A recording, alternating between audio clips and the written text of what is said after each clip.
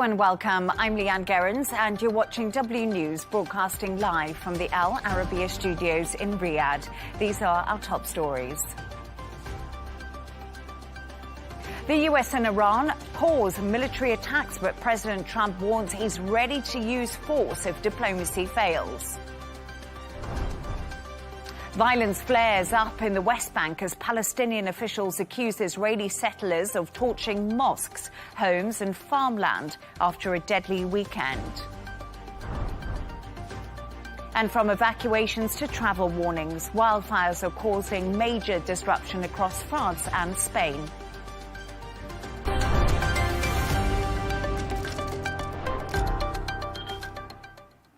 The US and Iran have paused military attacks as President Trump says Washington is in very deep talks with Tehran and warns he's ready for strong military action if diplomacy fails. The focus has now shifted to Washington, where Israeli Prime Minister Benjamin Netanyahu is meeting Trump. The visit is already attracting criticism. New York City Mayor Zohran Mamdani has called for Netanyahu to be arrested if he comes to New York. Take a listen. Benjamin Netanyahu is a war criminal, the architect of a horrific genocide against the Palestinian people. He is responsible for the killing of more than 73,000 people. The list goes on and on, all as we, as Americans, pay for the bombs that do the killing. There is a reason the International Criminal Court issued a warrant for his arrest. As I've said, I agree with the ICC that Benjamin Netanyahu should be arrested and tried for his crimes, as I do for anyone else charged by the ICC. It is clear that we do not have the independent legal authority to enforce this warrant. The federal government, however, does, and I call on them to join the ICC and execute this warrant. And I want to be equally clear. Benjamin Netanyahu is not welcome in New York City, nor is any other war criminal at large. For more on this, I'm joined from Washington by Republican strategist Adelfo Franco. Adelfo, as always, great to have you on the show. Netanyahu has accused Mamdani of fomenting hate, but how much of a diplomatic challenge does the ICC arrest warrant pose for the Israeli Prime Minister as he does seek to strengthen ties with President Trump on this visit? A big fat zero. Let me state the facts first. The Treaty of Rome established this ICC jurisdiction. We're not a party to it. The ICC has no jurisdiction in the United States. We don't recognize it. This isn't the Trump administration policy. This is the policy of the United States. So that's the first point. Secondly, Mamdani is two things. He's a clown and he's an anti-Semite. But in addition to that, there's not a peep about the 45,000 people who were executed in Iran by the terrorist regime in Iran. That doesn't seem to bother him, that type of genocide, or I never hear him speak about October 7th, 2023. Because this is the person, of course, in New York ran that he was going to arrest Netanyahu when first our country doesn't recognize that court. There is no jurisdiction. And even if it did, it would be a federal matter. So not only is this buffoonery on his part, but it fuels anti-Semitism and hate. I think most New Yorkers are more concerned about rising crime in New York and the other major problems that New York faces. He's not involved in the foreign policy of the United States. And again, it's clownish and, of course, fuels the growing anti-Semitism in our country. Thank you so much. I do think that Zohran Mamdani would disagree with what you've said, but he's obviously not here to comment himself. Well, Leigh Ann, disagree in what? Does he have the authority?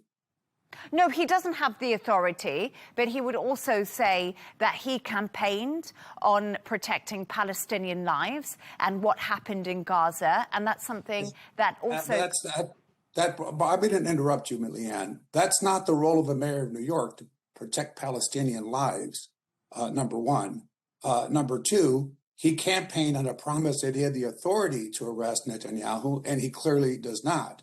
So you have to call it, he can have an opinion. I don't disagree with you, Leigh Ann, on having an opinion, but having an opinion doesn't make policy. He has no authority whatsoever, and that's completely settled, and now, of course, recognized after the election. He can have an opinion about Netanyahu. Unfortunately, he doesn't seem to have the same opinion about the genocide that takes place in Iran and about the violence perpetuated by Islamist jihadists throughout the world, including the United States.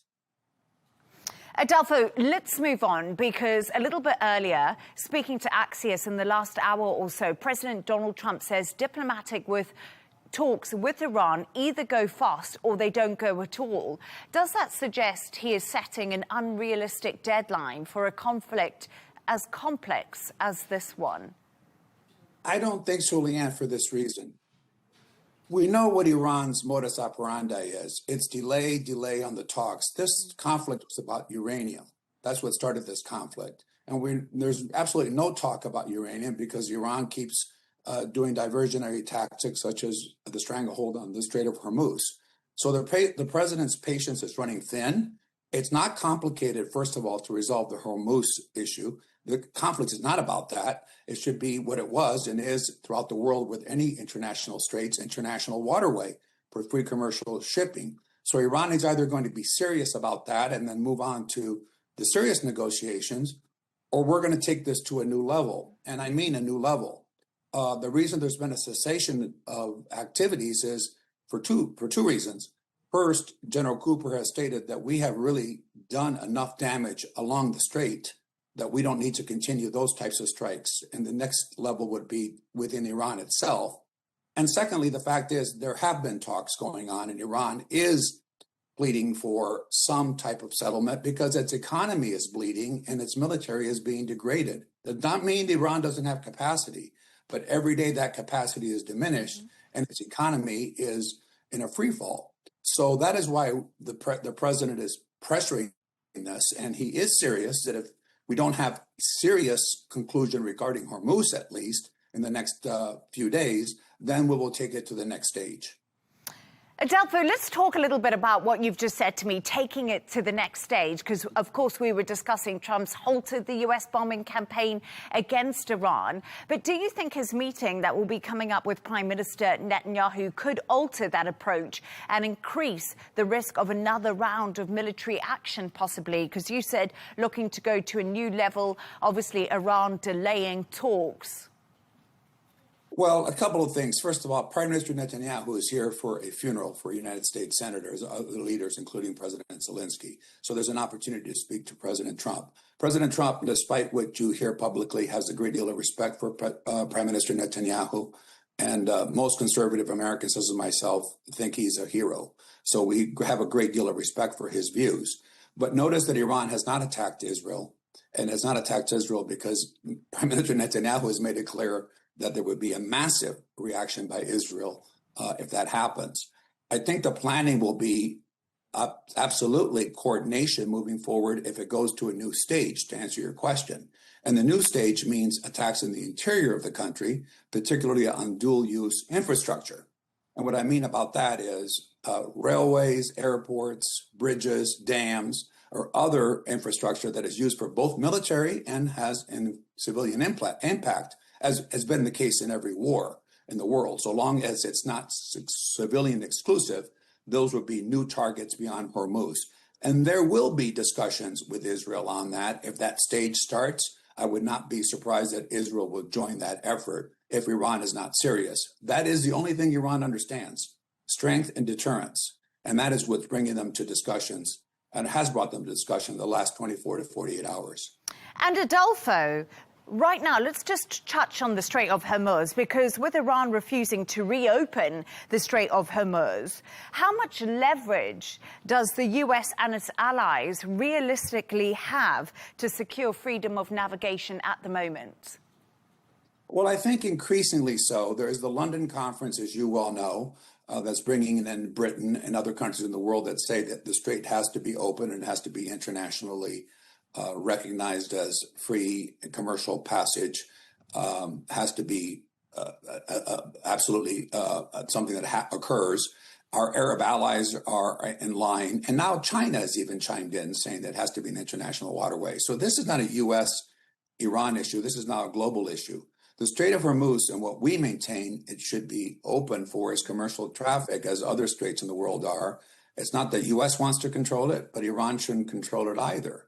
So if there isn't a resolution of that, I think increasingly Iran will not only isolated, but will be facing an international coalition, which is on the brink of happening now, even with our Arab allies are responding rather forcefully to these attacks on their territory and the continual stranglehold. So I don't think the world community can tolerate or will tolerate a control of the Straits by Iran. And that is going to be absolutely the message that's going to be delivered in these talks. And if it's not, then the U.S. will take military action, and I think we'll be joined by our allies as well. Adolfo Franco, as always, great to have you on. Thank you so much for your time with me today. Thank you. Thank you. Let's continue this conversation in the studio with Al Arabiya geopolitical and security analyst Riyadh Kawaji. Riyadh, as always, great to have you in the studio. Riyadh, I just want to pick up a little bit on what I ended on Adolfo with, and that was, of course, the key issue, which is the Strait of Hormuz. Iran says it is in control of the waterway and that its position has not changed when it comes to the Strait of Hormuz. If this issue isn't resolved, can the US and Iran realistically move forward with any form of diplomacy? Oh, certainly not. They will not be able to move forward because the U.S. has not conceded Iran's claim that it controls the Strait of Hormuz. Neither did any of the countries worldwide. Nobody has conceded this right to Iran. So right now, we have this stalemate. We have these efforts to try and resolve this issue diplomatically. But I think in parallel, we hear about talks and discussions underway on international level to also try to reach a resolution on this one way or another, either diplomatically or through violence. If the Iranians insist on using force to implement their claim of controlling the Strait of Hormuz.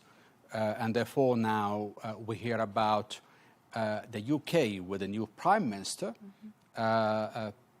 engaging Washington about proceeding with efforts and talks to create a collective action to bring in more countries, more like creating an alliance to either a military or whichever shape and form could end up being.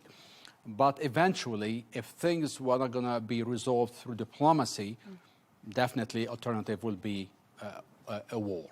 And it's interesting because if you have a look at the mood music coming out of Iran, when it does come to the Strait of Hormuz, they say they're holding talks with Oman on the situation in the Strait of Hormuz, and the US is not involved in that and has nothing to do with that. Surely that must be frustrating President Trump no end.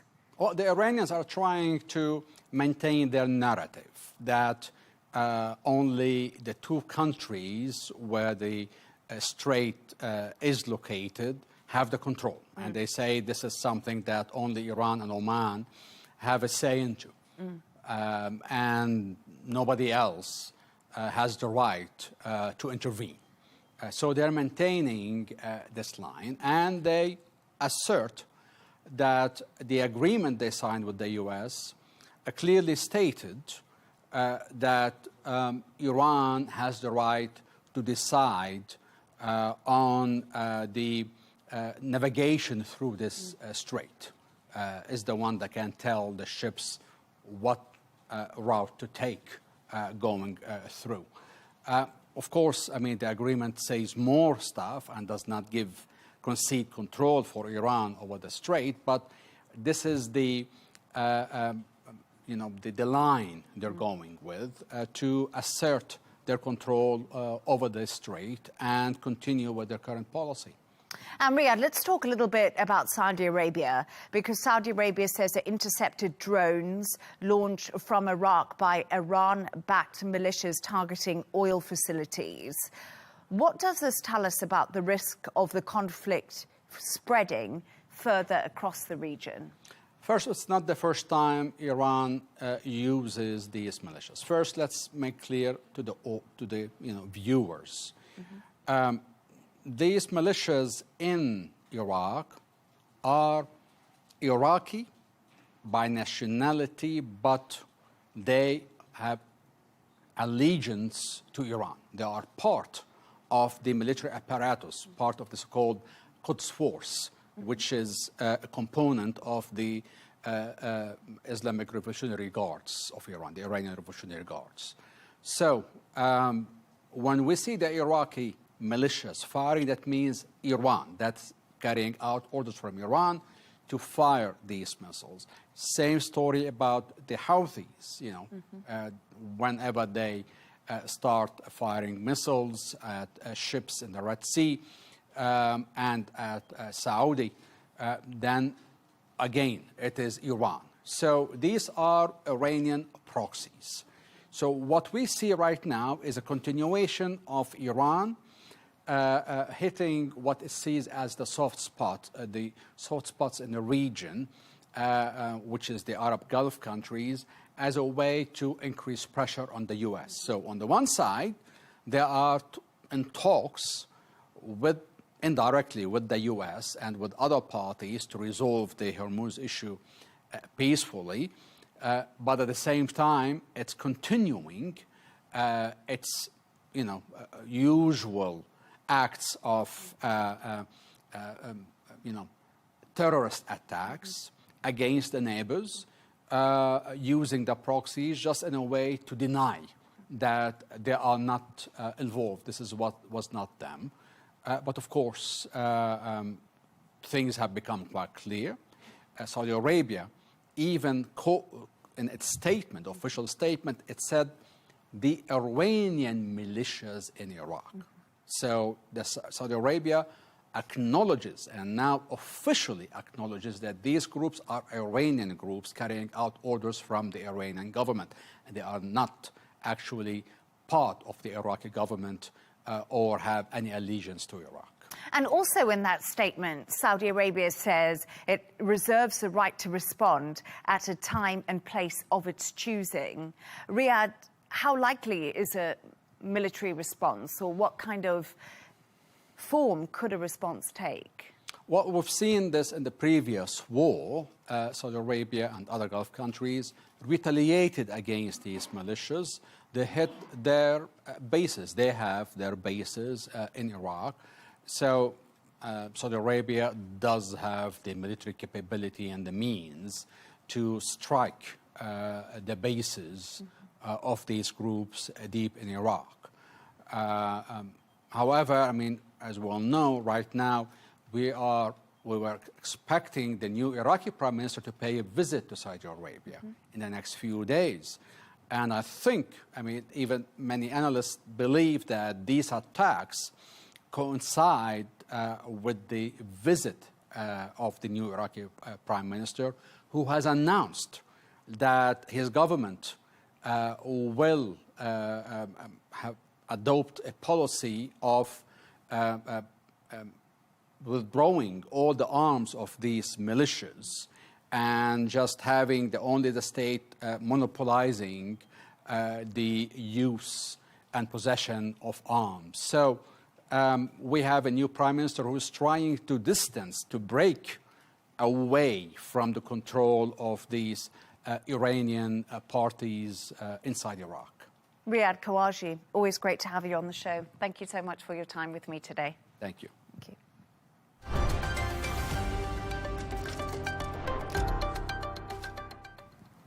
Tensions are rising in the West Bank after a deadly weekend of violence left 4 Palestinians and 2 Israelis dead near the village of Tal. Now, Palestinian officials say Israeli settlers have carried out a new wave of attacks, setting a fire to mosques, cars and farmland in several villages. For more on this, I'm now joined by former Deputy Mayor of Jerusalem, Fleur Hassan Naoum. Fleur, as always, great to have you on the show. Thank you so much for for your time with me today and for joining me. Fleur, first of all, Palestinian officials say Israeli settlers have burned mosques, homes and farmland in the occupied West Bank. Why is Israel failing to stop extremist settlers' violence? Well, first of all, let's start with a story that happened last week when an innocent Israeli was killed by a gang of Palestinian terrorists, hooligans, whatever you want to call them, and then a second attack the following day. So when you tell the story, we have to really give the context of what's happening here. Now, Israel knows that it has a problem with some settlers from the West Bank, mainly young people, young guys who are a little bit radical. It's not a huge problem, but of course it's been blown out of proportion by the media because you want to create some type of equivalence between a gang of hooligans and an organized terrorist group like Hamas and PFLP that walk, openly and freely in Judea and Samaria, the West Bank. But Israel, in fact, has taken this problem seriously and has managed to reduce any incidents to about a third of what they used to be. So we're cleaning shop. Unfortunately, the Palestinian leadership is not doing the same. Fleur, the data wouldn't say that you're cleaning the shop. The data says exactly what I'm claiming. It's 10 times more dangerous to be a Jew in Judea, Samaria, the West Bank than it is to be a Palestinian. That's data. OK, I'll read you some statistics. The UN says 18 Palestinians have been killed in incidents linked to settler attacks so far this year. That was compared to 17 during 2025. Since October 2023, the Israeli military has killed nearly 1,200 Palestinians in the occupied West Bank. That's according to Arab League figures. Well, first of all, let's put things in proportion. I'm glad the UN are counting when Palestinians in Judea and Samaria are killed. Why aren't they counting when Jews in Judea and Samaria are killed? Because there's been a hell of a lot more than 18, I can tell you that. That's the first thing. The Arab League, again, we're not talking about objective research arms, are we here? The Arab League is talking about 1,200 Palestinians in a war that we didn't start on the 7th of October, when the West Bank, Judea and Samaria went up on fire because Hamas asked everybody that believes in their death cult to come and kill any Jew they could.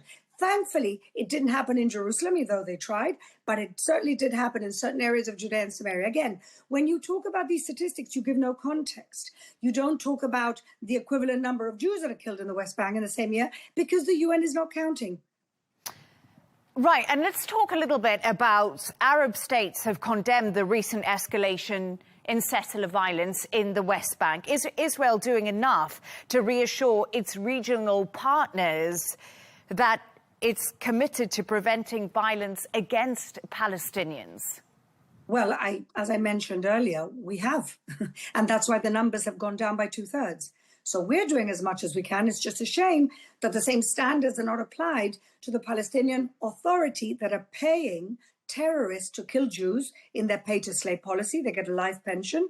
And they're also teaching a curriculum that teaches children that the best thing they can do with their lives is kill Jews and martyr themselves for the cause.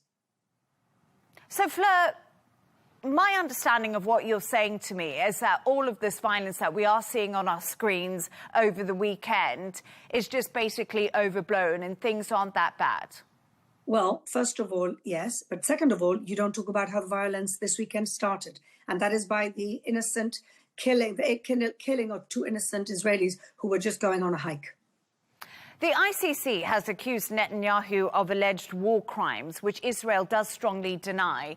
Do you accept that Israel has a credibility problem right now on the international stage for actions in Gaza, Lebanon, and the West Bank?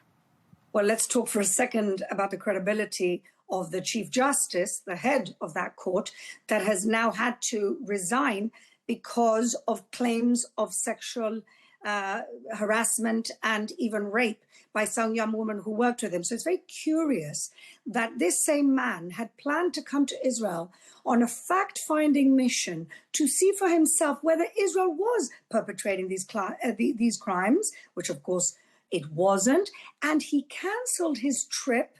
And without announcing anything to the Israeli justice authorities, who he was in touch with about this, because Israel has a very robust justice system, He cancels his trip, and the next thing you know, he's issuing arrest warrants. And now it's very clear why he was doing that, because he was trying to avoid scrutiny of his own despicable behavior towards young women. So I think the credibility problem here is of the ICC itself and not Israel.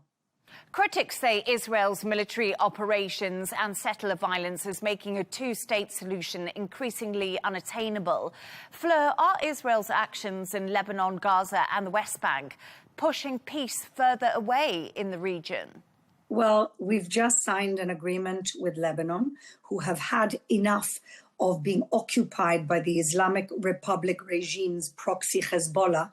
And so we now have a historic peace agreement with Lebanon. So I wouldn't say that's pushing peace away. Quite on the contrary, they have had enough of a terrorist group occupying their country, and Israel has helped them and will help them and is helping them get rid of that Iranian proxy that has been attacking us with 16,000 rockets since October the 8th. Now, in Gaza, we have, unfortunately, Hamas still ruling the roost. They are a Muslim Brotherhood group who are convinced that the main goal that they have in life is to kill not just all the Jews in Israel, but the ones around the world. So quite frankly, I don't think there's any chance of peace with a Muslim Brotherhood terrorist group. And unfortunately, they have too much influence in Judea and Samaria. Ultimately, we will have peace when the Palestinians decide that it's more important to build their own self-determination and autonomy than destroy ours. Fleur Hassan Naum, thank you so much for joining us. Thank you. Let's continue this conversation with Professor Manwal Hassassian, former Palestinian ambassador to the UK and also to Denmark. As always, Manwal, great to have you on the show. I don't know if you heard what my guest a little bit earlier, Fleur, was saying. I just wanted to get your response. She feels that this has all been overblown by the media and things in the West Bank are not that bad. We are used to her, rhetoric that has been always based on propaganda, always putting the blame on the victims rather than the victimizers, who are the settlers in this context that we are discussing today. We know that the intensification of this settlers' violence is in the run-up for the upcoming elections of Israel in October. And this coalition government wants basically to muster more support for the elections by emphasizing and over-exaggerating the issue of security.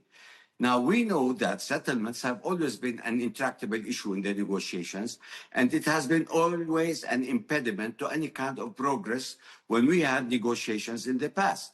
And during the Oslo Agreement, it has been part and parcel of the final track issues to be solved.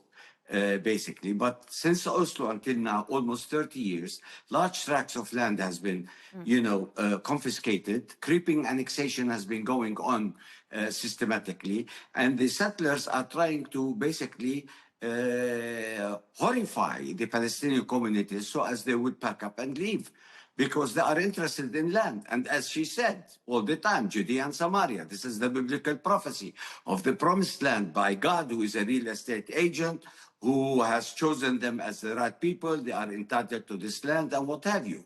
We haven't seen that the Israeli soldiers, trying to push the settlers and to contain them from escalating the situation. As a matter of fact, we have been seeing the Israeli soldiers backing the settlers all the time. So we are confused between settlers and soldiers. Soldiers in the morning, in the evening, they are settlers. So they are one and the same. How could Israel try to justify its policies while it is allowing the settlers' gun-ho mentality in committing arsons, burning mosques, assaulting communities, Palestinians and what have you, and sit idle and not to see the international community to criticize them, to isolate them more, to make them diplomatically more isolated, for rhetorical speeches, political jingoism that goes further and further by extreme right-wingers like Fleur Hassan and what have you, who consider to be the spokespersons for the Israeli government that boasts of democracy, yet what we are seeing is a theocracy based on violence, based on the extraction of land, based on anti-Semitism, and based on racism. This is what we are witnessing. And it's getting more and more intensified in the West Bank. We don't know when the powder keg is going to explode, because Israel wants to nurture on conflict to further its presence, this government, and to muster more support because of security concern. Governance issue, economy, and what have you, now is being shoved aside by this coalition government because they want to get elected again and continue with the West Bank, so as there is no Palestinian issue left after what they have done in Gaza. Manuel, Israel says it is responding to terrorism, while Palestinians say they are defending their communities from settler attacks. How can these competing narratives now be reconciled and brought together? Because there's a big gap in them right now, which is a major concern. Well, actually, you know, the Palestinian Authority has always been criticized for having, you know, security arrangements with the Israeli side. And, you know, the President Abbas has done his utmost, basically, to control the issue of security in the West Bank. And we did not have, you know, incidents as the Israelis, you know, claim that there is, you know, no law pertaining, I mean, to the Palestinians in terms of control by the authority. That's not true. Look, how many incidents did we have that is out of control, you know, that took place and did not really being contained by the Israeli Authority and by the Palestinian Authority and its forces. So when communities are defending themselves, have they seen police uniform or security Palestinians shooting at the Israeli settlers? Palestinians, private citizens, are defending their properties. They are defending their land, and they have the right to defend themselves from settlers who are, you know, armed to their teeth with submachine guns and what have you. So, I mean, where is the comparison here? Is the occupied on equal footing with the occupier who is using arms and all kinds of weapons to terrorize and to terrify the Palestinians? I don't see any kind of comparison. It is so anachronistic that even such an issue should come up as a part of a rhetorical propaganda against the Palestinians. And just one final thought from you, if I can just get that quickly, please, Manuel. Are Palestinian authorities doing enough to protect Palestinians in the West Bank? Well, they are trying as much as possible to contain any kind of eruption of violence and what have you. But the question is, protecting the Palestinians by, you know, resorting to arms against the settler, it is a recipe for disaster. In other words, the settlers are instigating the Palestinian Authority to take up arms because that will be the way to annihilate the West Bank as they did in Gaza. Professor Manuel Hassassian, as always, great to have your analysis, and thank you for joining me. Thank you.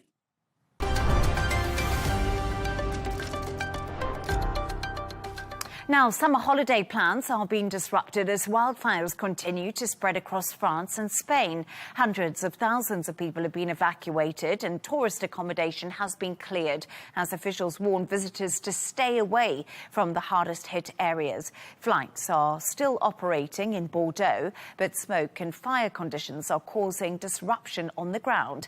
Take a listen to what the firefighter commander had to say. Conditions are fairly favourable, but we must remain cautious and highly vigilant as we are forecasting very high temperatures from tomorrow. A 42,000 hectare fire generates immense heat and it cannot be extinguished overnight. The extinguishing process will stretch over several weeks, maybe even months, similar to what we experienced in 2022. Today's mission offers us some respite and provides us with a window of opportunity to maximize our firefighting efforts.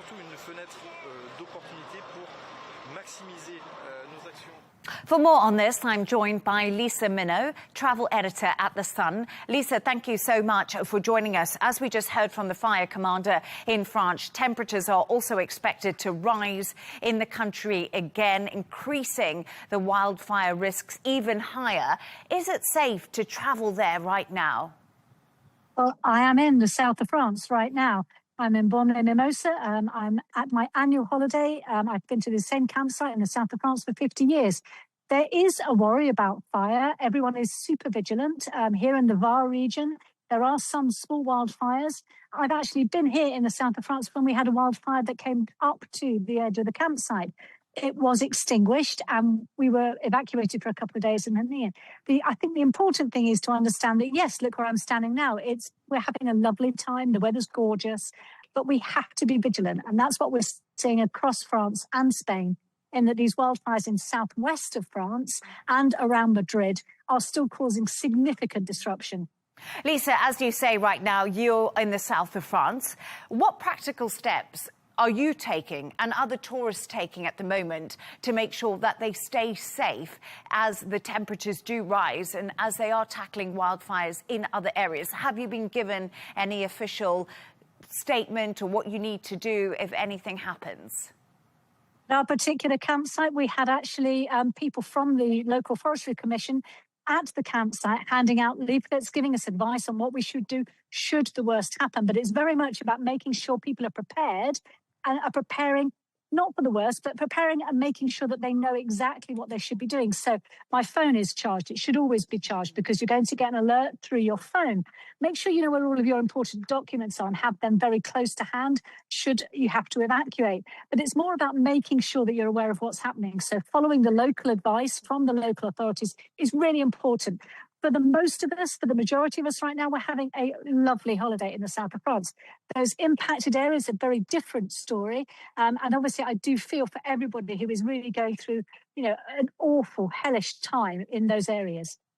Yes, indeed. And let's touch on Spain, because the government there has warned of difficult days ahead. Could we see more evacuations affecting tourists? Yes, that is entirely possible. But obviously, at the moment, the fires are centred around Madrid. Now, of course, it is a big tourist destination, but it's not a coastal tourist destination. And for the likes of the British, I think we love our Spanish coastal resorts. That's where we love to go on holiday. We love the Spanish coastal resorts. At the moment, we haven't seen anything of the likes of the fire in Valencia last year, 2 years ago, which devastated that region. But again, it's about making sure that we're all aware and making sure that we're taking the right kind of steps. No live fires, so no barbecues, making sure that if you're smoking, this is why they have banned smoking in such vast territories in France and Spain. You can't smoke on the beach, you can't smoke in any of the national parks. There's a very good reason for that, because one single cigarette could launch an entire inferno. And if flights are cancelled or accommodation does become inaccessible, who is responsible for helping holidaymakers? Is it the airline or the tour operator or the insurer? Just for anyone who's watching this at the moment and may have concerns. It very much differs depending on where you are. But if you're an EU citizen, the UK and the EU cover the sort of coverage for participants is very much the same in terms of holidaymakers. If you've booked a package holiday, that's the sort of gold standard of protection. Should there be an impact in your destination where you're meant to be going on holiday, your tour operator should be providing you with either a refund or an alternative destination. That's if it's actually in the destination that you are going to. At the moment, we have to follow the UK, the FCDO advice. If the FCDO, the Foreign Commonwealth Office, if they advise against all but essential travel, then your travel insurance would kick in if you have the right coverage. Looking at your travel insurance, make sure you've got natural disaster or catastrophe cover. Not all policies have that, only about 50%. But that's what would pay out should you be in a situation where you're going to this out. But package holiday customers have much more rights than somebody who's booked, say, a flight and accommodation separately, because there isn't the same kind of protection there. Airlines are not responsible in the UK alone. If the FCDO advice changes into all but essential travel or advising against all but essential travel, then airlines would have a duty of care to you, but only at that point. And right now, we don't have that in the UK. Lisa, so right now you're in the south of France. Yeah. And of course, you spoke about Brits loving the Spanish beach and loving a summer holiday, which we all know. So do you expect these wildfires to have any lasting impact on the tourism industry in both of those countries? I think in the long term, I've been traveller to the sun for 26 years. No, I'm not sure it would have that same kind of impact because we love our holidays. We have very short memories. And actually, wildfires are something we see all the time here in the south of France and in Spain. We've had really bad wildfires in the likes of Greece, Portugal, across the Mediterranean. This isn't something new. I think what's unique this time is just we've had this really bad heat wave over the last few weeks, and that's exacerbated what is a normal season of wildfires into something that is becoming very difficult to control. Lisa Minogue, great to have you on. Enjoy your holiday. Thank you so much. Thank you.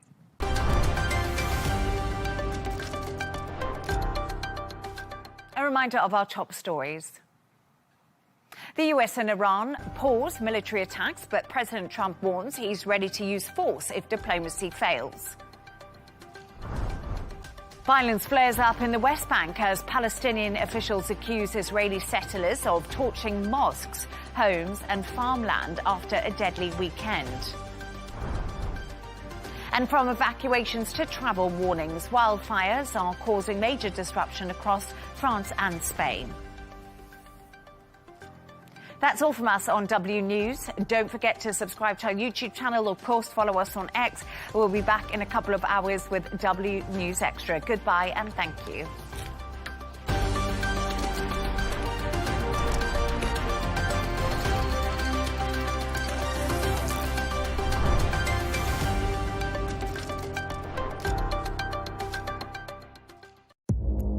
Our allies, in many cases, are worse than our enemies. Stay informed and connected with the latest international headlines. There obviously is a risk. From breaking news to in-depth analysis. It would appear that this war is coming to an end. Who buys this stuff? Investors, pension funds. We deliver the most important developments straight to your screen. Iran always wanted to deal with militia. Join us for compelling, expert-driven conversations. A curfew order has been established. And an insightful look at the issues shaping our world today. There are lots of proposals about European architecture for security. I'm Leigh Ann Gerrans, and this is W News. We dealt with this when I was Chief of Staff in the first term. Where you don't just hear the headlines, you get the full story.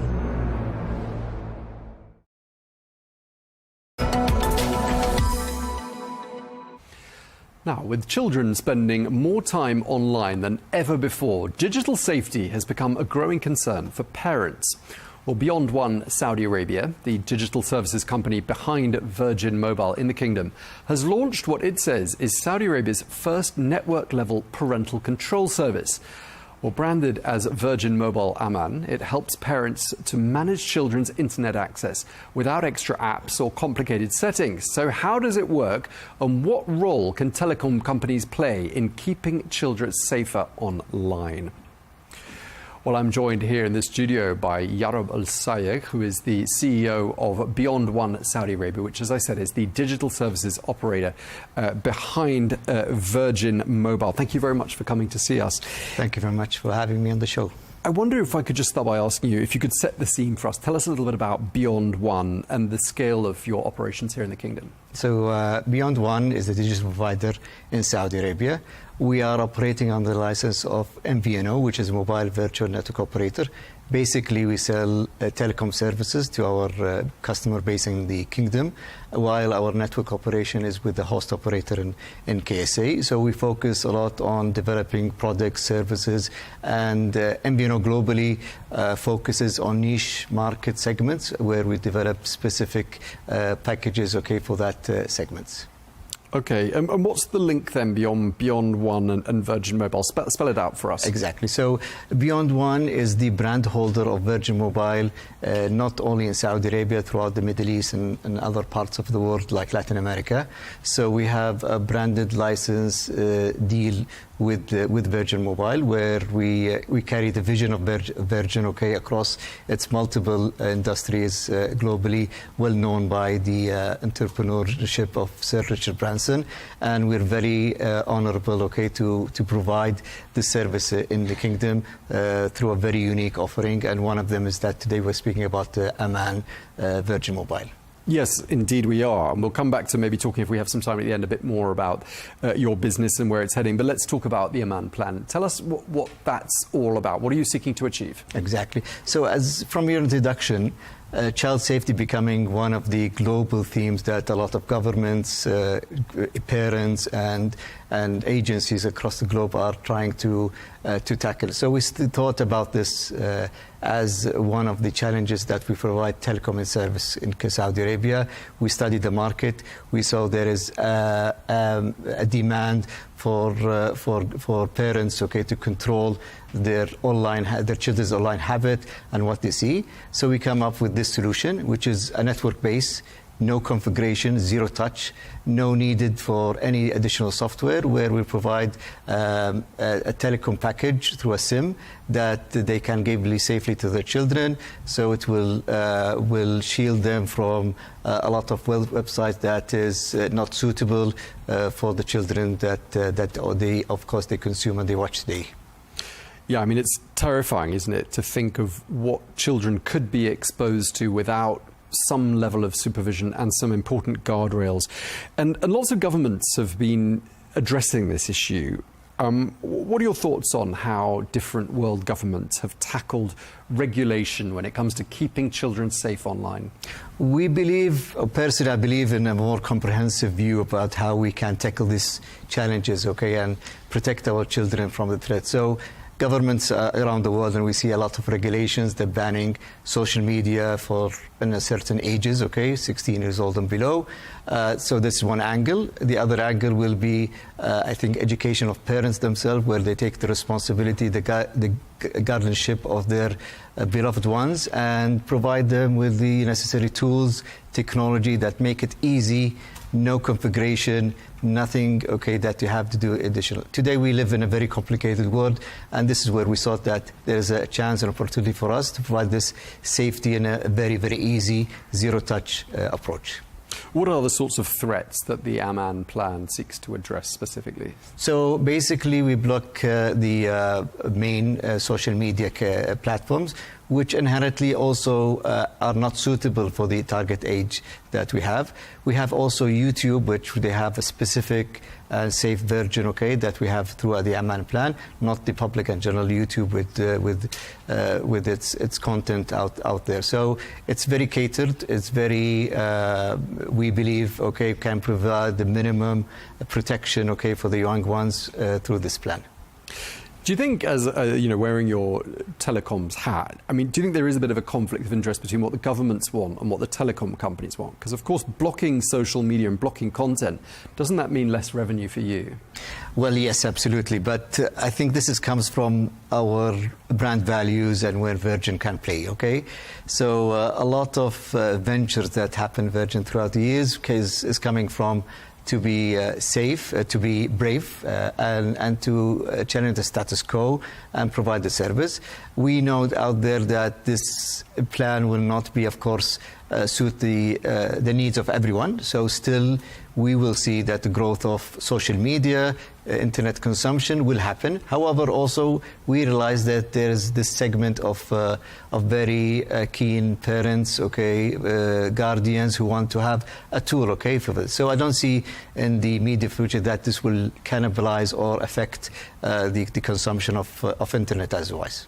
I mean, there are calls all around the world from society for products to be made family safe, for online content to be safe for younger ages. I mean, do you feel like a lot of the demand is coming from society here in Saudi Arabia? Absolutely, yes. And I think societies across the globe, but for Saudi for sure, as you can imagine, and launching a new product, we do a lot of surveys. We interviewed a sample of our customers and potential customers to see, and we saw a common thread of parents who are very, very keen to provide safety tools for their children. They want to provide them with a SIM that goes into their tablets, okay, and then they can, when they go out in the evening, out it, but they want it in a very safe way. So this is one of the things that gave us confirmation that there's a local KSA demand for such products and such a plan, okay, and this is where Aman came live. With almost all the business models we talk about and all the innovations we talk about in the kingdom, we always find a link back to Vision 2030. Is there a link here? Of course, okay. So we're very lucky to operate under the local authorities, okay, with the sponsorship of the Ministry of ICT and the Commission of Space and Technology. We always see them to push us for more innovative products and services, not only to provide data and minutes. And this is where I think the licensing of MMNO, such of us, okay, where we provide innovation to the market. So all of this being sponsored and being encouraged, okay, by the local governments, okay, and where we operate, and this is where we're very blessed, okay, to be supported by the Vision 2030 in general and by the Ministry and the Commission. Let's talk a bit about how you're performing. I mean, what sort of growth and revenue growth potential are you seeing here in the kingdom? Quite substantial. So MVNOs, a mobile virtual network operator, is a business model. It's across the globe in many, many countries. In Saudi, the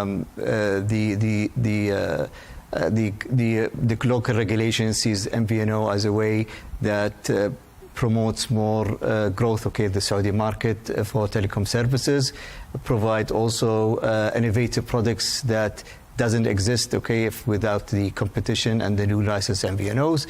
So, and as we see a couple of years ago, and what we also forecast future, we have potential to grow even more and more as we innovate, okay, across the product line of telcos. So for people who don't really know much about MVNOs, and I have to confess I'm one of them, I hadn't really heard much about MVNOs before now. Does there tend to be a journey that companies go on from being an MVNO towards going full network and solo, or does that not tend to happen? So telco is quite regulated, and end of the day is there is in any country will be limited number of mobile network operators with facilities, okay, towers and operating frequencies. So the way to intensify more competition and to have more brands in the market is through virtual network operators. And in our own strategy, we don't see in the foreseeable future that we'll have a network operator. Our focus really on the marketing, sales, and innovative part of the side of the value chain of the telco, where we innovate like Aman, and we provide other services, okay, in KSA.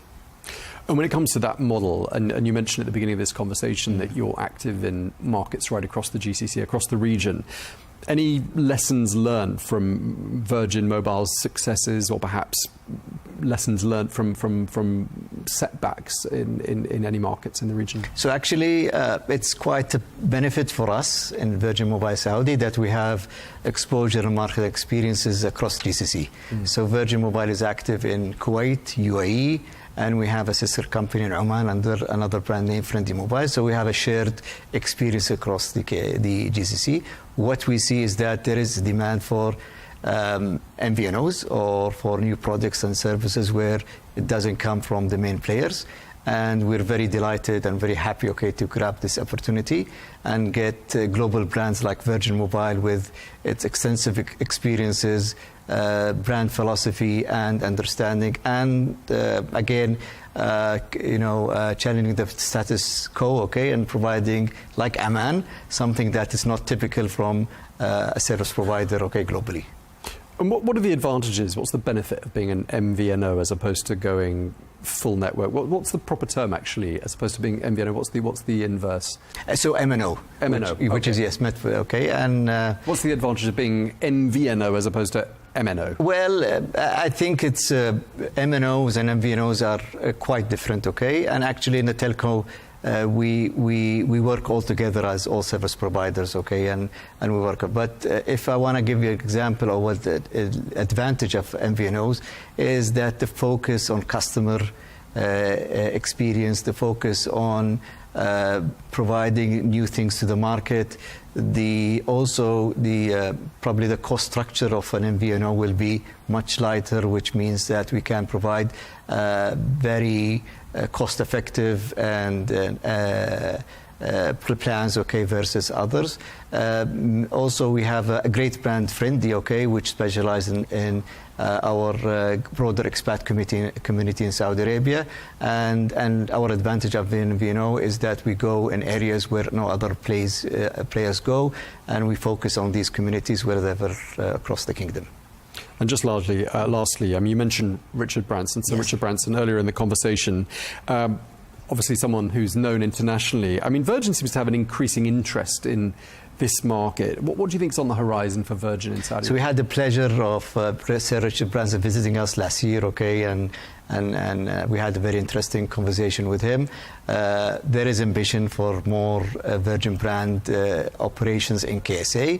It's under discussion nowadays, but he sees the value. Virgin Group of very, very keen, interested to be part of the Vision 2030 and the growth happening in the kingdom. Well, that's all we've got time for. Thank you very much indeed to our guest today, Yarab Al-Saig, the CEO of Beyond One Saudi Arabia, the digital services provider behind Virgin Mobile. Thank you, sir. Thank you very much.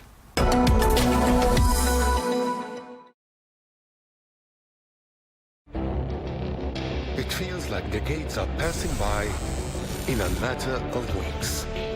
Seismic shifts in the world order. Never, ever will be part of America. With so much happening and so much noise. Whether it's political upheaval, Canada has been ripping us off for years. Economic shifts or social movements. And no one wins from tariffs. I think America can be more friendly to the rest of the world.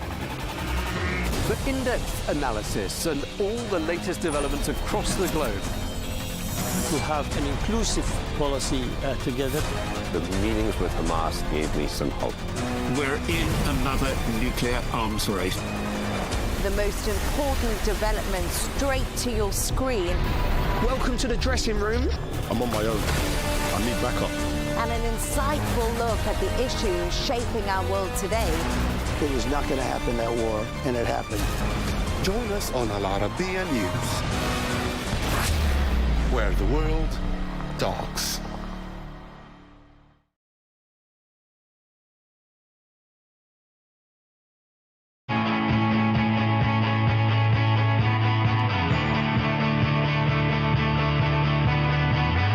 Welcome to the metropolis, the big city. This is where tech, trends, and culture meet. Meet the people. See the sights.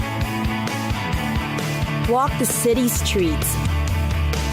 And experience the lifestyle.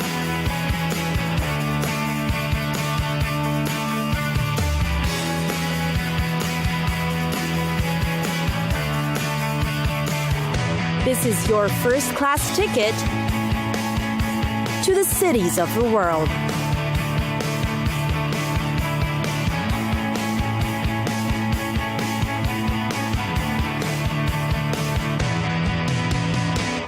Auckland.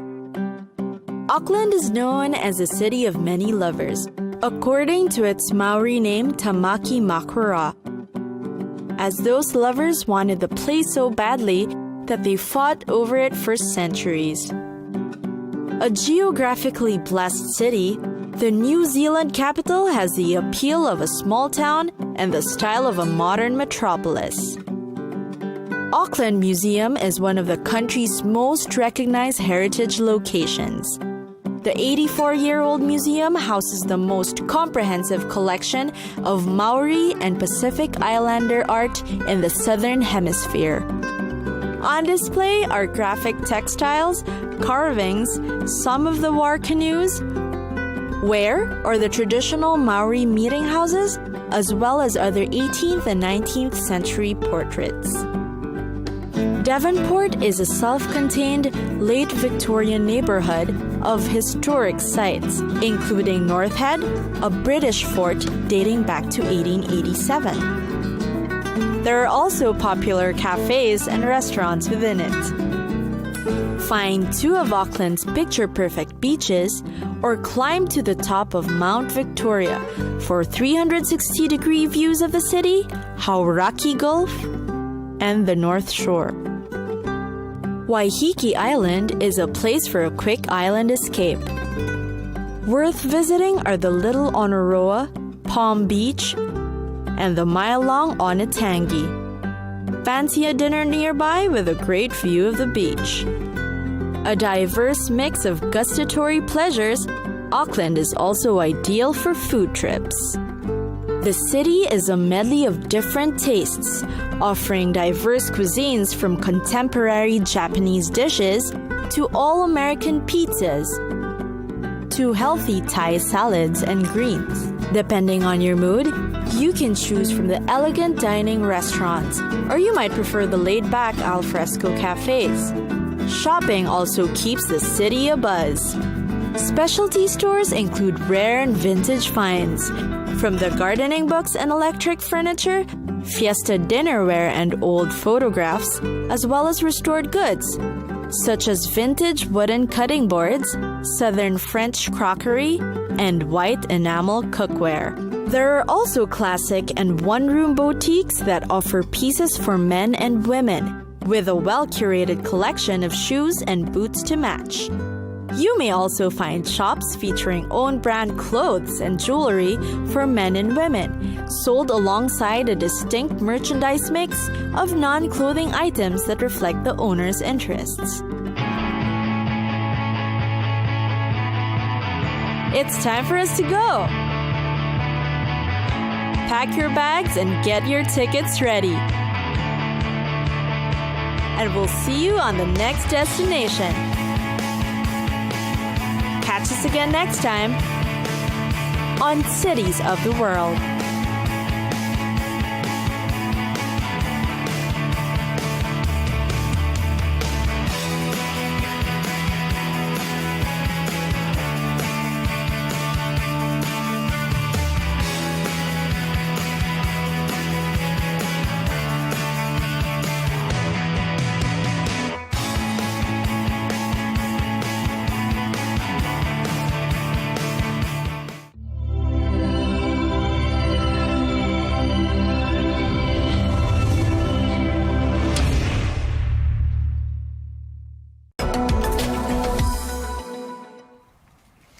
Saudi Arabia's hospitality sector is continuing to expand at pace, and Rotana Hotel Management Corporation, one of the Middle East's leading hotel management companies, is accelerating its investment in the kingdom with a growing portfolio. Well, as tourism, pilgrimage and business travel continue to grow under Vision 2030, what opportunities does the kingdom present for hospitality investors and operators? Well, we're joined now by Eddie Tanous, who is the Chief Operating Officer at Rotana Hotel Management Corporation. Thank you so much for joining us on Arabiya English. Let's start by talking about Rotana's portfolio here in Saudi Arabia. Seems to be growing pretty fast. First of all, thank you for having me, Tom. It's good to be here. It is growing very fast, and Rotana has been in the kingdom for more than 10 years now. Today, we operate 13 properties across 8 different cities in Saudi Arabia, and we have a pipeline of solid 10 new properties coming online in the next 3 years, which will put us in about 11 cities across Saudi Arabia. We are obviously very present in the main cities, in Riyadh, in Jeddah, in Khubar, Dammam, and of course in the holy cities in Mecca and Medina. And our pipeline is heading towards the secondary and tertiary cities as well that are now a very exciting grounds for us to get into. You mentioned Mecca and Medina. I noticed you've got a project in the pipeline which is called Residences by Rotana in Mecca. Tell us a bit about that. So our presence in Mecca, Tom, has been there for a few years now, and we are in the best location in Mecca, in Abraj al-Bayt, one of the 7 hotels that are there with direct access to the Haram. The most exciting opening for us in the Holy City this year was the Jabal Omar Rotana that just opened, the first Rotana brand that opens in Saudi Arabia. Before that, we were entering Saudi Arabia with our 5 other brands. In Medina, we are also walking distance from the entrance of the Haram with Al Manakha Rotana, which opened a year ago as well. And we are continuing to focus on the holy cities because the holy cities have a very special attribute to them, and they are very resilient, and it's obviously a big part of Saudi Arabia's tourism industry. The project that you are talking about, Tom, is our first entry into Saudi Arabia with our Residences brand, and it's going to be in Tahrir City. We are very proud of the partnership we have there, and it's going to be our first, as I said, Residences component into Saudi Arabia, and we're very proud to be associated with that as well. So I'm getting the impression from you that you're expanding pretty rapidly across the kingdom and indeed across the GCC. What sort of opportunities have you identified, not just for expansion, but also for partnerships? Expanding, as a Rotana, today we operate 77 hotels across the whole region and beyond. We have a few properties in Africa and some in Europe. Saudi Arabia is by far our fastest growing market.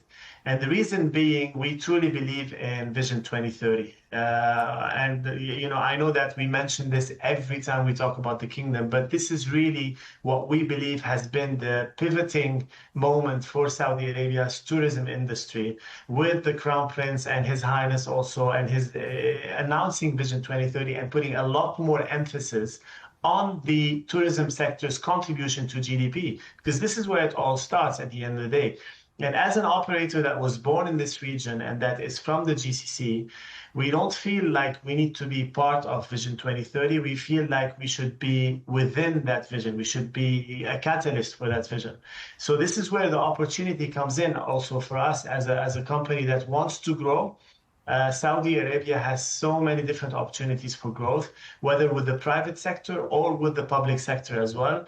And this is something we need to emphasize on as much as possible. The private sector in Saudi Arabia is very prone for growth in the hospitality industry. And it could be sometimes overshadowed by the amazing announcements on the private sector announcements with the big giga projects. But our focus and where we see the opportunity is to balance this relationship and the partnerships between the private sector and the public sector so that we have sustainable growth in the kingdom. Is it important to have Saudi partners? You cannot do it without having the right partnerships in Saudi Arabia. We take a great deal of effort into understanding who we want to work with. Our association, for example, with Sumu Holdings in Saudi Arabia, arguably one of the largest today or largest growing private investors. Our partnership that we just signed with Zawiya and for the Mecca project, our existing partnerships are very important. I operated, Tom, a few years ago in Saudi Arabia. I was based in the kingdom, and I understand how important it is to have the right ownerships that share the same value system as you do as a business or as an organization. I'm not saying that as a private investor or as a private entrepreneur, you cannot enter the country coming from outside. You can, and I think there's a lot of opportunities and a lot of facilities that have been created in the last 3 to 5 years for investors to come into the kingdom and do business there. But like any other country, it's very important to have the right relationships inside the country. I want to ask you a very general question. What makes a Rotana property successful, and how do you go about measuring that success? That's a great question, Tom. We always say hotels can be bricks and mortar. Without people, without the culture in them, you'll never come back. So Rotana is a company that has managed to put itself in a very good position against the big reputable companies that came in internationally into this region. And the reason being is because we've been very loyal to our mission, our vision, our culture. It's all about people for us. It's all about, how do we take care of our employees? The region has gone through difficulties in the last few months, and I can proudly say that despite everything, the first focus was take care of the employees, take care of the colleagues. And I'm proud to say we haven't lost anyone due to this, most recent crisis. I'm giving this example, it's a bit off topic, but I'm giving this example to show you that it starts there. It starts with really creating a culture of people. And then once you have that, when the guest comes to our hotels, of course, it's very important to have the product. It's very important to have, the basic needs for travelers that are used to staying at 5-star and 4-star and 3-star hotels. We need to have those for sure. But it's the human element that makes the difference. And this, I believe, has been our biggest win throughout the last 34 years, and we continue focusing on. You mentioned that elephant in the room. Very difficult not to talk about current regional geopolitical tensions when talking about hospitality. But we'll come back to that in just a moment, because you touched on another point there, which is about your people. And I want to ask you about how easy you've found it to recruit the necessary talent here in Saudi Arabia. Are you mostly hiring locals? We have a very big drive to hire local talent, but I will tell you, Tom, we try to do that in every market we are in, because one of our pillars in terms of the service culture that we have is we want to be authentically local to our customers coming in. And again, we are a company or a brand that was born in this region. So I'll give you an example. One of the programs that we have is called the 5 Senses program, where we want our guests to feel something different related to the region that they're visiting, related to the 5 senses. And in order to achieve that, you need your manpower, you need your colleagues to understand the real culture, to be from that culture. In Saudi Arabia, obviously, there's a balancing act between the minimum requirements that the Ministry of Tourism or the Ministry of Labor is basically asking the hotels to have, but there's also our own ambition to make sure that we are relevant in the market. We are relevant to the local talent. And, I really enjoy working with the Saudi talent. I did when I was based in Saudi Arabia, and I continue to do so. But, like any other country, each country has its own motivational boxes, as I like to call them. In Saudi Arabia, what you need to do is you need to deliver a very long-term vision for the talent. You need to show them where this career will take you. A few years ago, I don't think the hospitality industry was the most sought after for the young talent in Saudi Arabia. I think today we're in a very different place. And I think with the training programs, with, again, sharing that long-term vision and where a front desk agent job can take you in 5 years or in 7 years, we've managed to keep our good talent in Saudi Arabia and promote it for the younger generation coming in. So okay. I'm not saying it's easy, but in any country it's not easy, but I will say we have seen big wins over the last 3 to 5 years. Okay, let's go back to talking about geopolitical tensions here in this region. I wonder what's been the impact on Rotana and how have you gone about mitigating it? The good news, bad news. Good news is, we've seen crises before. We've seen COVID. We've seen the 2008-2009 financial crisis. Yes, this crisis is of a different nature, and I'm not going to go into that because I'm not political by nature. But what I can tell you, Tom, is in every one of those crises, including this one, local demand has been the big savior for us. And this is the same in Saudi Arabia as it is in the UAE, as it is in all the other countries that are impacted. During COVID, and I hate to mention COVID because this feels like a lifetime ago, the biggest win that Saudi Arabia had was the self-generated business from the local business moving from one city to another. We focused on businesses that are staying in the country. We focused on long stay business. And so far, I'll have to tell you, it hasn't been as bad as we thought it would be. We definitely want things to be over and things to go back to normal. But We've leaned a lot on the local business, on the domestic demand that we have there. And as a brand that's very well known in the region and in Saudi Arabia, that helped us a lot. I just want to ask you in the remaining minutes that we have to tell us what your main takeaways were from the Future Hospitality Summit, Eddie. I always like being at FHS. Future Hospitality Summit is one of those exhibitions that I like to call boutique. They're not the biggest exhibitions, but that gives you an opportunity to have quality discussions with partners.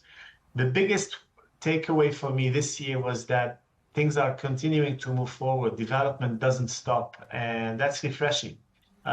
Because obviously, if you sit in front of the TV and watch the news, you could get into a point where you feel things are slowing down.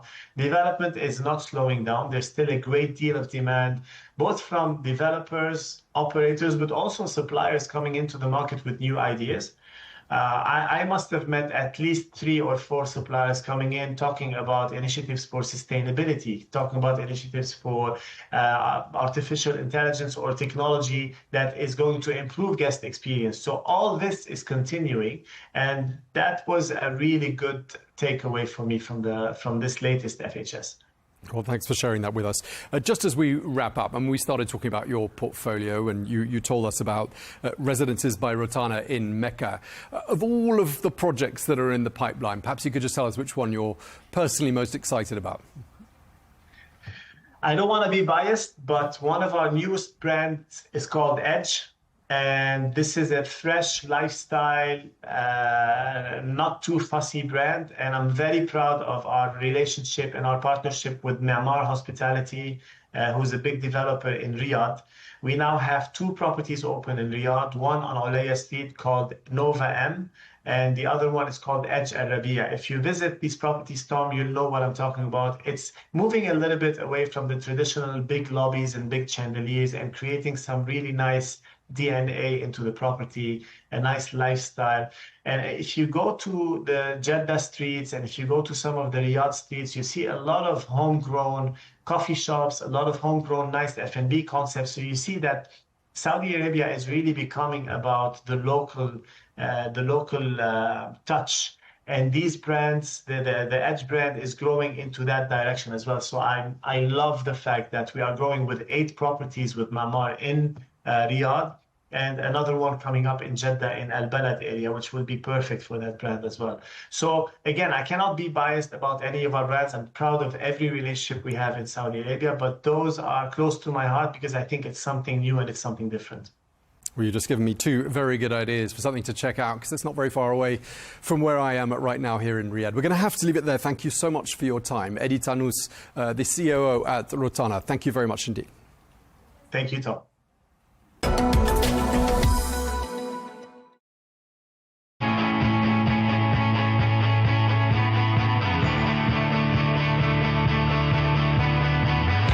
Welcome to the metropolis, the big city. This is where tech, trends, and culture meet. Meet the people. See the sights. Walk the city streets. And experience the lifestyle.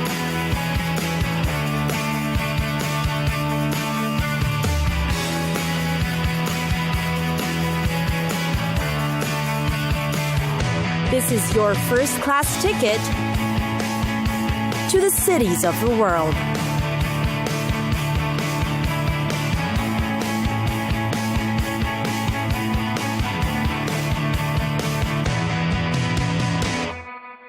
Bali, home to some of the warmest, most welcoming people in the world.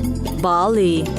Travel the city and you're sure to be greeted with friendly smiles and accommodating locals. The people of Bali are known for being patriotic, and they would go out of their way to make tourists feel comfortable and make sure that they get to see the best of the city.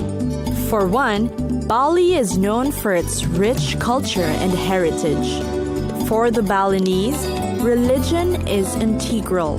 There are in fact over 20,000 temples on the island dedicated especially for spirituality and community. The city is also alive with festivals and ceremonies characterized by traditional Balinese dance, music, drama, and local cuisine that every tourist would definitely want to be a part of. Bali is also known for its breathtaking natural resources. You should see its picturesque rice terraces, soaring volcanoes, pristine crater lakes, sacred caves, and lush tropical forests. Many visit Bali for its tropical beaches, while its dramatic coastline never fails to impress. Waterfalls are also popular in Bali, as the city has a lot to explore. Visitors also like to try whitewater rafting in Bali, try the high ropes courses, or visit the Kintamani volcano. Kuta is a mecca for surfers and backpackers looking for lively nightlife and great waves. The botanical garden is also said to be one of the best in the world. Bali is also great for shopping. Popular marketplaces are found in Kuta, Ubud, and Sukawati. You're sure to find endless rows of stores selling a variety of knickknacks. For more unique finds, you should visit Seminyak. Seminyak is Bali's answer to the hipster movement, where eclectic bars, cool cafes, and chic international boutiques fill the streets. Food in Bali is just as amazing. Almost every warung or local eat shops offer the best local dishes, from satay ayam to soto ayam to nasi goreng. It's where you get to eat delicious meals for very affordable prices. But there are also fine dining restaurants in Bali that will serve all kinds of food. The city, after all, takes on many influences from all over the world.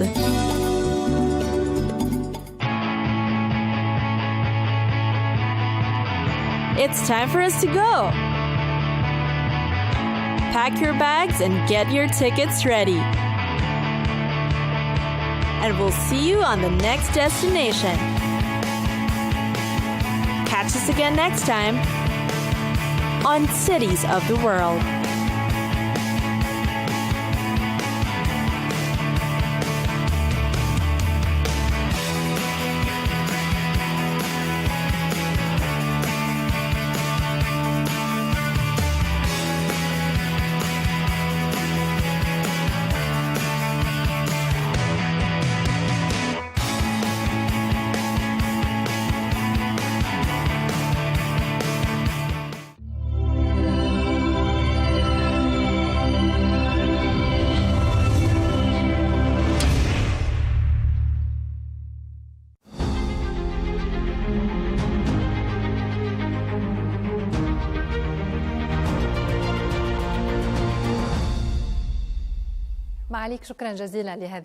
Your Excellency, thank you very much for this interview. Undoubtedly, the first question in light of the current security situation is your assessment of the implications of this war on the Saudi economy, as well as on the fund's strategy. Naturally, the impact of the war is not limited to the Saudi economy or the fund's strategy alone, but extends to the global economy as a whole. Oil prices have increased, shipping and insurance costs increased, food prices have increased, as a significant portion of chemical fertilizers passes through Saudi Arabia and other Gulf countries. In addition, helium gas is facing difficulties reaching Taiwan, leading to delays in semiconductor chip manufacturing or increased costs. As for the fund, our strategy is long-term rather than short-term. It spans the next 5 years and represents a continuation and evolution of previous strategies since the fund's establishment in 1971, through the transformation phases in 2015 and 2017, followed by the 2021 to 2025 strategy, and now the current strategy for the period from 2026 to 2030. We will return to the fund's new strategy or its next phase shortly. But specifically regarding the war, Your Excellency, were there any initial commitments to external deals that are now being reconsidered due to the impact of the war? Some deals and investments are being reviewed, whether due to the war or for reasons related to economic feasibility. We continuously reassess our priorities and existing investments.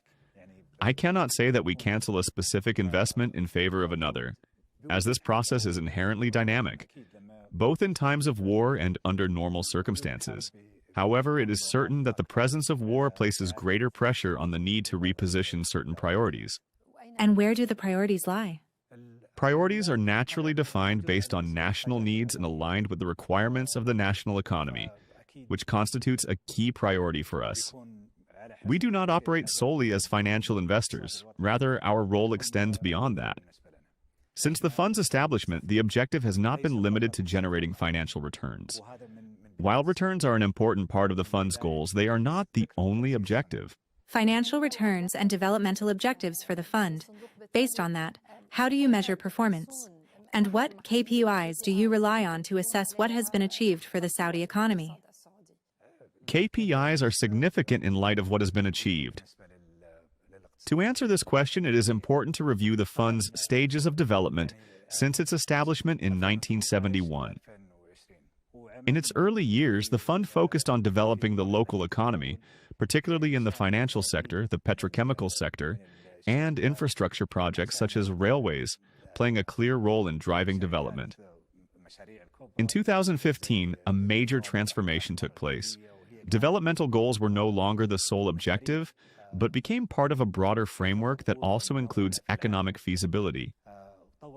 Limiting objectives to development alone would mean overlooking the economic viability of projects. In 2015, following the transfer of the fund from the Ministry of Finance to the oversight of the Council of Economic and Development Affairs, work began on redefining its strategy for the 2018 to 2020 period as part of this transformation phase. During this transformation period, we established several companies and major projects, among the largest globally, were launched, including NEOM, the Red Sea Project, and Qiddiya.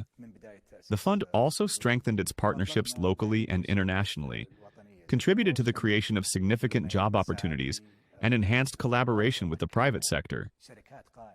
At the start of 2021, the fund entered the third phase of its strategic development for the 2021 to 2025 period, marking a stage of expansion and growth while building on the achievements of previous phases. Several national companies were launched, including Roshen, Humine, and Savvy, while existing companies such as ACWA Power, Bari, and Ma'aden were further enabled and developed, with the fund playing a key role in expanding their operations and strengthening their impact. The current strategy, covering the period from 2026 to 2030, builds on this trajectory and focuses on transforming 13 strategic sectors into 6 integrated economic ecosystems. On what basis were these ecosystems selected? To answer this question logically, it is important to explain how the fund's investment structure has evolved. In the early phase of its strategy, the approach was based on a geographic allocation of investment objectives. The fund had 6 investment portfolios, 2 dedicated to international investments, 2 to domestic investments, and 2 to local real estate investments, including a dedicated portfolio for mega projects. We have now moved to implementing 3 main portfolios: the Vision Portfolio, the Strategic Investment Portfolio, and the Financial Investment Portfolio. Each of these portfolios has distinct investment objectives, although all are ultimately aimed at delivering strong financial returns. The Vision Portfolio focuses on enhancing integration across priority strategic sectors for the Saudi economy and the Public Investment Fund. It also aims to maximize value for the fund's companies and support local economic growth through the development of integrated economic ecosystems, numbering around 6.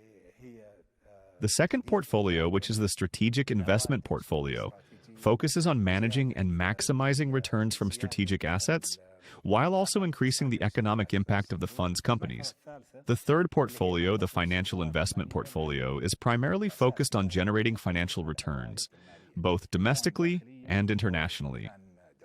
Since the transformation, the fund has achieved average returns of around 7%. Are you now targeting higher returns than that? Overall, yes. Let me provide a historical overview of the fund's achievements. The fund's AUM, or assets under management, has grown from approximately 500 billion Saudi riyal in 2015 to more than 3 trillion riyal. Total shareholder returns have averaged around 7% annually.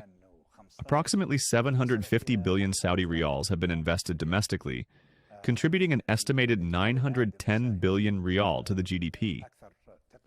Most importantly, local content has reached around 590 billion Saudi riyal. These indicators contribute to enhancing what is known as economic complexity, as the focus is not solely on GDP growth, but also on the diversification and sophistication of the economy, with local content being a key pillar of this concept. In addition, a number of global asset managers and investment funds have established regional headquarters within the kingdom. Also, from 2021 to 2025, foreign investments exceeding 75 billion riyals were brought into the Saudi market, with support from the fund. Is foreign investor appetite today affected by the war? Certainly, investor appetite is affected across the board, not just among foreign investors. Even European investors within Europe see shifts in sentiment, as do investors in Asia, whether in China, South Korea, Japan, or Indonesia. Everyone is impacted. That is because the war is not taking place in a remote region, but in one of the world's most critical areas for supplying essential commodities, including oil, gas, and their derivatives, as well as industrial fertilizers. As a result, it is only natural that the situation is having a clear impact. Your Excellency, does the new strategy include any changes in the scale of investments to be deployed domestically compared to other investments? In fact, this approach has been in place from the outset and is something we continue to build on. It has been reflected in the restructuring of investment portfolios into 3 main categories: the Vision portfolio, the Strategic Investments portfolio, and the Financial Investments portfolio. Our primary focus remains on the Saudi economy by strengthening local investments in a way that delivers strong financial and commercial returns. Is there a target ratio for the allocation of domestic investments? From the outset, we announced that approximately 80% of investments would be domestic, compared to 20% allocated to international investments. Historically, the fund's focus on domestic investment was around 98.5%, before international investments increased to approximately 30%. However, this does not mean reducing the absolute value of investments. Amounts may continue to increase, even if the percentage declines, as assets under management is expected to grow in the coming years. Therefore, even with a lower percentage, the total value of investments can still rise.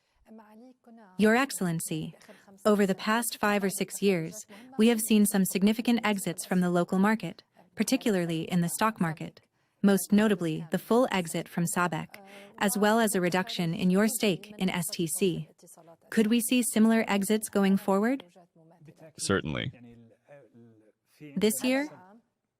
I can't say whether it's this or the next, but in general, our investments go through around 7 stages, starting with the initial investment concept, followed by preliminary and detailed feasibility studies, then execution of the deal or project, company establishment, performance monitoring, and finally the 7th and most important stage, the sale.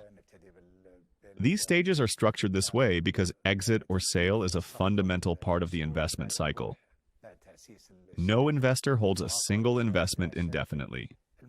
For example, we saw that SABEC had reached a suitable stage for us to exit, and that its transition to Aramco would create greater synergies between the two. As a result, we recycled the proceeds from that exit into new investments. Similarly, in telecoms companies or others, we reduce our stakes and redirect those investments into new or existing companies, with the aim of expanding our investment scope and maximizing returns. Your Excellency, even before the war, discussions in Saudi Arabia were centered around spending priorities, particularly with major upcoming events such as the World Cup and Expo. Where do spending priorities stand in the kingdom today? As mentioned, spending priorities fall under the Vision portfolio, which consists of 6 main sectors. The first ecosystem is travel, tourism, and entertainment. The second is urban development and urbanization, including projects such as Roshan, New Maraba, and Kaft.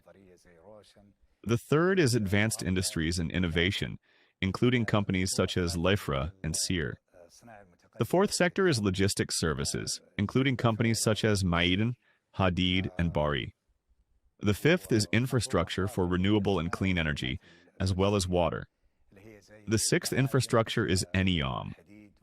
If we return to the first sector, that's travel, tourism, and entertainment, we find that it includes a number of companies that have been integrated under one framework. For example, King Salman International Airport.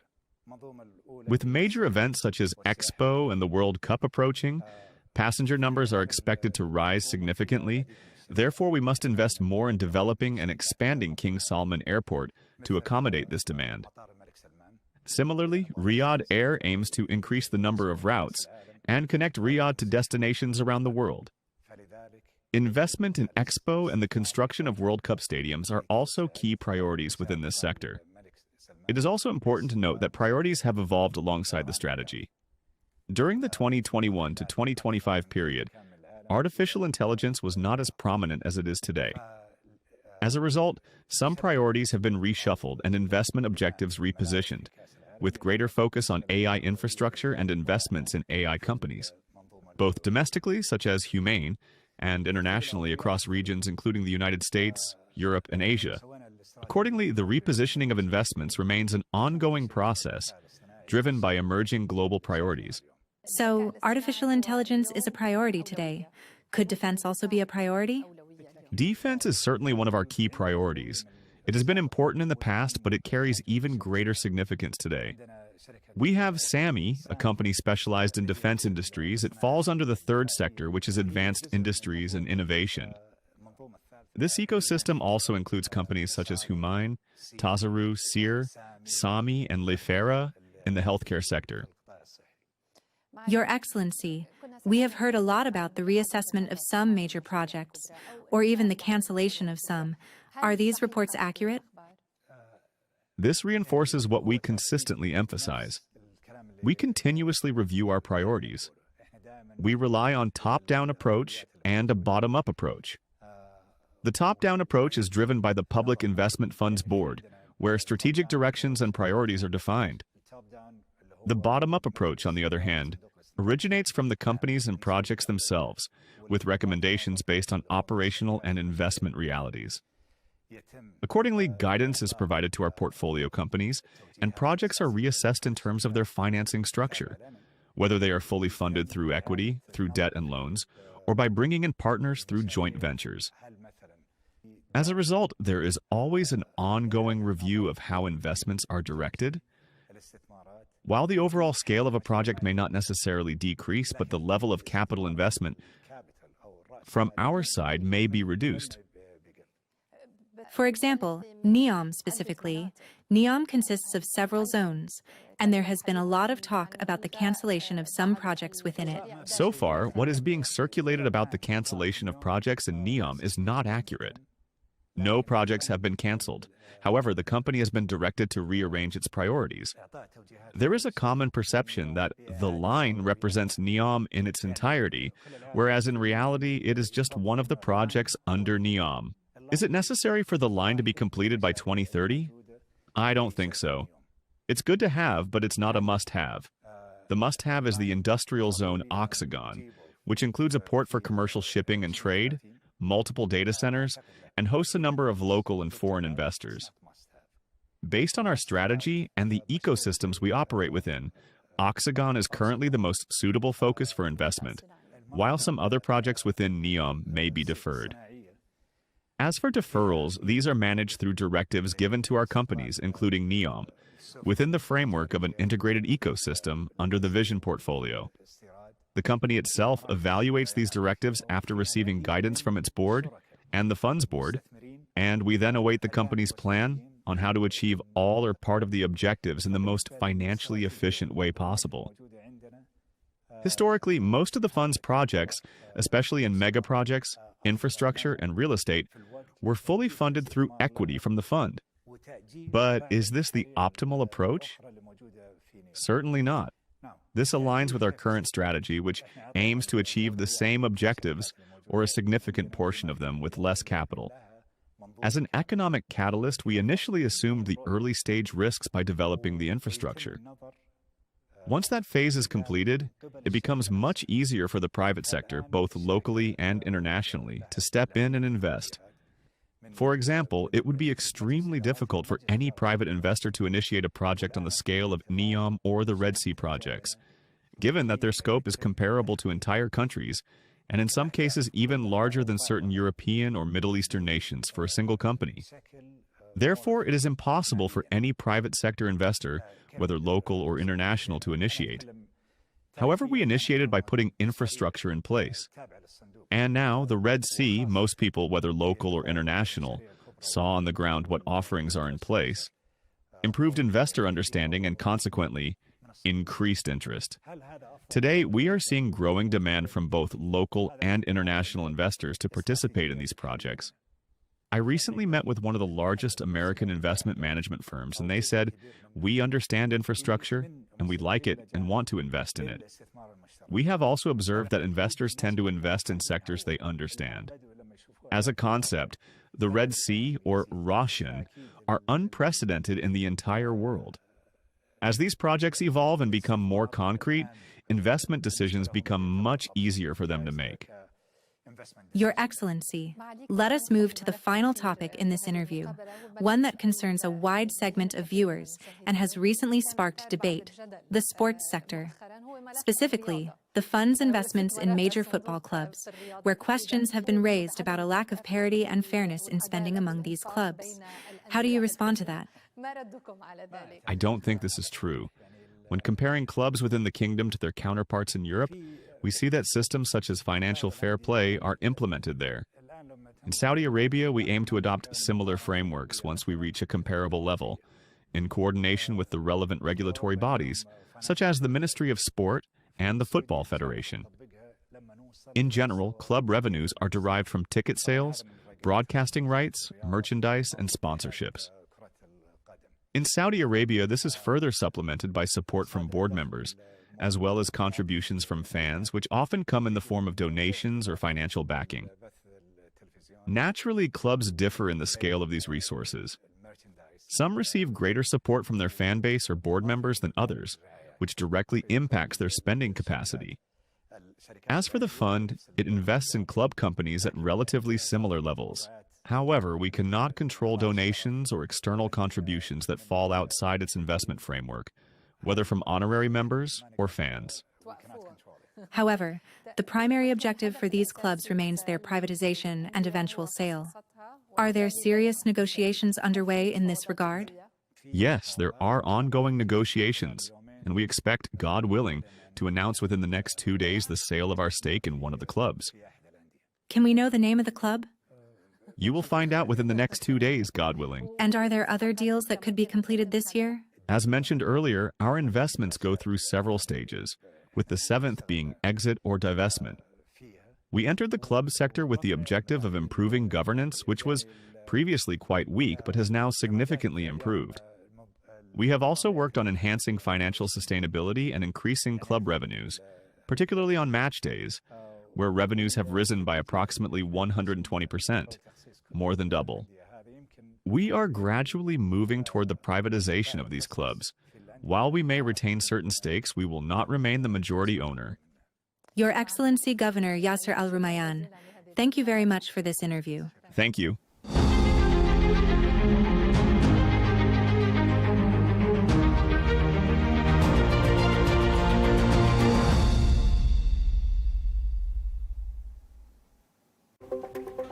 If you say something enough, people tend to believe it, but that doesn't necessarily make it true.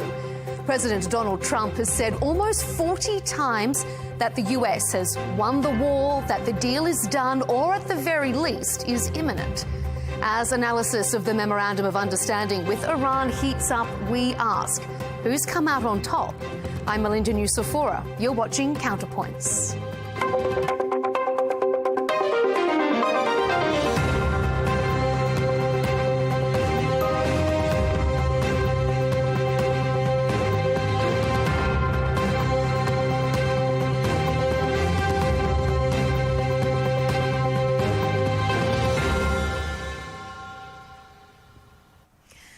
cast your mind back to 2020, Donald Trump tweeted, "Iran never won a war but never lost a negotiation." Fast forward 6 years, and I wonder how he feels about that statement now. The deal-maker-in-chief says the US got everything it wanted out of Iran, but his critics, and even some Republican allies, disagree. For a start, the nuclear issue looms large. Don't forget, we had presidents that should have done this for 47 years. Nobody did it. Obama gave them a road to a nuclear weapon. I gave them a wall against a nuclear. They can never, under this agreement, they'll never even think about building a nuclear weapon. And yet, nothing has been publicly agreed to that guarantees this with any more certainty than the previous nuclear agreement did, the one President Trump pulled out of in 2018. Add to that the relaxation of US sanctions on Iranian oil exports and a question mark over the Strait of Hormuz. American voters aren't viewing this as a victory.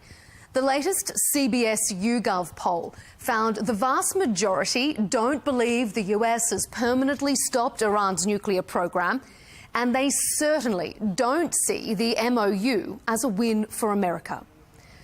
What the war has achieved, however, is the unintentional wedge it's driven between the US and Israel. Donald J. Trump is the only head of state in the entire world who is sympathetic to the nation of Israel at this moment in time. And he happens to be the head of state of the world superpower. If I was in the cabinet of the Israeli government, I might not be attacking the only powerful ally that I have anywhere left in the entire world. So on this episode, we'll ask, who really won this war?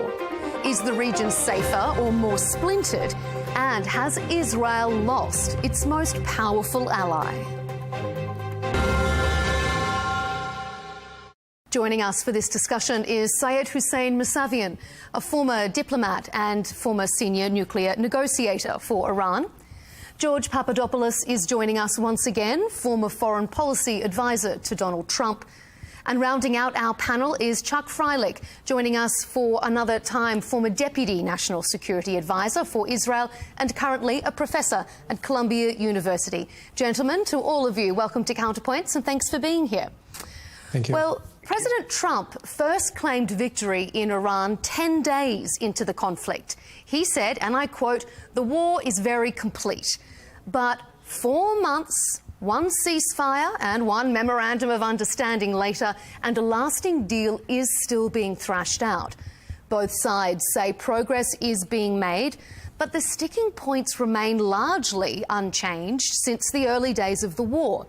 Iran's nuclear program and control over the Strait of Hormuz. It has many people, including some Republican lawmakers, asking, what was it all for? A big point of contention amongst Iran hawks is the US decision to ease long-running economic sanctions. For the next 60 days, Iran's oil industry can operate without fear of US retribution. So, Mr. Freilich, let's start with you. Who's the real winner here, the US or Iran? Unfortunately, Iran. This is a war which I believe was both a necessary one and a justified one. Unfortunately, it was miswaged both by the US and Israel, which neither of which had clear objectives. And I believe that Mr. Trump ended the war far too quickly and ended it in a way so that Iran feels, and I think with great justification, that they actually won. They withstood the onslaught by the world's global superpower. Israel too, but we are a minor actor in comparison. And feeling that they won, and with a sense of confidence, they have actually been dictating terms ever since. The memorandum of understanding, which was signed, reads almost entirely like an Iranian document, and across-the-board American capitulation. And even more unfortunately, I think, as we've now begun the negotiations towards a final agreement, Iran still seems to be in the driver's seat. I actually think it's unlikely, not impossible, but unlikely that a final deal will be reached because the two sides are still so far apart. What the interim deal did was just open up the Straits of Hormuz and prolong the ceasefire. I think it's unlikely that Iran will make the kind of concessions that the U.S. wants, and we will maybe find ourselves in a situation of ongoing limbo. No fire, no warfare, not a real ceasefire until one of the sides decides that it's time to change the situation. Mr. Papadopoulos, I'm curious as to what do you think about some of what Chuck has said there? Miswaged by the US, an American capitulation? I wholeheartedly disagree with almost everything that Chuck just stated, because President Trump was the first president in close to 50 years to actually have the gumption to take on a regime which has really waged chaos around the world, not only for U.S. interests, but of course for allied interests. It's maimed and slaughtered its own people for decades. It's a theocracy which has been isolated from the global community for decades, and it's acted like a pariah. And I think that the joint U.S.-Israel strikes basically were conducted in order to transform the overwhelming military achievements into lasting economic and political gains for the United States and its allies. Let's look first militarily what happened. The theocracy and its old leadership was assassinated and resulted in political chaos. Secondly, politically, Muslim majority nations subscribed to the MOU, including Qatar, Turkey, Egypt, and Pakistan. These aren't the NATO members. And lastly, economically, which I would argue is the most important for the domestic political situation in the United States, the Iranians have been forced to now demine the Strait of Hormuz. The strait is once again open to tanker traffic, and the markets have overwhelmingly responded in a positive manner. Oil is now below $80 a barrel after it had previously reached close to $120 a barrel at the beginning of this conflict. So when you look at it in its totality, that doesn't look like capitulation. It looks like the United States and its allies actually obtained every single one of their major objectives from the beginning going into this war. The only thing I disagree with is that this should have happened a lot sooner than the last 100 days. Mr. Mousavian, jump in here for us. Despite the human cost on both sides, which is always unacceptable, do you get the sense that this is victory for Iran? Or has the US, as Mr. Papadopoulos there says, achieved every single objective?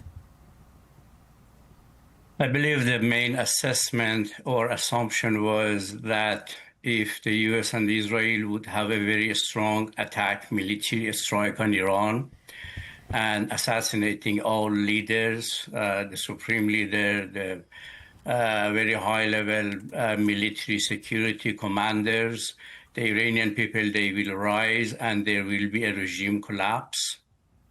It was clear, I mean, all American papers, they have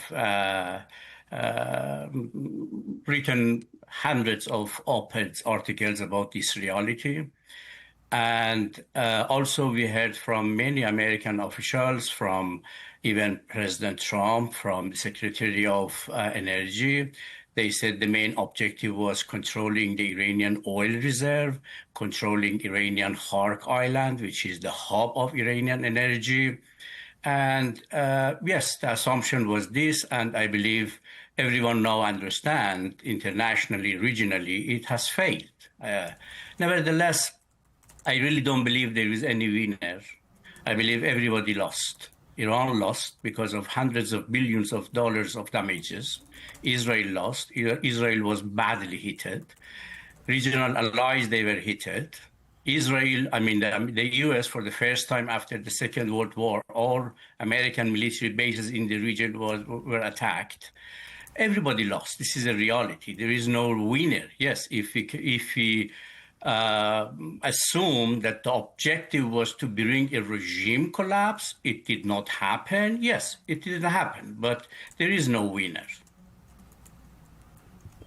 Mr. Freilich, do you want to jump in on that? There is no winner? Well, I stated my opinion in the beginning that there is a winner. First of all, I don't want to be in a position, certainly, of sparring with my American colleague.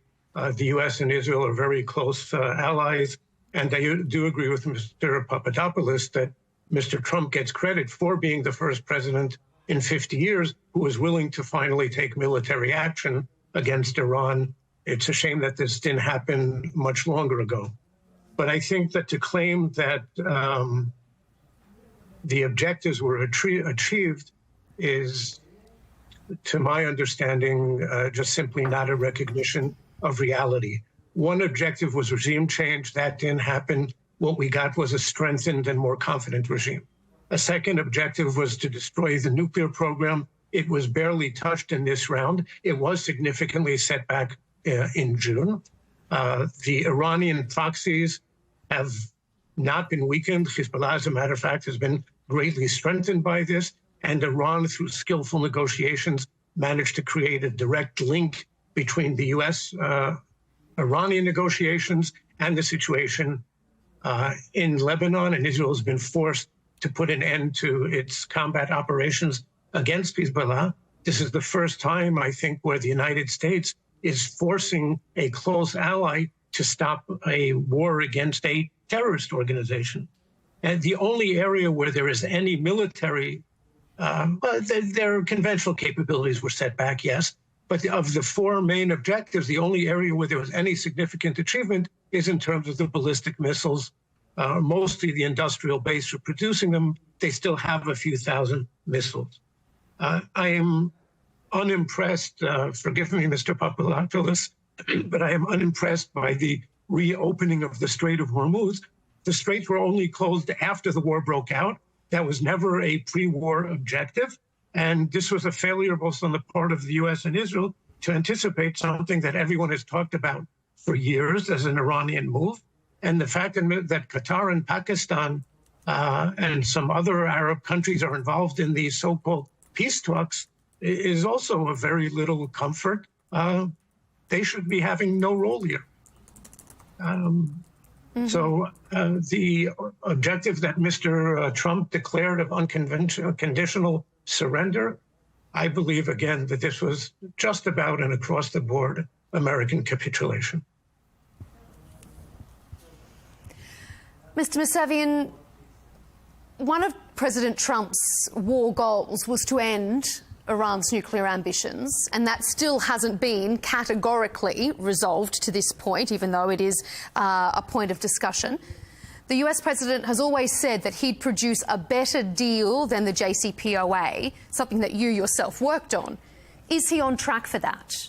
Is he on track for a better, for want of a better term, better deal than that one?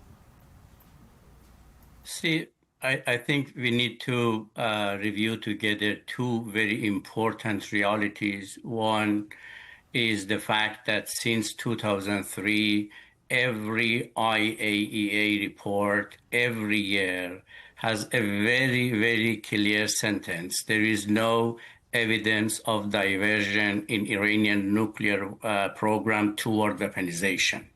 Yes, IAEA always has had technical questions, but the assumption, the conclusion in every IAEA report is clear. There is no evidence of diversion toward weaponization.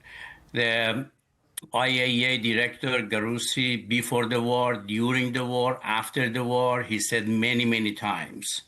The second reality is that every U.S. intelligence assessment since 2003, annually, all American U.S. intelligence agencies, they have made it clear there is no evidence of diversion toward weaponization, and there is no evidence of any decision-making by Iranian officials to go for nuclear bomb.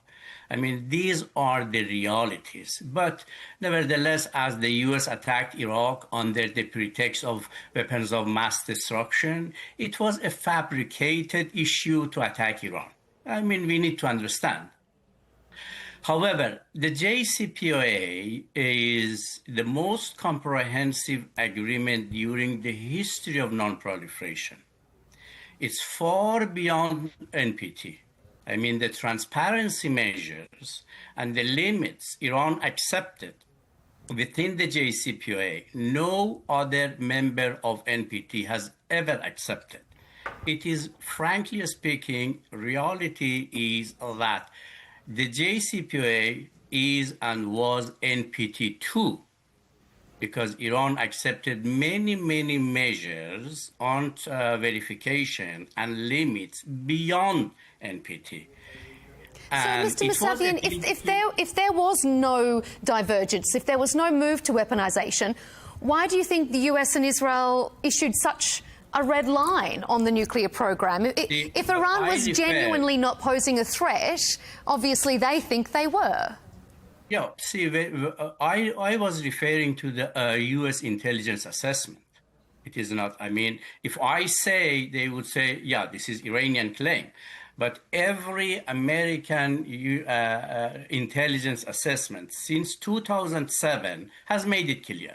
And every IAEA report, I mean, this is not my claim, this is American intelligence assessment, and even the International Atomic Energy Agency. Nevertheless, the JCPOA was a deal between Iran and the US. Although Iran and all world powers, they agreed, United Nations Security Council adopted Resolution 2231.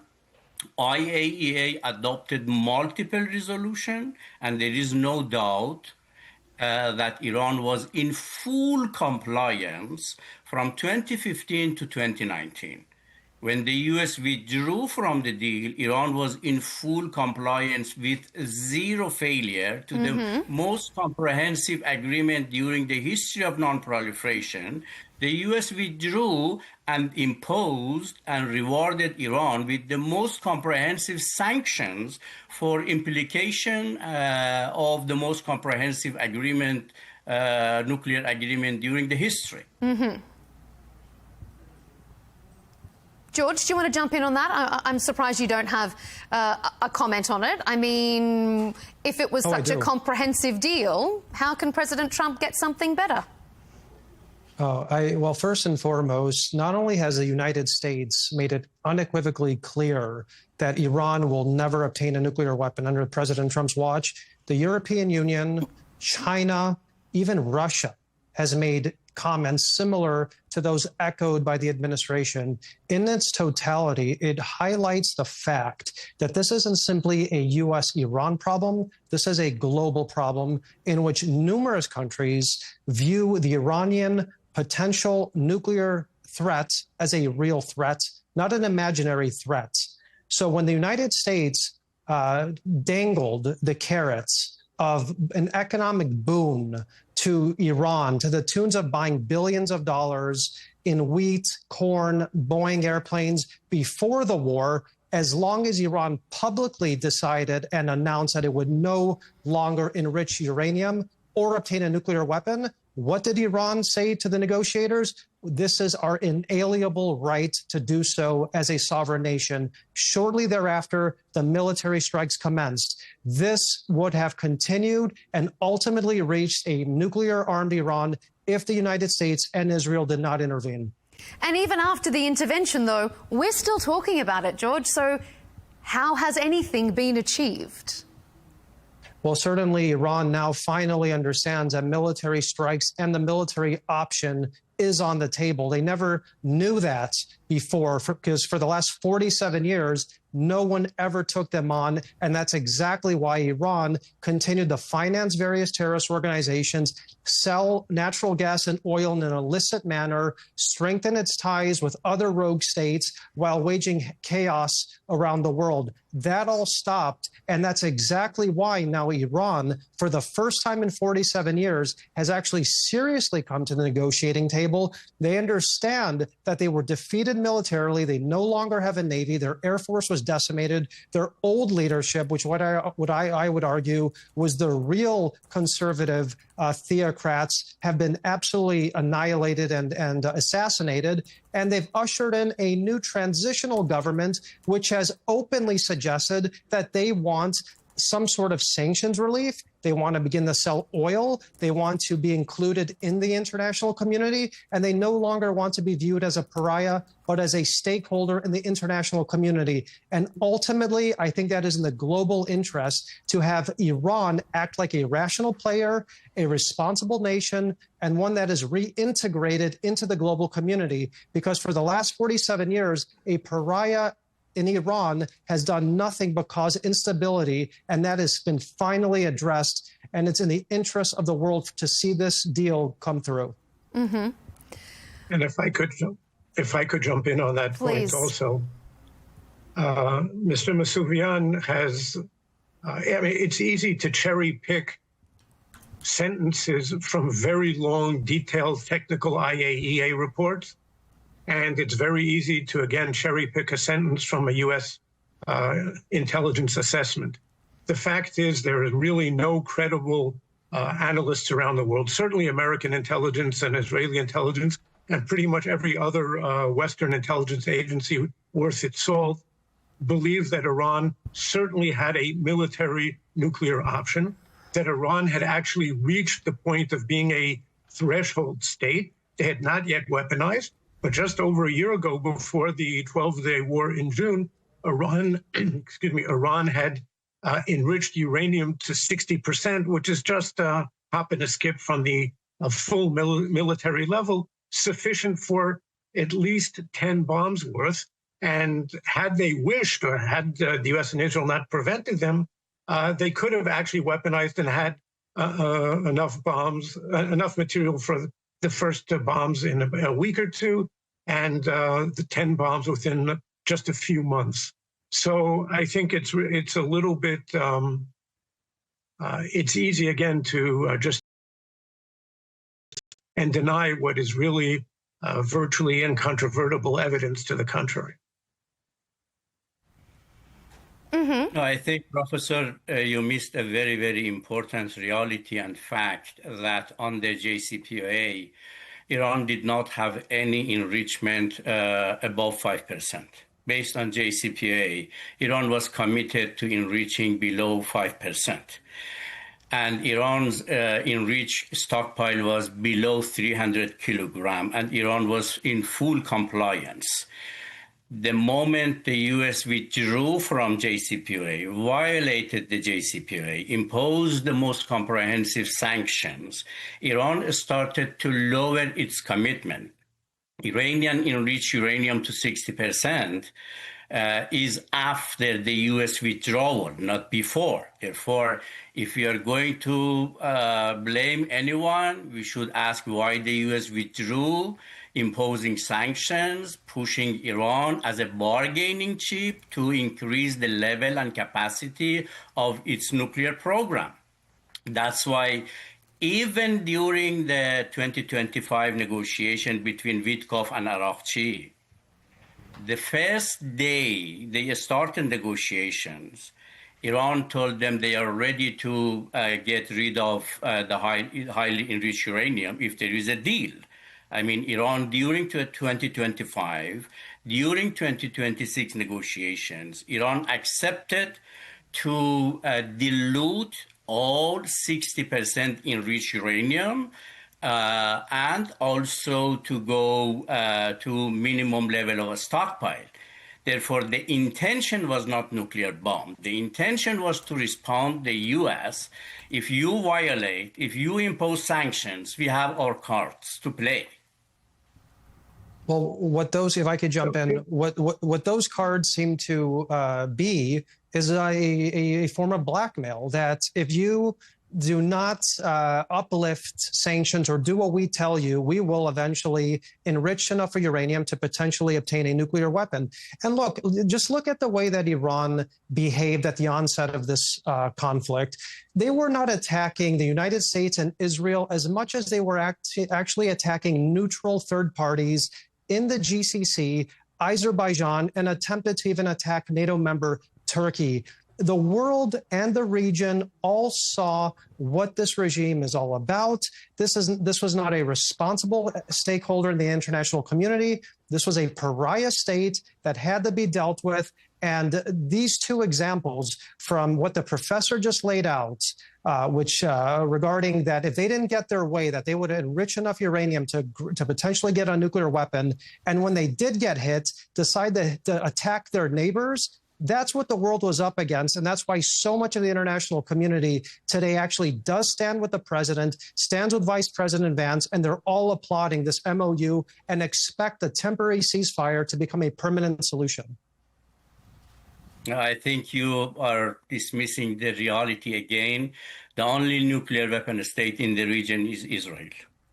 No other country in the Middle East has nuclear weapon. And Iran is member of NPT. Iran does not have nuclear weapon. Iran has been attacked by 2 nuclear weapon states. And Israel is the only country is maintaining its nuclear weapon. And you are blaming Iran because of the nuclear weapon. I mean, you need to be realistic. I mean, we cannot, with propaganda deceive each other.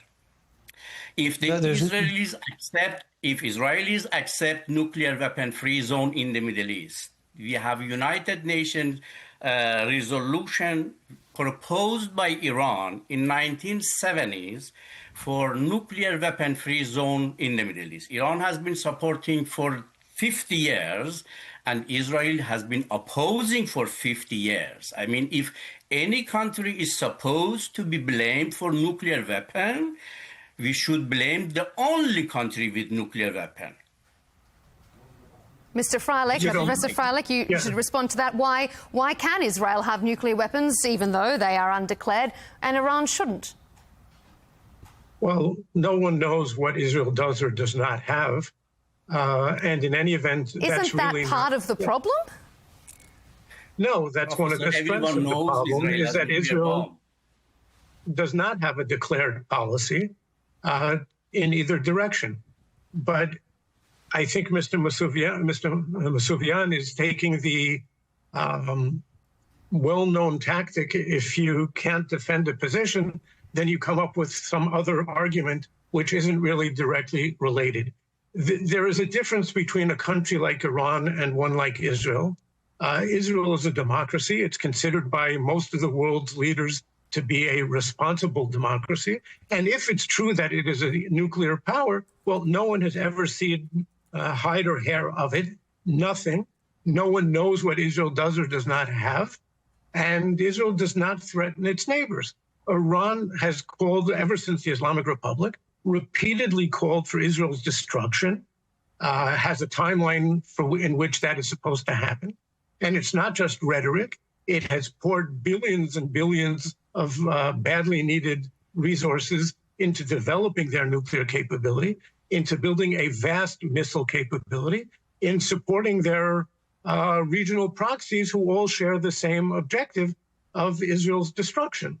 We know that the October 7th attack by Hamas, which was largely coordinated in advance with Iran and its Hezbollah proxy, was actually supposed to be the opening act in a war that was supposed to lead to Israel's destruction. So there is no basis for a comparison between what Israel does or does not do in this case and Iran.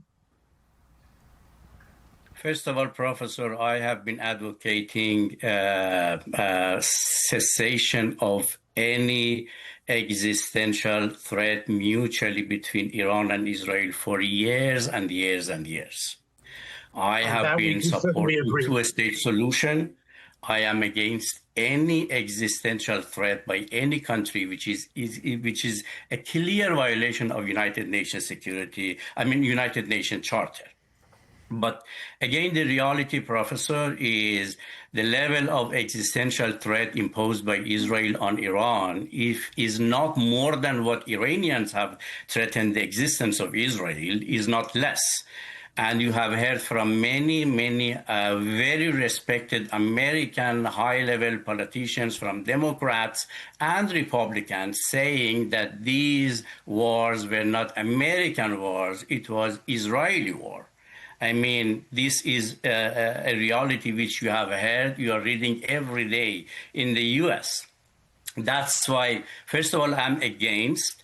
Second, no, Professor, no. I mean, The reality is that everyone knows Israel has nuclear weapon. Nobody, I mean, even the U.S. officials, even Israeli minister publicly said we should attack Iran with nuclear bomb. I mean, this is not something we can hide it. And the reality is that no other country has nuclear weapon. And Iran is a member of NPT, and Iran implemented the most comprehensive agreement during the history of non-proliferation. And for 4 years, from 2015 professor to 2019, check every IAEA report saying the peaceful nature of Iranian nuclear program. Because under JCPOA, IAEA had full access, and that's why every 3 months, 4 months, 16 reports says clear peaceful nature of Iranian nuclear program. The problem started when the U.S. withdrew. I mean, I'm really surprised why we are not blaming the country which violated United Nations Security Council Resolution 2231, withdrew from the deal. Many IAEA resolutions which adopted JCPOA, and the U.S. withdrew and created such a mess in the region. And the U.S. and Israel initiated attack on Iran. All right, well then, Mr. Papadopoulos, let's put that to you. Was the U.S. withdrawal from the JCPOA in 2018 the impetus for all this renewed nuclear concern in the region? The withdrawal from the United States had an effect to see Iran not abide by the NPT, but to actually increase the enrichment of uranium to obtain a nuclear weapon. You can't coincide... But why withdraw from a deal if it's just going to allow them to continue? Firstly, that was not a permanent solution. Japan has about 20,000 kilogram of reprocessed heavy water and enriched uranium, thousands of tons. Many NPT countries, they have enriched uranium up to 90%. Japan has enrichment. Brazil has enrichment. Germany has enrichment. Argentina has enrichment. They have thousands of enriched uranium. Having enrichment, even going to enriching to 90%, is not violation of NPT and international law. Okay, all right. Germany... Nuclear bomb is in violation. All right, let's let George respond. George, directly respond to, first of all, the first question. Is US to blame for when it withdrew? Did it create this chaos? And then secondly, as what Mr. Mousavian is saying, if other countries are allowed to enrich, if Israel's allowed to have a nuclear weapon, why can't Iran?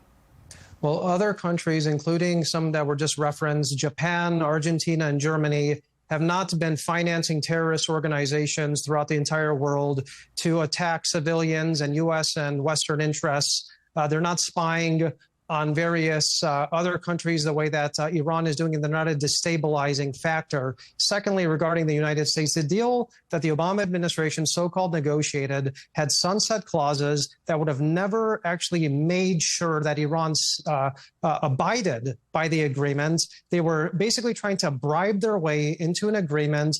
The Trump administration understood that. They took the United States out of that agreement, and they showed the world what this regime really was up to and what its modus operandi is. That was exposed. So the United States exited a bad deal that the Obama administration bribed itself into, and the world cannot be viewed as an example to draw parallels to what the Iranian theocracy has been doing for the last 47 years. A 90% enriched Iran is not the same as a pacified Japan at 90%. That's absurd.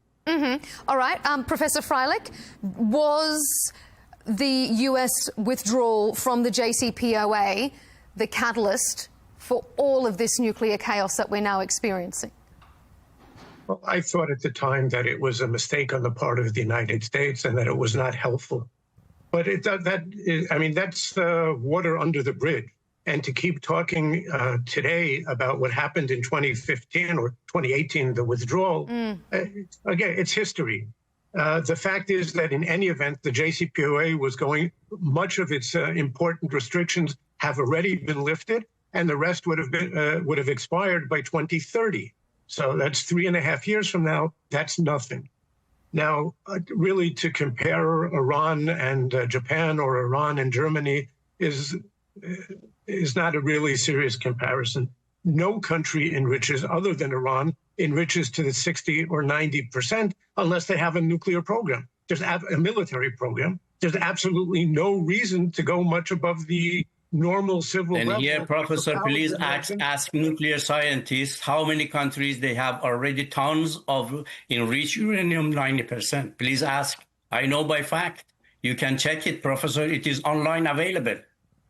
Okay. Even UK, they have about 90 tons of enriched uranium to 90%. They don't know what to do with it. Okay, Professor Freilich? Well, the UK has a legitimate nuclear program under the NPT, and they're one of the 5 permanent members of the Security Council. They're allowed to have a nuclear capability. The UK, unlike Iran, does not call for the destruction, the extermination of another state. It hasn't invested huge resources to the destruction of another state. And again, you can cherry pick reports. The IAEA reports never confirmed that Iran has a peaceful nuclear program. It said just the opposite. We cannot confirm. No. Every IAEA report, Professor, I'm expert on this. Every IAEA report from 2015 July to 2019 May, 16 reports very clearly. They say peaceful nature of Iranian nuclear program. Everybody who is hearing this program, they can go online and check it. Okay, Professor Freilich, I'll get you to finish off your comments there for in the interest of balance, and then I'm going to move us on. No, okay. Look, I don't want to keep sparring over specific points. I can agree with Mr. Mousavian on one thing, and that is that it would be very nice if there were no more existential threats made. They come only from Iran. No one in Israel has any fundamental enmity towards Iran.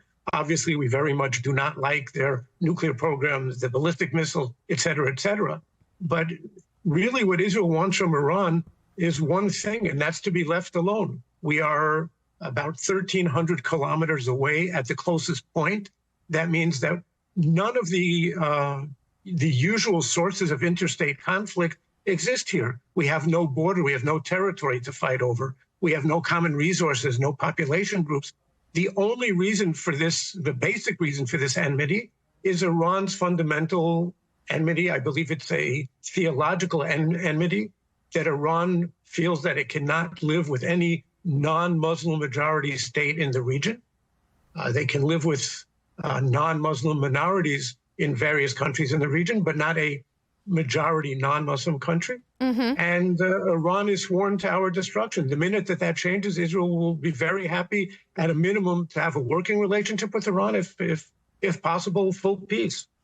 Well, I'm going to move us on here because this seems like a pertinent time just there, Professor, as you're discussing Israel's position in the region, because the nation clearly appears to be grappling with the implications of a forthcoming Iran deal, particularly the inclusion of Lebanon in any peace agreement, as you're talking there about Iran destabilizing the region through its proxies. Isaac Herzog, the Israeli president, defended his US counterparts. He said President Trump remained the most trusted partner of Israel. However, he did concede that recent developments are generating serious, legitimate concerns in Israel. And that's a direct quote. And some of those concerns are coming from close allies of Prime Minister Benjamin Netanyahu. They've labelled the US treacherous and weak. So, Mr. Papadopoulos, let's go to you. Has the US betrayed Israel by insisting that Lebanon be included in this deal? Absolutely not. I think that the United States and Israel have no light between them at this point. I think President Trump is the most pro-Israel president in modern American history, and he has showcased that numerous times, including just recently, in which Vice President Vance echoed the same exact sentiment that President Trump has allowed Israel to have certain equipment and do particular things that no other president has ever allowed them to have or to do. What the president is attempting to do regarding Israel and Lebanon is to basically usher in a new paradigm. And that's really a lot of what happens to do with Iran and the United States. The old modus operandi of the United States and Iran and Israel has been this tit for tat, economic sanctions and military strikes, which has resulted in Iran becoming a more and more pariah state and financing terrorist organizations that have attacked Israel. The United States now wants to open a new chapter. And in order to do that, you reintegrate Iran into the global economy and politically. You assure that they don't obtain a nuclear weapon. They cease their hostilities, and you have an accord with Israel and Lebanon so that civilians do not continuously die in Lebanon and that Israel continuously becomes isolated because of that conflict. That is the ultimate big picture. And President Trump has Israel in his heart, in his mind, and in the strategy of the United States. Professor Freilich? Look, I think that the words treacherous and betrayal are very strong words, which I would not use. I do believe that the president is pursuing American interests, and that, of course, is legitimate. And in this case, I believe that there is a difference in American interests and those of Israel. Reintegrating Iran into the global economy in the hope that this will lead to a change of any significance in Iranian behavior, I believe is an unbased hope. It's also similar to the type of positions which were reflected by the Obama administration at the time of the JCPOA, that maybe we can achieve essentially the same idea. It didn't work then. It hasn't worked numerous other times. The Iranian regime is, for better or for worse, very different from Western regimes. It is a revolutionary regime. It is a theocratic regime. It's a regime which has a mission on earth. And economic considerations aren't unimportant for Iran, but they are very, very secondary to those revolutionary and theocratic objectives. And economic inducements are nice to have for Iran. If the U.S. is offering them, they're very happy to take them. That will not get them to change their behavior. Again, I believe that the imposition of the ceasefire on Israel and Lebanon, which maybe, by the way, in the short term, it's fine. It will let things go off for a little while, but it will not lead to any fundamental change in the situation in Lebanon. Lebanon is a country which has been hijacked by Hezbollah, which is another way of saying hijacked by Iran. For decades, it has been set back because of Iran. And there are some very good things happening in Lebanese politics today. And they're also reflected in the fact that the U.S. has sponsored Israeli-Lebanese negotiations for the first time in 4 or 5 decades. But the side that's preventing any realistic prospects for success there is Iran, Hezbollah, and Israel must protect itself, okay? No responsible government anywhere in the world would allow its citizens to be fired on time and again on a daily basis, in many cases multiple times per day, and not respond in the way that Israel has and will have to do probably in the short term as well. Mr. Mousavian, I mean, if this is an issue between the US, Israel and Iran, do you think that Iran should agree to a deal to ensure peace for its own people, even if it doesn't include a full ceasefire in Lebanon? Shouldn't the Iranian leadership do what's best for the Iranian people? I think if we are looking for a sustainable deal, as I have been saying for at least 15 years here in the US, first, we need a grand bargain, a comprehensive agreement between Iran and the US to end decades of hostilities, to respect each other's interests, legitimate interests, do not confront each other, do not fight with each other, to have normal diplomatic relations based on mutual interests, number one. Nevertheless, everything is not really about Iran and the U.S. alone. Iran and the U.S. Arab allies, they need also a grand bargain, direct high-level negotiations to create a collective regional cooperation for common cooperation on peace, security, and stability in order to end decades of hostilities between Iran and its Arab neighbors. And the third, as I said, is about Iran and Israel. I think the U.S., President Trump is in good position to mediate for Iran and Israel to end decades of mutual existential military security existential threats. I mean, these are really major factors. Nevertheless, the other reality which nobody is talking is the importance of ending Israeli-Arab conflict. And as long as the two-state solution based on hundreds of UN resolutions is not respected by Israel, then we are not going to have Israeli-Palestinian peace. And we should respect the fact that this is Israel who is violating the UN resolutions on two-state solutions. Mm-hmm. And at the end, when we are talking about Lebanon, we should not forget just 6 months ago, Prime Minister Netanyahu publicly, officially said his strategy is Greater Israel, which means occupation of many other Arab countries in the region. Mm-hmm. Okay. And American ambassador in Israel said, yes, this is the rights of Israel to go for Greater Israel and to occupy the other Muslim countries. This is American and Israeli official statements in less than a year. Can I add something to this? Please.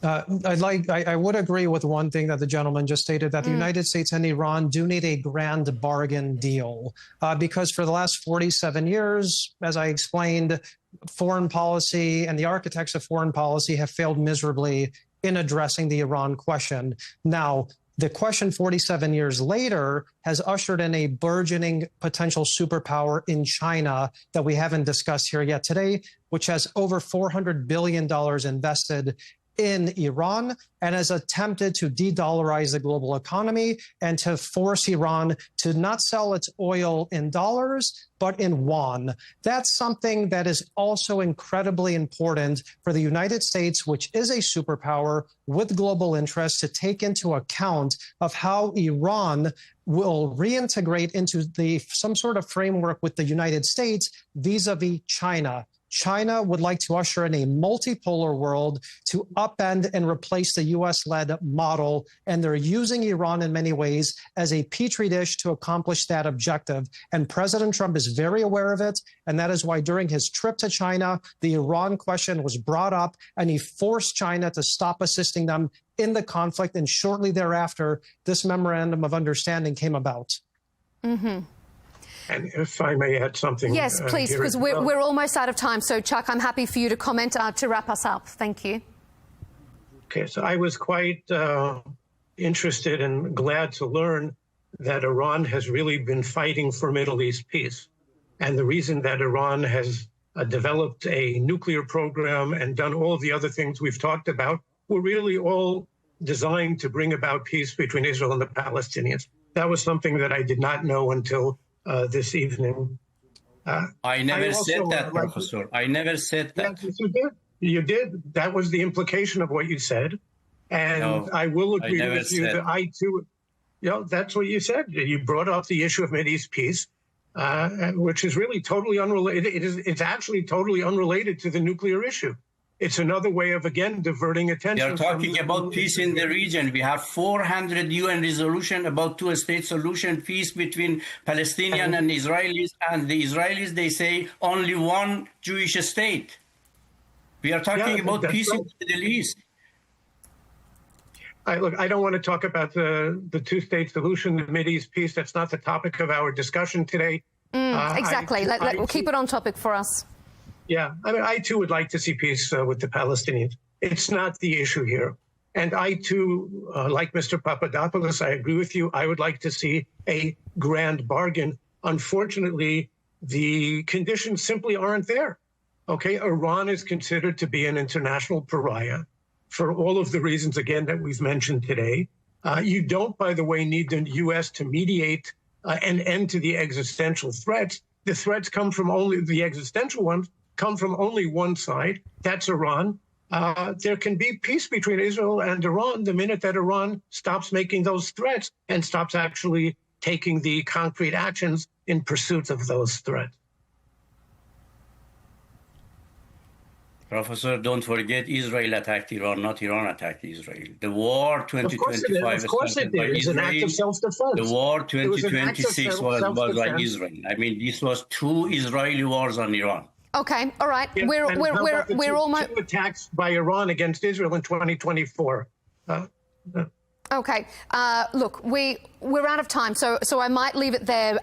There's so much more to discuss, but it's going to open us up into such a broader debate, and we won't get out of here this evening because I could continue to talk to the 3 of you for hours because I really appreciate all of your analysis here. Sayed Hussein Mousavian, former Iranian diplomat and former nuclear negotiator; George Papadopoulos, former foreign policy advisor to President Donald Trump; and Chuck Freilich, former Deputy National Security Advisor for Israel, for your diverging points of view and perspective. We appreciate having you here on Counterpoints.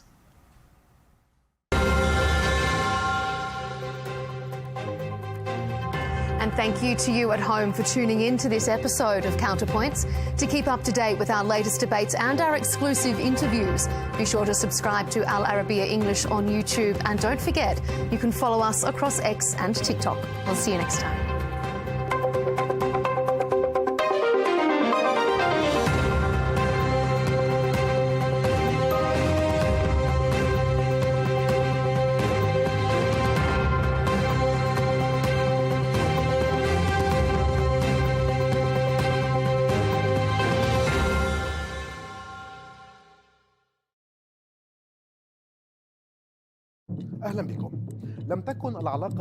Welcome. The relationship between Moscow and the Arab world has never been a straight line.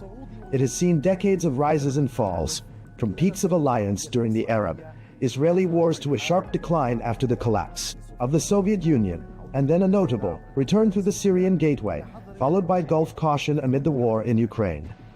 Today, with the Arab-Russian summit convening in Moscow, a central question is being asked. Is Russia seeking to restore its former glory in the region, or to build new partnerships that adapt to the transformations of the 21st century? Since the mid-20th century, the Soviet Union emerged in the Middle East as a pivotal player, as its early support for the independence of Egypt, Syria, Algeria, and South Yemen granted it special influence with Arab capitals. That influence soon turned into an active military and political presence, reaching its height during the wars of 1967 and 1973, when Moscow supplied Cairo and Damascus with weapons, experts, and pilots, becoming a principal partner in the Arabs' battles with Israel. In that period, the depth of the alliance with Cairo was embodied in a historic visit by Soviet leader Nikita Khrushchev to Egypt in 1964, where he joined President Gamal Abdel Nasser to celebrate the diversion of the Nile as part of the Aswan High Dam project. Those were highly symbolic moments that cemented Egypt as Moscow's closest Arab ally, and showed how development and weaponry, together with political positioning, became interlocking tools of the Soviet project in the region. At that time, Khrushchev delivered his famous line, "The High Dam is not just an engineering project.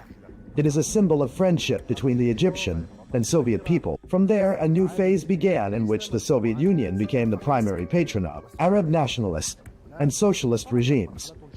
But that alliance gradually began to crack through the 1970s, when President Anwar Sadat rose to power following the death of Nasser. Sadat sought to free his political and military decision-making from Soviet dominance and to pave the way for a rapprochement with the West. In 1972, he took a stunning step by ordering the expulsion of around 20,000 Soviet military experts and advisors from Egypt, a moment that marked the great rupture between Cairo and Moscow.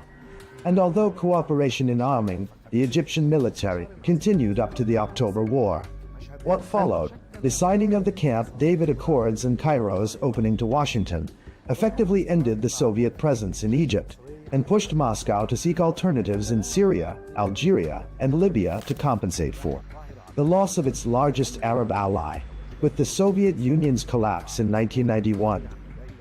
Russia's presence in the Middle East receded, and Moscow withdrew from bases and ports that had underpinned its influence for 5 decades.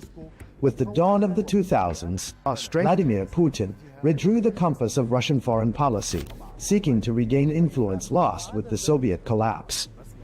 Military cooperation revived with Algeria, Egypt, and Syria, and economic channels opened with the Arab Gulf in energy and grain, restoring Moscow's bridges of interest with the region. But the major shift came with the Arab uprisings of 2011, when Moscow saw a chance to cement its presence. Its direct military intervention in Syria in 2015 restored to it key strategic levers, most notably the bases of Tartus and Memim. This intervention reinforced Russia's image as a protector of its allies. Yet at the same time, it raised caution among Arab capitals trying to balance relations between Washington and Moscow. Saudi Arabia, the UAE, and Qatar viewed Russia's military presence in Syria as deepening Iranian influence and keeping Assad in power. Despite political disagreements, Moscow's ties with the Gulf capitals remained pragmatic, maintaining close cooperation in the energy sector, along with Russian investments in gas and petrochemicals, and a limited degree of security and military coordination. With the eventual fall of the Assad regime, the scene shifted again. The new Syrian leadership rearranged its priorities, moving away from dependence on Moscow and opening up to Gulf capitals in search of reconstruction and investment. This shift cost Russia its Damascus card, the one that had given it prime influence in the Middle East equation, while the new Syrian leadership sought to redefine its relationship with the Kremlin on different terms, preserving security coordination and continued use of the Tartus and Memim bases in exchange for limited Russian support in infrastructure rehabilitation projects and the supply of wheat and fuel. Then came the outbreak of the Russia-Ukraine war in 2022, putting Russian and Arab relations to a severe test.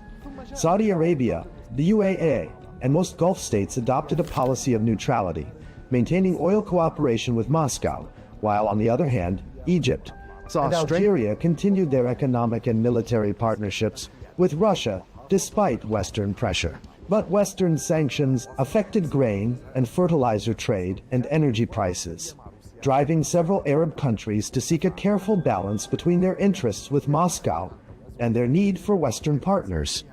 Despite the geopolitical complications, the last decade saw strengthened oil cooperation between Moscow and Riyadh through OPEC Plus agreements that helped stabilize the global energy market. Mutual investments also expanded in petrochemicals, agriculture, and religious tourism, with high-level visits between Russian and Gulf leaders keeping communication lines open even at the height of crises. In parallel, Moscow maintained its traditional stance on the Palestinian issue, affirming support for a two-state solution along the 1967 borders and the establishment of an independent Palestinian state beside Israel, while calling, during the recent Gaza events, for an immediate ceasefire and civilian protection to preserve balance in its relations with both Palestinians and Israel. Russia's presence has not been limited to the Gulf, Syria, and Egypt. Algeria has been one of Moscow's oldest military partners and the largest importer of Russian weapons in Africa and the Arab world. Since 2019, Russia has played a prominent role in Libya through the Wagner Group supporting Haftar's eastern forces, giving it military and economic leverage in key regions. In Sudan, there was the 2020 signing of a preliminary agreement to establish a naval logistics base at Port Sudan, not yet implemented because of political circumstances. Meanwhile, Russia has remained a major arms supplier to Sudan. In Tunisia and Morocco, cooperation centers on agriculture, trade, and tourism, while in Lebanon, Moscow's influence is confined to the energy and offshore gas sectors.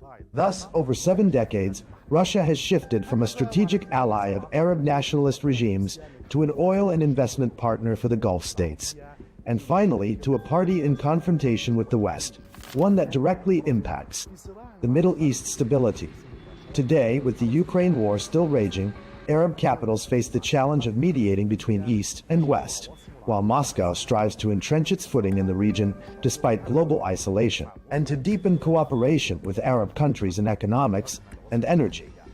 In this context, attention turns to the Arab-Russian summit, on which Moscow hopes to represent itself as a principal actor in the Middle East, and to broaden its political and economic partnerships with the Arab world amid a phase of profound regional and global transformation.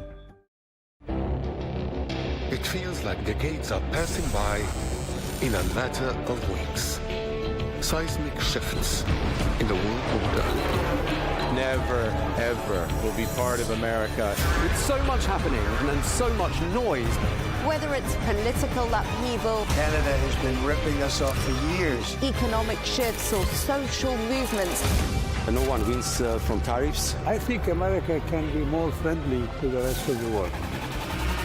For in-depth analysis and all the latest developments across the globe. To have an inclusive policy together. The meetings with Hamas gave me some hope. We're in another nuclear arms race. The most important development straight to your screen. Welcome to the dressing room.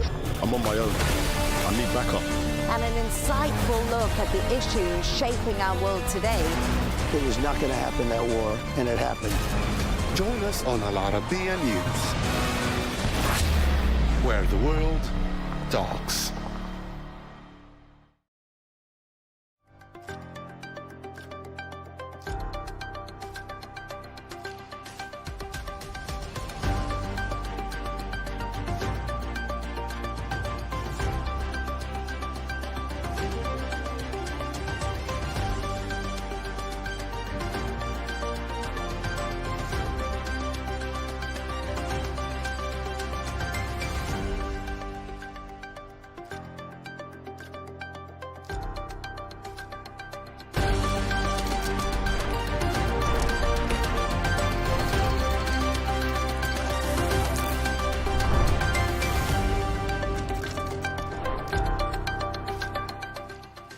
Hello and welcome. I'm Leigh Ann Gerrans and you're watching W News Extra, broadcasting live from the Al Arabiya studios in Riyadh.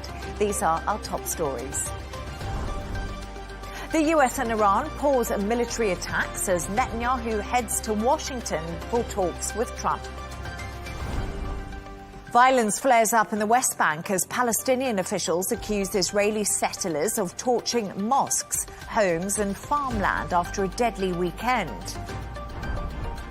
And from evacuations to travel warnings, wildfires are causing major disruption across France and Spain.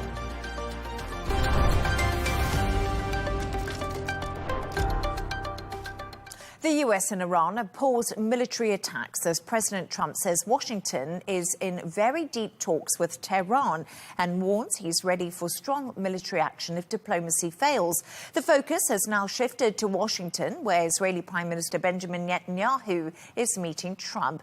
The visit is already attracting criticism. New York City Mayor Zohran Mamdani has called for Netanyahu to be arrested if he does come to New York. Take a listen. Benjamin Netanyahu is a war criminal, the architect of a horrific genocide against the Palestinian people. He is responsible for the killing of more than 73,000 people.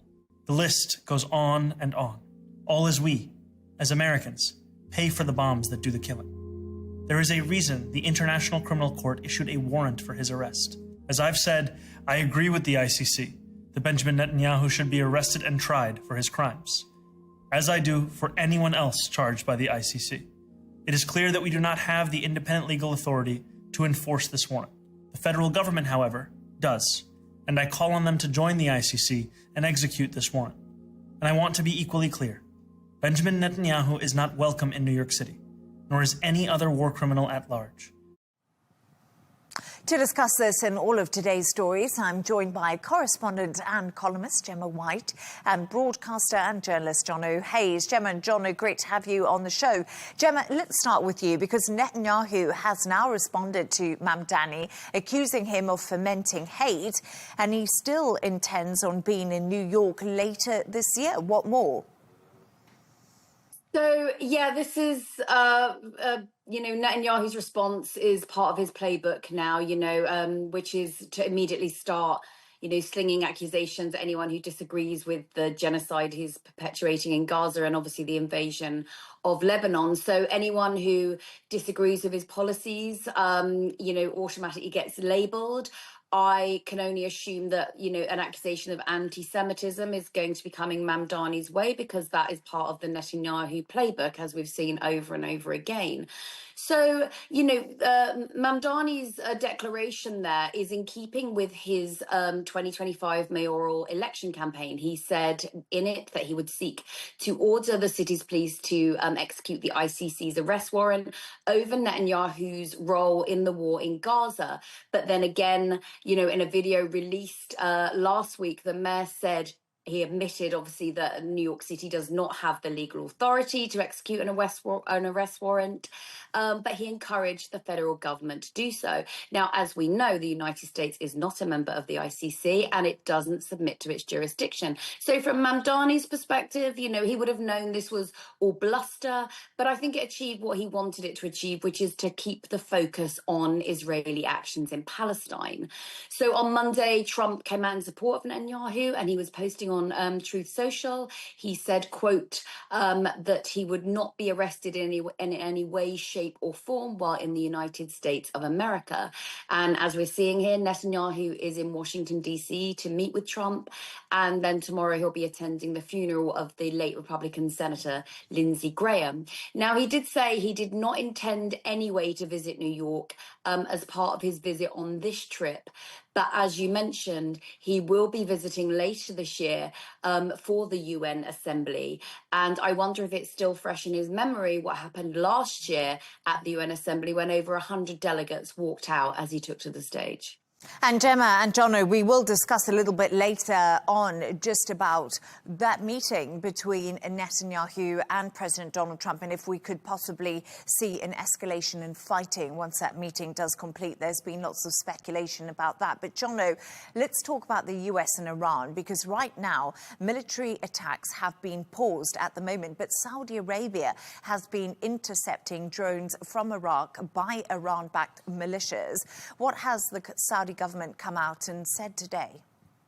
So they've given us the line of the defence successfully intercepting those drones that were launched from Iraq, I should point out, by Iran-backed militia, like you rightly said, and before they reached their targets as well, thankfully. So they've stressed there was no casualties, there was no damage. The response was very, very swift. It was very effective as well, which we've seen a few times since this conflict started. And of course, they've now strongly condemned the attacks on its territory and the commercial infrastructure as well. Any violation like this violates international law. It threatens the regional stability. It threatens something that we thought may have been de-escalating in the last couple of days. And importantly, I think it's fair to point out that Saudi Arabia has asked for a de-escalation and for diplomacy as well. And I think most countries in the GCC will echo the same sentiment. They want the de-escalation of this immediately and for diplomacy to return in some way. And I got to be honest, the last 24, 48 hours since we've stopped with the constant barrage of missiles back and forth between the US and Iran, I feel like that may have been back on the table again. And yeah, you have to then look at where these missiles have come from. And as I said, they came from Iraq, Iran-backed militias. And we've seen this before in the war, whereby not all fronts of the war have been informed at the same time of what the procedure is. We saw this when the Memorandum of Understanding came into place, and the ceasefire should have taken place immediately. We saw attacks once again and interceptions taking place over the UAE at that time, because clearly the message had not made it to the front line just yet.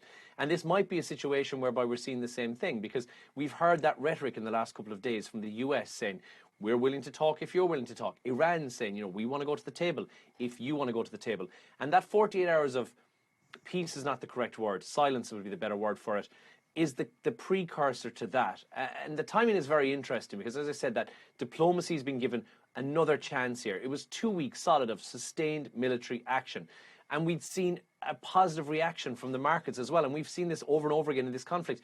Brent crude down by 7%, dropped below $90 a barrel again. That's because everyone believed that immediate risk, the disruption to the Strait of Hormuz, had eased off. And now with something like this happening again, you know, the wider Gulf itself, even one successful drone or missile strike on energy infrastructure or anything, travel and transport infrastructure, any of that could change the political picture very, very quickly. And I think that's the message from the Kingdom today. It's one of vigilance. It's not one of vengeance. They're welcoming the pause in fighting. They're not going to lower their guard down, nor is any country in the GCC. And there's been plenty of discussion yesterday, and there will be in the coming days as well, about the maritime safety within the region. We believe, and I think this was on the show earlier on when you spoke to Riyad Khawaji, who said that Iraq's Prime Minister may travel to KSA to reiterate once again that they are two very different factions. We've heard this before with Yemen as well. You know, the Houthis are operating on their own agenda, completely separate away from the legitimate government that is recognised of Yemen as well. And it's important to make sure that those things are kept separate. And of course, it is, again, reassuring to see the GCC and Saudi, and specifically in this case, calling for diplomacy more than anything else. But of course, reiterating again that they have the right to retaliate to attacks like this. And thankfully, all those were intercepted. And as you did say, diplomacy is definitely underway when it comes to Saudi Arabia at the moment. But, Gemma, let's just turn and focus a little bit on diplomacy when it comes to the US and Iran, because lots of people have been talking about this lull in fighting that we've seen. The US has stopped its consecutive bombing of Iran. Donald Trump was talking today on Air Force One. He says good chance Iran talks will yield results. Positive mood music from the US president there. But a little bit earlier, speaking to Axios, he did say, I'm ready for strong military action if Iran talks do fail. So in one way, two tracks, looking for diplomacy at the same time, saying there will be escalation if we fail to reach an agreement. We've mentioned Benjamin Netanyahu is travelling to Washington. He will hold talks with Donald Trump. Do you think that we could possibly see an escalation after this? Because Israel has not been involved in the latest strikes the US has conducted. Yeah, I think one of the questions people are going to be asking about Netanyahu's and Trump's meeting, which is happening tomorrow, is whether Netanyahu's presence is going to change. As Jono so rightfully put it, this silence as opposed to this peace. Now, it is an interesting question to ask because Netanyahu does have different goals at the moment to Trump. He does not want to let up with the attacks on Iran. But there will be questions that will be asked in a wider scale, which will kind of help determine whether Trump will be influenced by Netanyahu. Now, these are, is Iran rebuilding its nuclear program and capabilities? Are diplomatic efforts actually making progress? And it looks like they are. So again, things like that weaken the effect that Netanyahu might have if he comes in kind of, excuse the pun, but guns blazing and, wanting to amp things up further. Would renewed strikes achieve any clear objectives? And I think at the moment they wouldn't. What are they going to achieve? And obviously then there's the domestic political considerations which Trump has to take into consideration about the US, which Netanyahu does not. So yeah, there's going to be a lot of questions, but Trump's going to be looking at these wider considerations before he sees, if he's going to be able to be influenced. And Jono, just a thought from you, and I want to talk a little bit about the Strait of Hormuz, because it really remains this key contentious issue when we're looking for a diplomatic off-ramp. And right now, Iran is saying its stance on the Strait of Hormuz has not changed at all, and it's holding talks with Oman, and the US isn't involved at all when it comes to the Strait of Hormuz. One of the big questions now is, unless the US and Iran reach an agreement on this key waterway, diplomacy just cannot happen.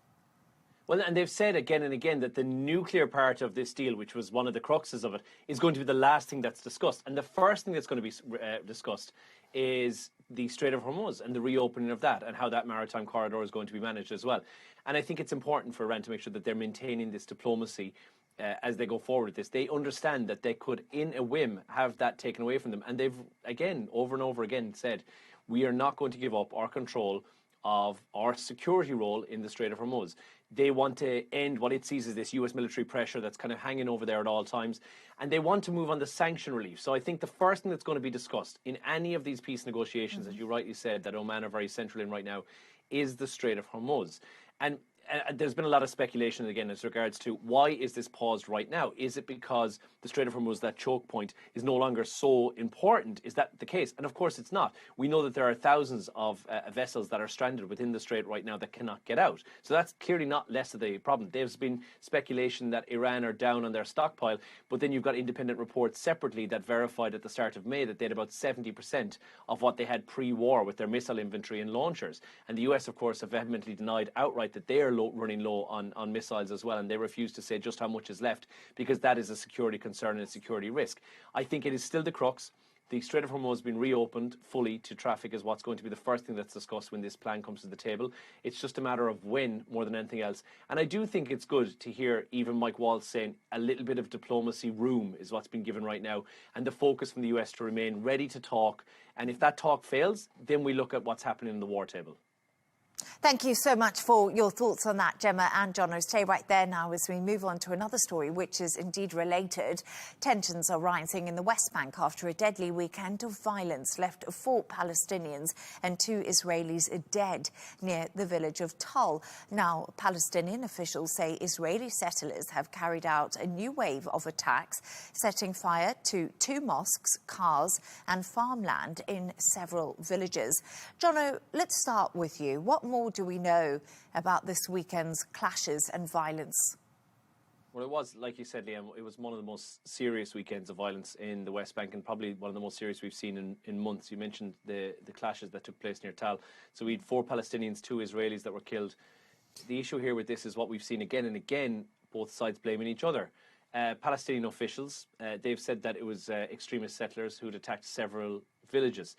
We've seen these pictures, we've seen the videos from this, mosques on fire, homes, cars, farmlands being set ablaze as well. Israeli police, their retort on this has been that investigations are underway into what's actually happening here as well. Now, they have arrested 130 people. That's the Israeli presence that's in there. And they said that that's a counter-terrorism operation across the West Bank. The numbers that are at play here is why the tension is so high. You have to just look at, and this is again from the UN, in the West Bank specifically alone, killed by Israeli forces or settlers in the occupied West Bank since the Gaza war began, so October 2023. We're talking about 1,100 Palestinians. These are people who are not fighters, they're not soldiers. This is in attacks or military operations that were specifically there as well. Of course, that pales in comparison to the overall 73,000 people who've been killed since this war began in October 2023. Palestinians have been killed, and again, I think it's over 150,000 who were injured. The big issue here is, why is this happening? There are 700,000 Israeli settlers who are in settlements across the occupied West Bank and East Jerusalem. And that's obviously a massive obstacle to any peace agreement now or in the future, down the road as well. There's 700,000 people who are there who Palestinians will say obviously should not be in their land. My concern, and I think a lot of people will feel this concern as well, is we're seeing this localized, and it's been referred to as settler violence. And that is really at risk of going onto a tipping point and triggering a wider cycle of retaliation. So, and we've seen this before because the focus has been taken off of Gaza right now. And let's be honest about it, the media is now focused solely on Iran and the US and, in part with Ukraine. But Gaza no longer seems to be the issue. And some people feel that that problem has been solved. And you've had Hamas last week saying that they are prepared for this governance to go across the Palestinian administration, and the right, as you would say, Leigh Ann, the right mood music towards this confidence-building step. And that builds that post-war settlement that we can get towards. But with this risk of this settler violence in all these areas, which has totally been ignored by the authorities at play here, there is a real risk of that becoming some level of civil war within Gaza right now. And again, Hamas have said they're not going to disarm. They've unilaterally said that that's not what's going to happen. But there is a real risk of there being a bigger drama and a bigger violence within the people who are in the West Bank right now. And that in itself could become the next problem. And it's also important to note that President Donald Trump actually previously said he won't allow Israel to annex the West Bank. So maybe this will be another conversation when Benjamin Netanyahu is in Washington, because Donald Trump has made that clear before, especially because we know that Donald Trump wants a normalization of ties when it comes to the region. But Gemma, let's turn to you. John did mention Gaza there, but the Trump-backed International Stabilization Force has been given permission to enter Gaza. Who makes up this force, and when are they actually being deployed? So permissions are still kind of being granted and poured over. So the ISF, it's a multinational peacekeeping security mission. Now, it was authorized by the UN and last November, and it's meant to oversee security and facilitate aid and also train a new police force in Gaza. Now, it's led by a US commander, and it's made up of troops from a variety of different countries, including Indonesia, Morocco, Kazakhstan, Kosovo, Uganda, Albania. Now, this particular unit is said to be about 200 people strong, which is a tiny, tiny amount. And they're going to be made up mostly, again, none of this has been finalized, of Moroccans and Ugandan troops. So the reason that it's still kind of shrouded in secrecy, you know, as to how many people there will be, who it will comprise, where they're actually going to go, is because all the formal approvals and agreements have to be made by Israel. So the deployment schedule has not yet been finalized. Now, its tiny size has actually led to kind of questions concerning whether, you know, a unit of 200 people is going to be safe in the region, because particularly as Hamas has publicly rejected the idea of having foreign forces exercising authority inside Gaza. So, you know, can this unit keep its own self safe before it can protect the citizens of Gaza? Now, this is the first time the unit is being deployed. It's potentially being sent to the southern city of Rafah. Now, where it gets murky is that Israel's government is so heavily involved in all the maneuvers that the ISF will be able to carry out. They've had to approve the entry of the ISF into Gaza. They've said that the ISF will operate, quote, in full coordination with the Israeli military. Now, the Israeli cabinet has been the ones to determine which countries can send forces. So obviously they've been looking at what they consider to be friendly countries. So from all of this, I think we can ascertain that the ISF is not neutral and is, you know, basically a puppet of Israel. I mean, you know, ISF and IDF, you're only changing one letter there. So its aims are supposed to be to provide security in designated areas, protect humanitarian aid. Now, remember, Israel is still controlling that flow of humanitarian aid, so we still don't know how much is actually getting through. And its aim is to support a Palestinian civilian administration. So they've got a lot of jobs, but they still don't know where they're going or when they're going. And Jono, let's sum it up a little bit, because today I was actually just having a look, and Gaza hunger has eased, but there are food insecurity concerns from many humanitarian organizations. So they are sounding the alarm on what could possibly come in the future. But also, I think it's important to note right now that Israel is heading towards elections in October, and Netanyahu's government has definitely accelerated approval of new settlement constructions ahead of this election as Netanyahu looks to shore up support. So where do we stand at the moment in the region? Well, here's the question everyone's been asking. What's happening? Where's the board of peace and what's going on right now? And like you rightly said, about 1.2 million, about 60% of Gaza's population are facing this crisis level of hunger right now. And that's as of like last month. So this is a significant number.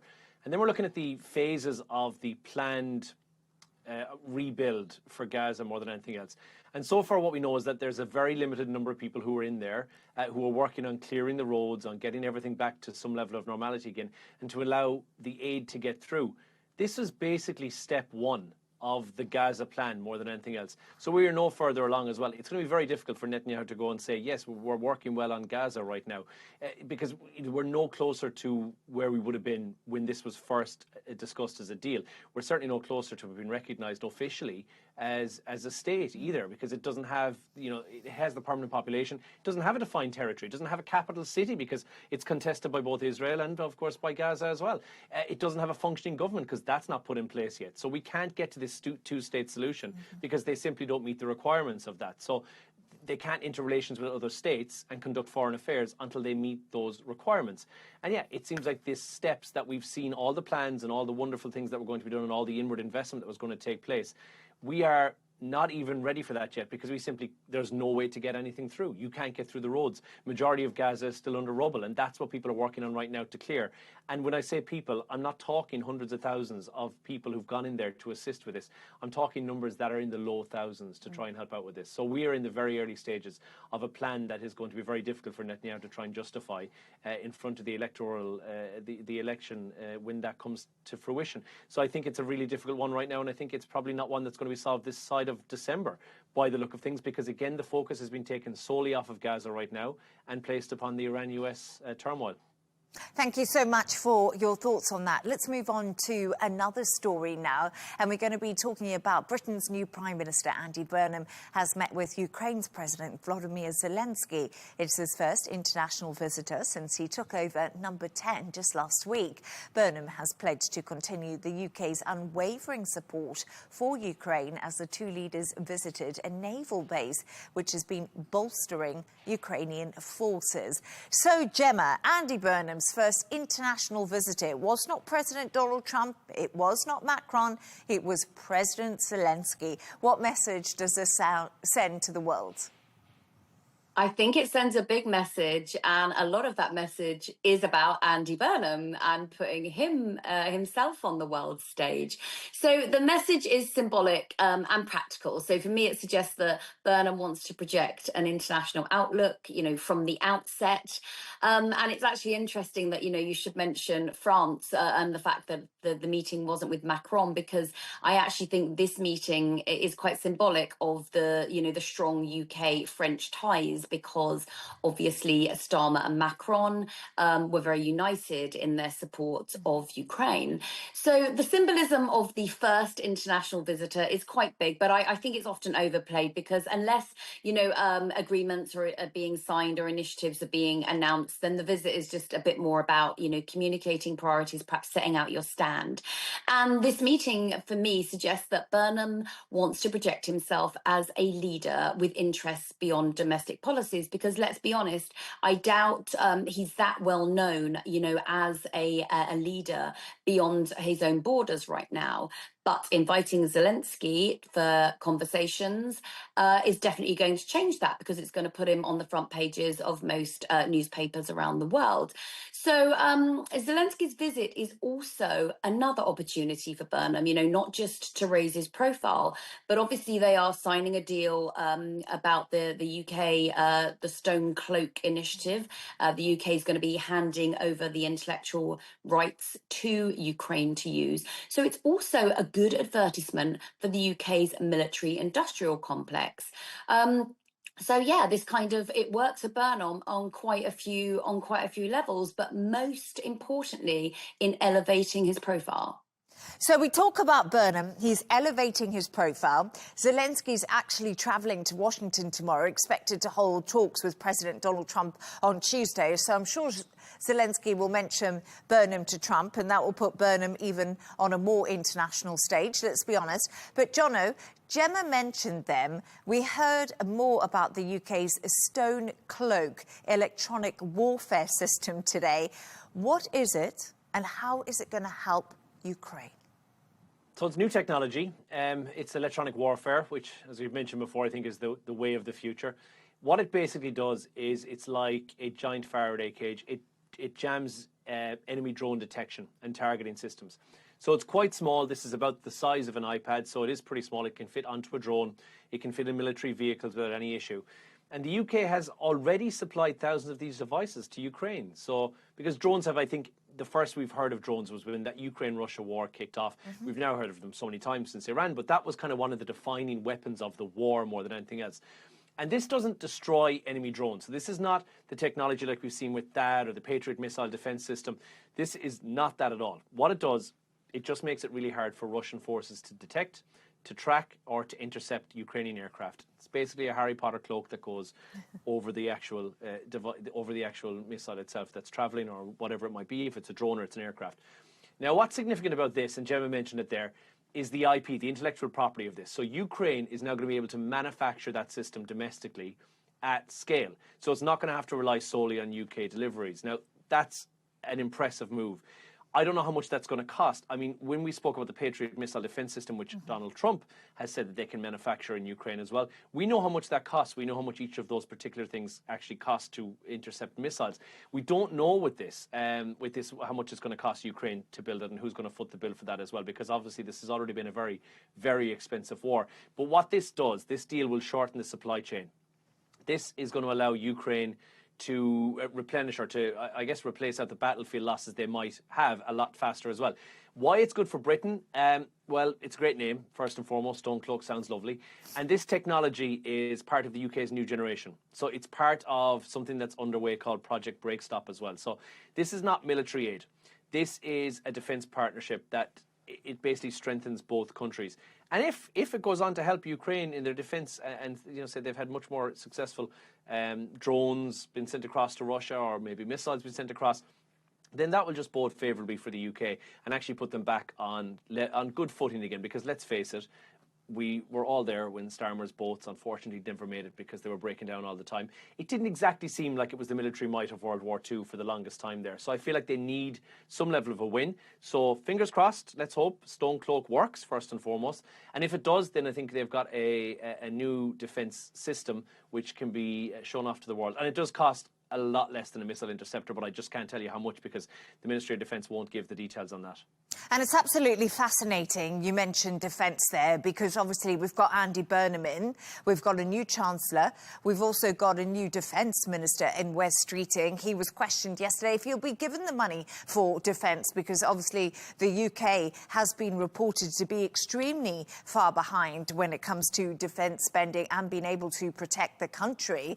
But I want to play devil's advocate a little bit, Gemma, because we talk about this stone cloak that the UK will be helping Ukraine with. But right now, day in and day out, we see Ukraine is really suffering. Lots of people are losing their lives, and it's not because of Russian drones, it's because of Russian ballistic missiles. So what Ukraine needs desperately are these Patriot missile systems in order to protect themselves. Of course, the US has said that they can design the Patriot missile system, but we know that's years down the line. Now we're seeing this from the UK, but nothing's immediate. And we must remember people are still losing their lives every day in Ukraine to Russian attacks.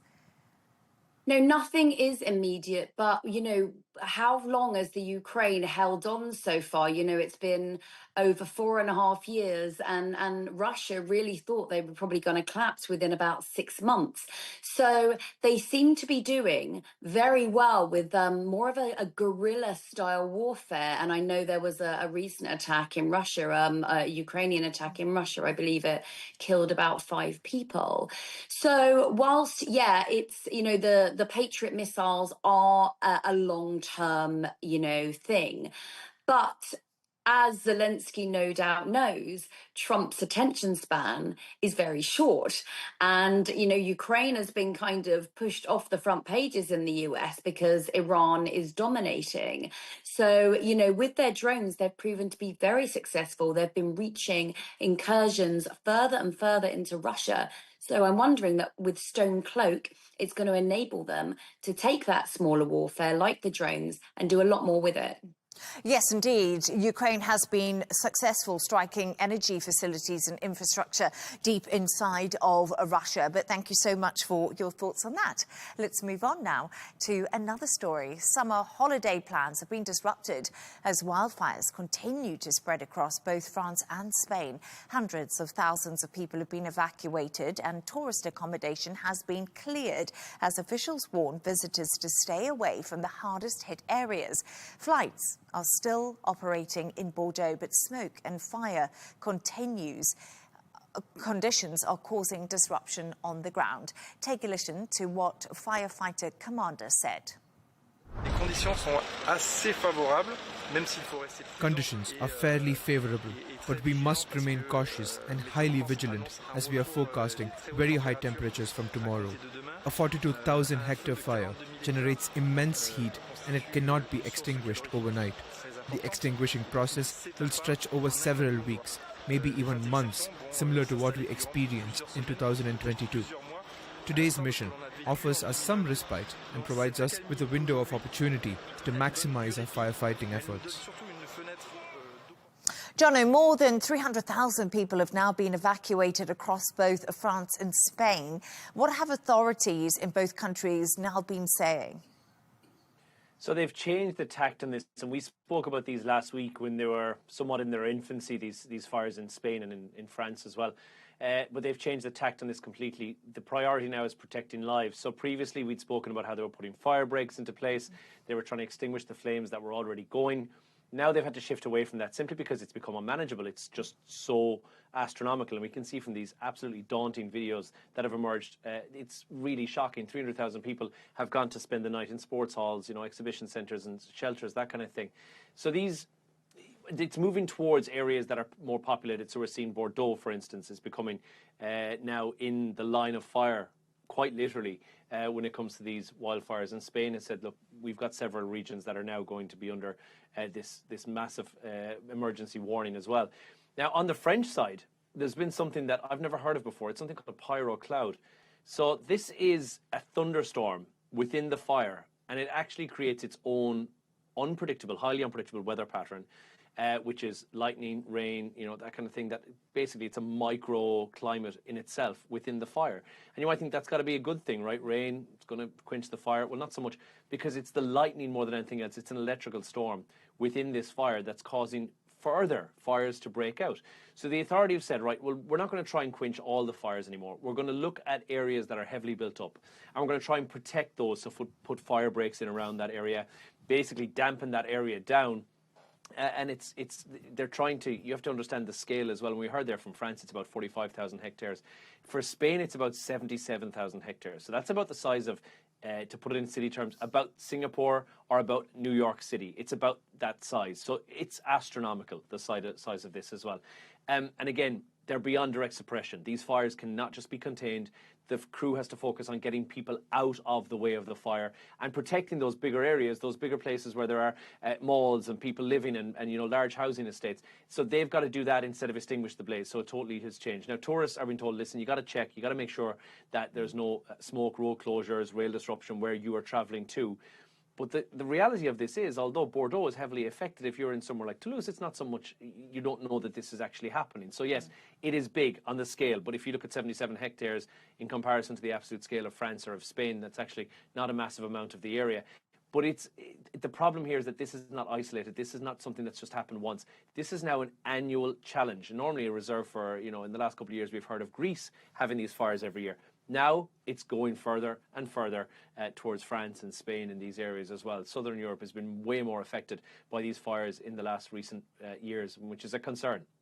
I did speak to a travel editor a little bit earlier, Lisa Minot, and she was actually in the south of France on holiday speaking to me, and she said that the area that they were in, they've not been affected at all. They're at a campsite they go to every single year, and authorities have been handing out leaflets, and they've just been telling them to do practical things in case the fire reaches them, like making sure they have a fully charged phone, they have petrol in their car, or their car is charged sufficiently. So people are still on holiday, as you rightly say, Jono, but they have been given some travel advice while they've been on the ground. But Gemma, what are weather experts predicting for the week to come? The news isn't good. It's only going to get hotter. So the broader weather patterns across France and Spain over the coming week, they're expected to be dominated by another major heat wave. Temperatures climbing sharply from tomorrow, and then, you know, getting higher as we move towards the weekend. So obviously this renewed heat increases the fire risk further. So in the southwest around Bordeaux, which is where we're seeing most of the areas most affected by the current wildfires, now that region is expected to experience some of the most intense heat, with perhaps highs of around 42 degrees. In northern France, now that's an area that includes Paris, they're looking at highs of maybe around 40 degrees on Wednesday. There is the slight chance of rain, but, you know, with wildfires this, you know, huge, this hot, and as Jono said, with these, you know, mini climate storms occurring, that's unlikely to bring any kind of widespread relief. excuse me. In central Spain, you know, around Madrid, you've got temperatures perhaps climbing to about 43 degrees. Very low humidity. And then southern Spain is actually where you're going to see the highest temperatures. Around Andalusia and Seville, they're looking at highs of about 45 degrees Celsius. So what we're going to see, we're seeing this heat wave intensifying. It's not dying down anytime soon, at least certainly not this week. Both countries entering these prolonged periods of exceptional heat. Little rainfall is predicted, and then continuing extreme wildlife fire risk. So it's not looking good, at least not for the remainder of this week. And also, Jono, just one quick final thought from you. Farmers have actually been helping firefighters really battle these big fires that we are seeing across France. And a lot of it is going to affect agricultural areas. And the issue will be not now, but it will be actually further down the line. It may not affect some places where you think it might, but there will be things like vegetation will be an issue. I know the issue from back in Ireland right now, where similarly it's a dry spell and there's a bit of a drought going on. There's a hosepipe ban, which seems to come into place after 3 days of dry weather. But still, the issue will be that they don't get a second cut of things like hay. You probably won't get silage, which means that the winter will be very, very harsh for farmers. So it's in their best interest to come to the fore and to try and help out with stuff like this. And from a crops perspective and point of view as well, the land is likely to be very difficult to try to dig into that. Come autumn, that's very unlikely you're going to be able to do much in that ground unless you have substantial rainfall, and it won't be very fertile through the next couple of months as well. So of course it's in their best interest to make a difference. What's impressive though is that vineyards will actually do quite well out of this, historically speaking, provided it's not obviously overly dry for a prolonged period of time. I'm talking 8 to 10 weeks. Vineyards actually do quite well and ends up being a quite bountiful fruit afterwards. They're much smaller grapes that will be at vineyards through the next couple of months, but that in fact makes them sweeter for any beverages that they might be making from that. So it can be some way beneficial, but for the majority of farmers who are relying on crops or who are relying on livestock, it will be a detrimental autumn, and then even worse when it comes forward towards the winter for their livestock and for their crops. Thank you so much for your thoughts on that, Gemma and Jono. Now it's that time of the show where Gemma and Jono have chosen 2 of their quirkiest stories of the day. Gemma, we're going to focus on what everyone's talking about, the Odyssey movie, but they're also talking about Matt Damon's arms. Why? Well, have you seen the poster, Leigh Ann? Because, you know, we should be having conversations about Matt Damon's arms for sure. So he's been making a lot of headlines because of what he said in a podcast this week. Now, he revealed that his body double on the Odyssey was a woman. She was a female stunt performer, and Matt Damon said he's given her, you know, one of the greatest compliments, that she had the greatest arms I've ever seen. So she sort of body doubled for Matt Damon. Now, Christopher Nolan, the director, as we know, he absolutely abhors the use of, you know, CGI and AI in films. He's very much a traditionalist in filmmaking. I actually believe the quite funny rumor that when he made Oppenheimer that, you know, he did actually detonate an atomic bomb rather than rely on CGI to do it because he's, you know, that much of a traditionalist. So this is a scene where Matt Damon's character Odysseus and his men, they come face to face with a tribe of man-eating giants. Now, what Christopher Nolan did, instead of relying on CGI, he hired the tallest stuntmen that he could find, you know, like 7-footers, and then to play Odysseus and the troops and the soldiers, he hired the tiniest stunt people that he could find. And obviously among those was this lady. Now, she's a Canadian woman. She's called Devin Dalton, and she is a tiny 4'6". So you can imagine her standing there in front of these 7-foot, you know, stunt guys, you know, being the giants. So there would have been this amazing height discrepancy. So, yeah, she was Matt Damon's body double. She's got the greatest arms he's ever seen. She's a stunt performer. She's got some really cool things on her CV. You know, she's been in The Last of Us. She's been in Percy Jackson and the Olympians. And she really, she went online and thanked Matt Damon, you know, for shining a light because, you know, stunt performers often don't get the recognition that they deserve. But, yeah, she's sort of thanked him. She says, thank you for, you know, shining a light on women like me, the stunt performers, you know, women like me with our body types that we have. You know, she's very tiny, she's very muscular. So yeah, more reasons to love Matt Damon and more reasons to go and see The Odyssey, which I haven't seen yet. We were discussing this before the show. My children are off school, so I have seen Toy Story 5. I have seen Minions and Monsters, but I have not yet got round to doing some, you know, some adult content. So fingers crossed. Adult content, but not real adult content. But Jono, I haven't seen The Odyssey either. I must say something. We're talking about Matt Damon and we talk about his arms, but he's actually on the front of GQ magazine. I don't know if you've seen it, but he's got pretty buff for this film, in all fairness. Yeah, look, he's got ripped, and you might think, well done to him, but celebs do this all the time. You know, you see people, they yo-yo with their physique in order to, and then you remember how much they get paid for the movie, and you think, okay, that's fine. Someone gave me a couple of million quid, I'd probably get a six-pack as well.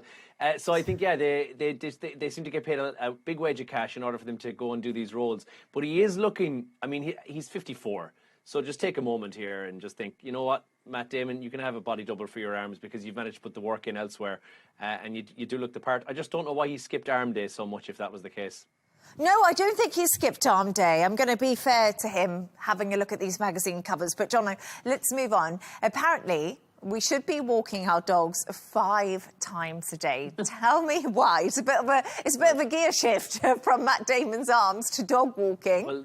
Well, look, you'll have arms like Mike Tyson if you do this. 5 times a day is what you want to take your dogs out for. Dog owners are not going to love this, especially right now. If you're in the GCC region, it's a little bit hot during the day. 3 short walks, 2 long walks every single day, because, I mean, again, this depends on the breed, the age, the health of your dog as well. The thinking has kind of changed. It's not about exercise. It's mental stimulation for your dog. So dogs experience the world through their nose, and I think my one through their teeth. So if you allow them to sniff and to explore, it is actually so valuable for them as well. And it's about doing shorter walks where dogs can go out and just notice things and sniff and have a little smell and enjoy. It reduces boredom. It stops the destructive behaviour at home, stops them eating your shoes. And it's actually quality over quantity matters. So letting the dog investigate their surroundings, do a little bit of sniffing around, that is enriching. It's more enriching than the walk itself. So if you're going out for a quick jog and you're just dragging the dog everywhere, that's not going to do it. You want to stop about every 10 metres or so, sniff absolutely everything. And experts say the dog will be doing exactly what they're supposed to do, which is sniff and get a feel for the world. And it's supposed to be really good for their health. I would agree with that. I actually would admit something. I do take my dogs on 5 walks a day, normally a long one in the morning, little ones in the afternoon, and then a longer one in the evening when I'm not working. But I adopted a little dog, and I would like to introduce her. We've got her coming up. There's my little dog. So I adopted the little white dog. The black dog, Eddie, was adopted in Dubai. And I have the new little white dog and another dog called Molly. But Pamela Anderson is her name. There she is. Amazing. Riyadh Shelter, I'd love to give them a shout out. They've been amazing. Even more glamorous than her namesake. I know, she's a glamorous little Pamela Anderson, Pammy for short. But I think it's just such a lovely thing. Jono, I think you and I feel the same way. And I know Gemma's the same. We all love to rescue animals and give them the best home we can. And I think it's a beautiful name as well, very befitting. I can't imagine how you come up with the name, and I feel like it's not something we can talk about on the TV. But she's very, very cute, and may she have a long and very, very happy life with you.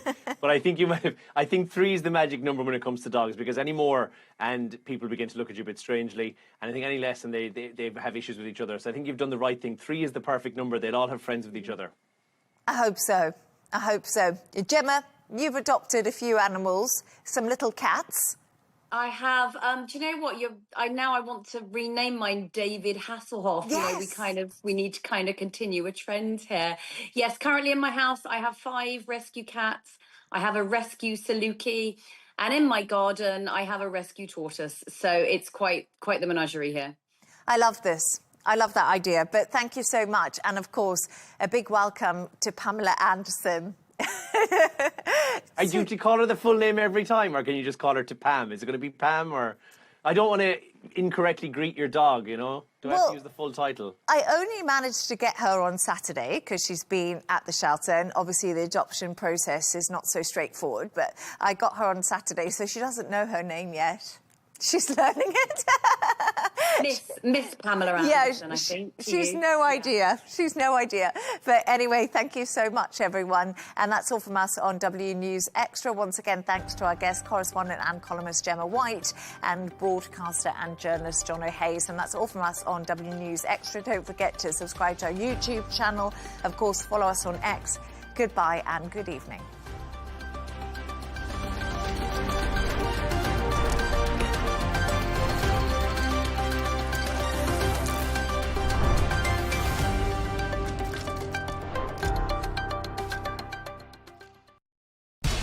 We have to take care of our people, and we're going to take care of our people first. For in-depth analysis and all the latest developments across the globe, make sure you join us every weekday. President Trump is trying to negotiate a ceasefire. With so much happening, so much information, and so much noise, International law will have no part in his administration. It can be hard to keep track. Tariffs will just fuel inflation. We're going to fight these tariffs. But you can count on us to tell you what you need to know. We stand by your side. Join me, Tom Burges Watson, for Global News Today, right here on Al Arabiya News.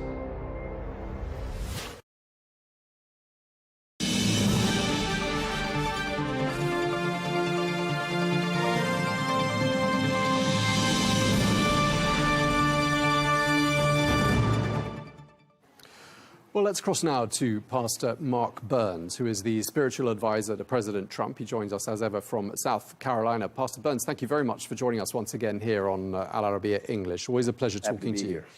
Now, President Trump has just turned 80. Just first of all, how's he doing, do you think? He's very strong.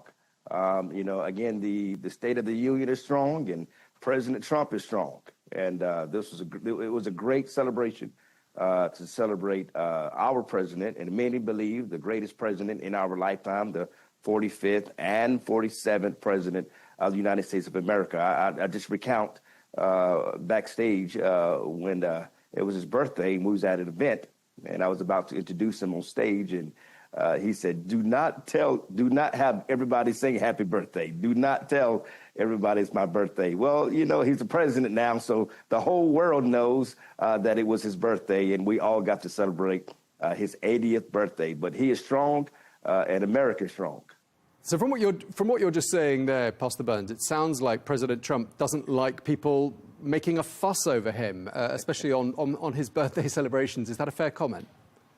Well, you know, I think the president just wants to focus more on, you know, what's really important. And that is, you know, millions of Americans who are now working because of his administration, health care, gas prices, you know, home ownership, and, of course, around the world, the securities around the world, Russia and Ukraine. You see that, of course, Iran, and then Israel. And so, you know, the Strait of Hormuz, which is now under American control because of President Trump. So there's so much to him. So much more things that are more important than his birthday. But again, praise God, we got to celebrate his 80th.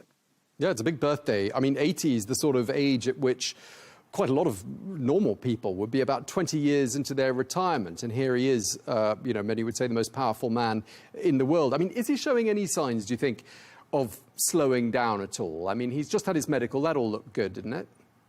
Absolutely not slowing down. I can tell you firsthand, this man is not normal. He is a pit bull. He's really a machine. I mean, again, flying on the plane with him. And we have done 3 or 4 events in one day.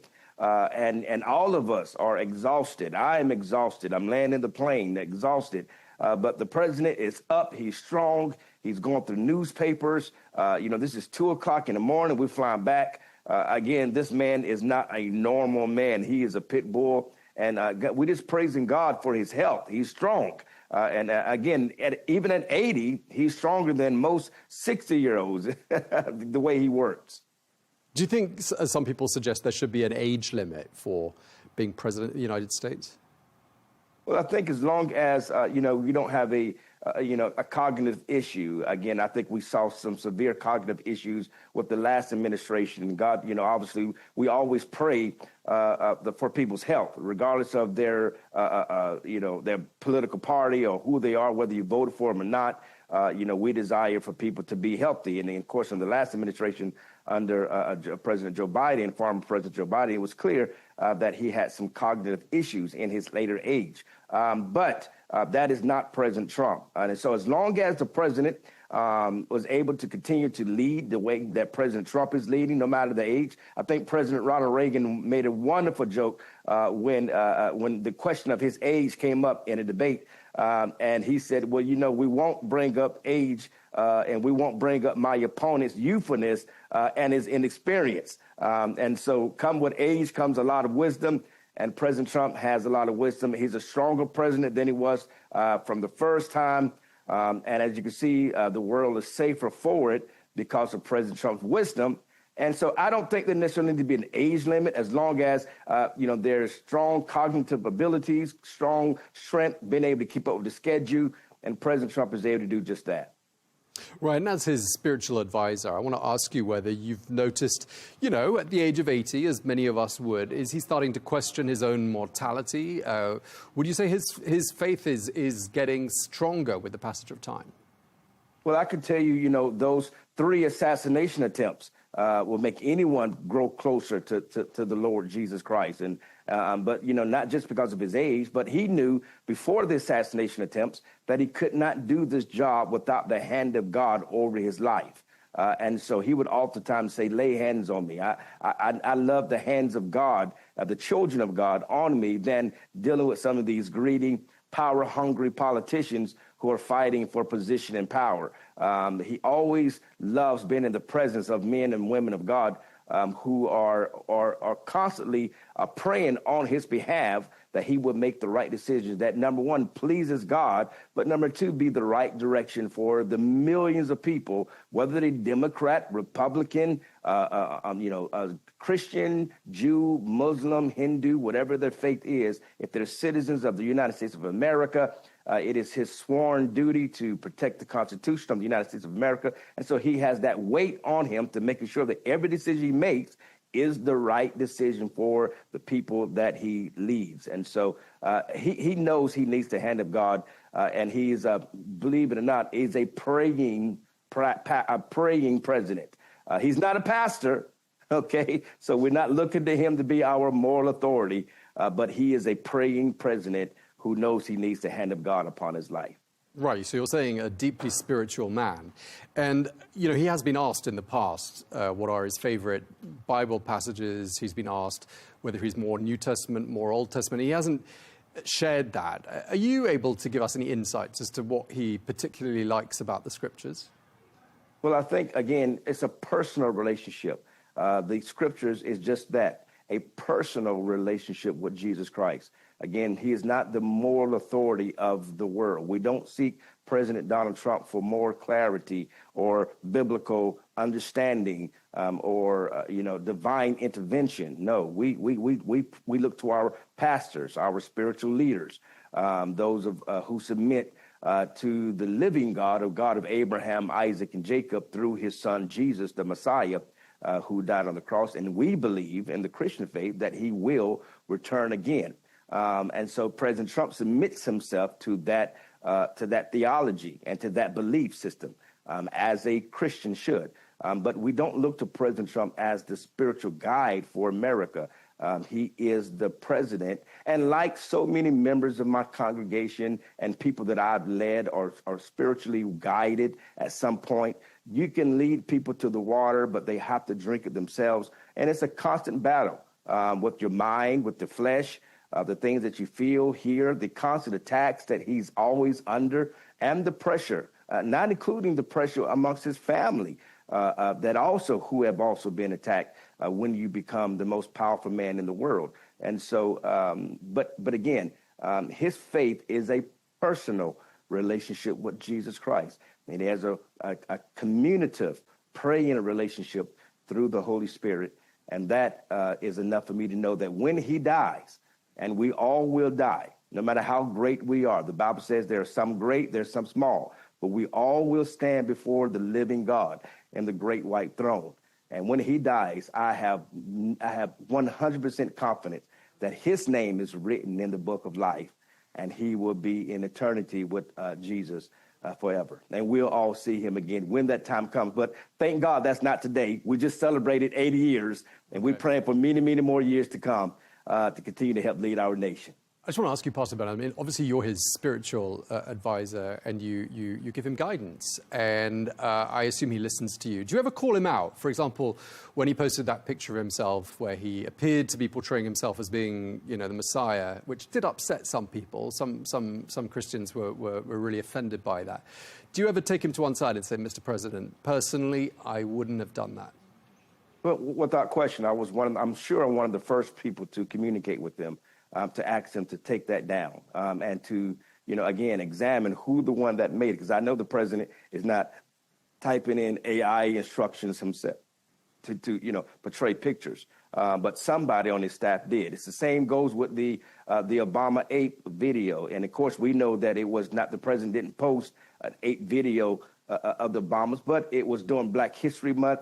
And it offended a lot of people. And so I'm one of the first people to say, Mr. President, you know, you need to fire whoever posted that or made that mistake. They need to be gone from the White House, and you need to make it, you know, you need to share that to the world. And so I stand for truth. Right is right, wrong is wrong. Many in the Republican Party was even against Ukraine. But again, when I went to Ukraine and then I saw for my first eyes what Russia was doing to the innocent people of Ukraine. Even though it wasn't popular, it was right to stand for what is right. And so, again, you can't be a real spiritual leader at all if you're bending with what's popular. You got to stand on the truth, and that is protecting the innocent, calling out evil wherever it may be, and stand on the word of God. And that's always been my position to the president. That's why he calls me a pit bull. He calls me, he's always said, you're a pit bull. And because I stand on truth. Well, you're two pit bulls, because you said he was a pit bull as well. And he's had the ultimate pit bull. He's had a long working life, hasn't he? Much longer than you and I have been on this planet. Absolutely. President Trump started working in 1968, which means he's been working for 58 years now. Do you see him fully retiring in 2028? No, not at all. I think the president is going to be a staple position in the Republican Party and conservative party movements after his presidency. I mean, he's just too strong of a force, of a political force, of a personality. You know, again, he's just going to continue to be a mentor to the leaders that are coming after him and a guide to those that are coming after him, and just being a continual staple in American politics and on the world stage. Of course, you know, he's a very successful businessman, but also he's a very successful father and grandfather. And so for those things are even more valuable than being the president of the United States of America or being a very successful businessman. He's a very successful father and grandfather. And those things matter. That just speaks to the character of the man. So I don't see him slowing down anytime soon. This man is going to continue to echo American politics and continue to push America forward. And whoever is the next leader and the nominee of our party, we'll all get behind that person to hopefully take the seat, take the presidency, and also continue to help win the House. OK, well, it looks like the US is going to be lurching from one party to the next, because no sooner is the party over for President Trump and his 80th birthday, the whole country is going to be celebrating, because the US turns 250 years old. Lots of festivities in the calendar, climaxing between the 3rd and the 5th of July with a three-day national celebration. I mean, that should be a real opportunity, shouldn't it, to unite all 350 million Americans. And we sometimes hear about how divided America is. I mean, how do you heal the divides, Pastor? Well, I think you focus more on the things that unite us than the things that divide us. I mean, we don't think about policies that have us at each other's throat. We focus on policies that we all can agree on. And we surround that with the 250th. The fact is that we are an independent nation that broke away from the British Empire of the time, and we were able to push back the redcoats, but also we were able to create a political system that has survived for 250 years. Remember, it was an experiment, and this experiment has lasted 250 years and has taken a center stage for the whole entire world and has become the most powerful nation in the world. And so this is something that we to celebrate. And I believe it's because America has honored God. And that is an area where all Americans, Democrats and Republicans, can center around, because this nation was founded on Christian principles. And America can surround itself around knowing that God has blessed America, and that's what has made us a great nation. And we got to get back to that. But focusing more on policies that all human beings, all Americans can get behind. So whether you're Democrat or whether you're Republican, focus on those issues and let's have wins for American people. And that's what President Trump is trying to do. Right. And there is a divisive issue in the headlines at the moment, actually, and it's been around for a couple of days now. It relates to a referee who'd hoped to go to the United States for the World Cup. He's from Somalia. I expect you know the story. He was prevented from entering the US. And, some have called out the president for speaking in very disrespectful terms about people from Somalia and its people, calling them garbage, saying it was barely a country. I mean, when you hear him saying that, and perhaps punishing, many would see it, 20 million Somali people for the actions of a few, what do you think? Well, let me again, President Trump is not the pastor of the United States of America. He's the president. But also, let's just look at the example of Jesus. Jesus himself called the Pharisees, you vipers, you snakes. He gave them a name. He even went to say that, some are part of the synagogue of Satan. And so he categorized people based off of their actions. And I know many beautiful Somalians in America and around the world. And they themselves would talk about the dangers of their own country. In one incident, I know a very, very strong businessman from Minnesota, but who's a conservative and supported President Trump, supports President Trump, but he talked about how he was kidnapped in his own country and how he cannot go back to his country to try to do business. It's hard for people who want to go back to their own country to help raise it up. They found success in America and now they want to go back, but then there's too much. There's so many robberies and pirates and things of that nature that actually really do happen. It's not just hype. In certain parts, and like it is in other parts of the world, those actions really do happen. And this referee, God bless him, but the reality of it is, I know this very well with the State Department. When you do enter America, most people may not know this, but they do extensive background checks on individuals. And it's not just the individual themselves. We don't know who the referee talked to. We don't know where the referee went and visited. We don't know who's in his phone records. All these things are documented. And if the referee has befriended or communicated with someone that may be on a known terrorist list, that person is going to be challenged to enter the United States of America, regardless of what the job is. I know very highly successful businessmen who are in parts of the Middle East, and they're unable to enter the nation because, red flags were picked up. Their business is straight. They do a good job in their business, but they made phone calls to certain individuals that are on terrorist watch lists. And so that prevents them from entering the United States of America. So it is not just an attack on the Somalian or the referee. And I hate that, in his case, I don't know his case. And of course, I don't know all who he's talked to or who he's associated with. And I know that this is the first that has happened for Somalia, the first referee that has been selected. He was the referee of the year in 2025. And so this was a big, big accomplishment for him. But at the same time, America is under attack. And because of Congress, we now have the immigration bill that we need to have passed. We now have the resources for the next 3 years that's going to keep not immigrants out of America, because that's not the goal. America was built on immigration. But to have the right immigrants to come, the legal immigrants to come, and to protect the American people. And so if people come into our country who may be associated with what known terrorists, we have no idea what their intent is. We just know 9/11 has taught us a lot. And because of that, we're very particular about who's entering our country. And so that's the real matter. And I pray that the people who are watching this can understand this. We need to know who's entering our country and who they're associating with. Sure. I just want to ask you, I mean, we're 4 months away, 5 months away from the midterm elections. And of course, the ruling party in America traditionally doesn't do particularly well in the midterms. We've seen that time and time again. There have only been a couple of exceptions in modern history. Are you expecting the GOP to face something of a trouncing in November? Well, I think it's too early to tell. I think there's still a lot of time left to determine. Obviously, there's some major things that we'd like to see happen. We'd like to see the war in Ukraine ends. President Trump has been working really hard. Those of myself and others who have been working really hard. We just passed an $8 billion package, which is a bipartisan deal from Republicans and Democrats to get aid to Ukraine and to help, help Russia be disposed out of Ukraine.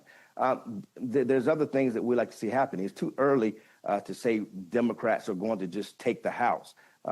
You're correct. Traditionally, these things happened in the midterms, but we're praying for a better outcome. And again, because President Trump has been leading so strongly, his popularity is so strong in America. And again, especially amongst Republicans. And the fact that, healthcare, our gas prices are going down. Home ownerships are going up. Jobs are being hired. People are getting jobs in America. These things are all under the watch of President Donald Trump. And he didn't have COVID this time to block him, or he didn't have some Department of Justice going after him. And so we see the effects of what a real president and a presidency looks like. And the American people, I believe, will remember that. You put Democrats back in power, you're going to get the same things that we had prior to, and that's no good for America. And I believe the independence of our country recognize that. You can dislike President Trump's personality, but you got to like his policies that helps the pocketbooks of Americans in 2026.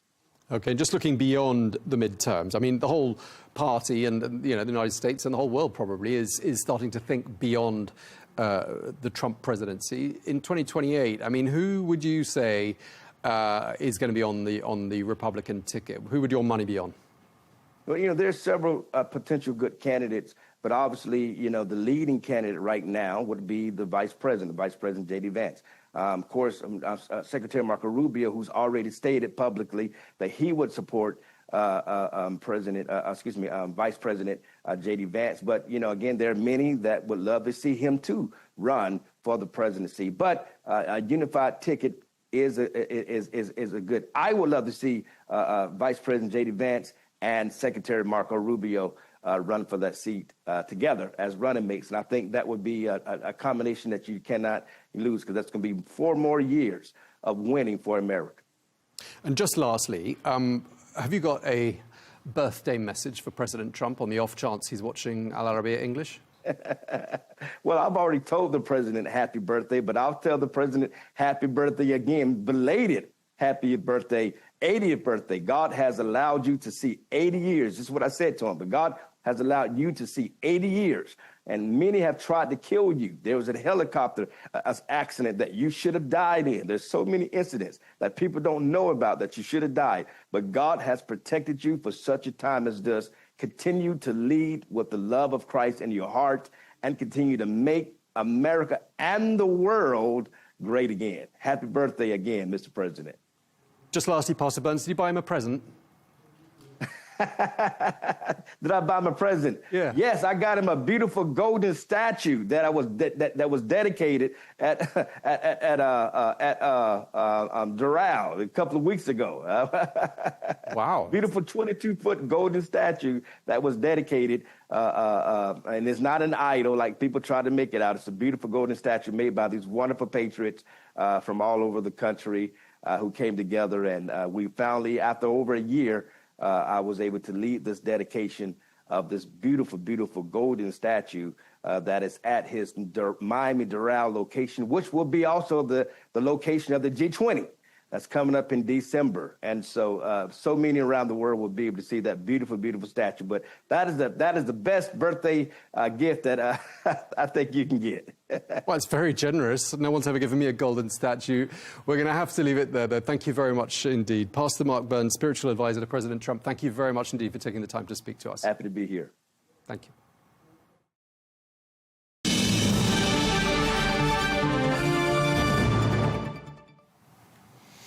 We're joined now by Jim Townsend, who is the former Deputy Assistant Secretary of Defense for NATO Policy at the Pentagon. He joins us today from D.C. Thank you so much for being with us once again. Once upon a time, Europe was quite a major hub for weapons manufacturing and defense equipment. And now, well, I think it's fair to say in the last decade or two, Europe has become increasingly dependent on US weaponry, which it buys, and it's a good earner for the United States. But my question is, why is Europe fallen so far behind in this game? Well, it goes back to what you're talking about in terms of supply and demand. Back in the day, before the invasion of Ukraine, there wasn't a demand in Europe for arms to such a degree that the European defense industry needed to scale up to provide it. And a lot of what they wanted to buy, whether it was F-16s in the day, now it's F-35s, Patriot missiles, whatever it is, there wasn't enough R&D being done in Europe among the European defense industry because the demand wasn't there going into European markets. It was oriented towards the United States. So there became this kind of dependency that grew up where Europe bought a lot of U.S. military equipment, and the U.S. remained engaged in NATO, engaged in European force posture. So there was this kind of uneasy relationship of dependency there. As we begin to walk away from that and say to the Europeans, you're going to have to do this now in Europe, they're turning to their producers who suddenly have a huge surge in demand, and they don't have right now the scale to meet that demand. I think they will, but they don't have it now. And so it's in an awkward position for Europe and their European defense industry. Yeah, clearly this is what Mark Rutte, the Secretary General of NATO, meant when he said the hum of machinery must become a roar, he said. So clearly he wants manufacturing of weaponry to be cranked up several notches. We've talked about how Turkey is poised to plug some of the gaps. Ukraine is another country that thinks it's got a few gaps it can plug. What do you think their thinking is? Well, Ukraine's thinking is kind of revolutionary for them. Of course, the dependency that they have had on both the U.S. as well as Europe, that dependency is still there, but it's much less than it was because the Ukrainians have started the roar of engines manufacturing things in Ukraine to the point where they are now looking at supplying the West, including the United States, with drone-related systems. This is something revolutionary and new for Ukraine. As I said, they were used to being more dependent on the West. Now it's vice versa. There's a lot of gaps in Europe that Ukraine might be able to fill when it comes to drones or counter drones. And that's money that can be used by Ukraine to buy equipment, whether it's Patriot missiles from the United States or equipment also from Europe. So Ukraine does play a role now in helping Europe deal with buying the equipment to deter the Russians. The Ukraine defense industry has come to life, and it is something to behold. Right, but there's one thing they can't do, it would appear, and that is adequately protect the skies above them. And they urgently need aerial defense systems. And I think that's going to be one of the messages that Zelensky puts to President Trump. Do you think President Zelensky is likely to get what he needs? Well, I think it'll be easier for him to get something along those lines, Patriot missiles in this case, from the Europeans than from Trump. It breaks my heart to say that. But right now, from what I understand, the administration is saying we are short of Patriot missiles. We got to take care of our own needs first. Then we'll see where we go next. But I think there are stocks of Patriot missiles in Europe that might be able to be more quickly sent to Ukraine. Certainly, they're going to talk about that tomorrow at the summit. But there's also a way where Ukraine or Germany or others can co-produce or produce under license Patriot missiles. And I think they're going to have to look on this as certainly a middle to long-term solution. We know that Ukraine needs these missiles right now. Tonight, he needs them. But I think in terms of ensuring a supply line, he's got to be able to manufacture his own, or at least get them from Germany or another nation that might be producing those missiles themselves. I think going to the U.S. is going to be problematic now with the Trump administration. I mean, President Zelensky sounds like he's once again angling for NATO membership. And that's something that President Trump has ruled out on more than one occasion, notably in the early stages of discussions with the Russians. Zelensky's argument is that his country brings with it experience and that his country will be a great asset to NATO for some of the reasons you just gave as well. Has there been any change in stance from Washington towards this idea? No, I don't think so. I think, we'll have to see as we get into, hopefully, new negotiations on a ceasefire with Russia. But I think the administration does not look on membership for Ukraine and NATO as something it's going to push, and they mainly because they are husbanding their relationship with Putin and with Russia, and they know that is a huge issue for Putin in any kind of talk. So I don't see any change with the Trump administration. I have seen some change among some of the European nations that have always opposed Ukraine coming into NATO, and they're beginning to change a bit.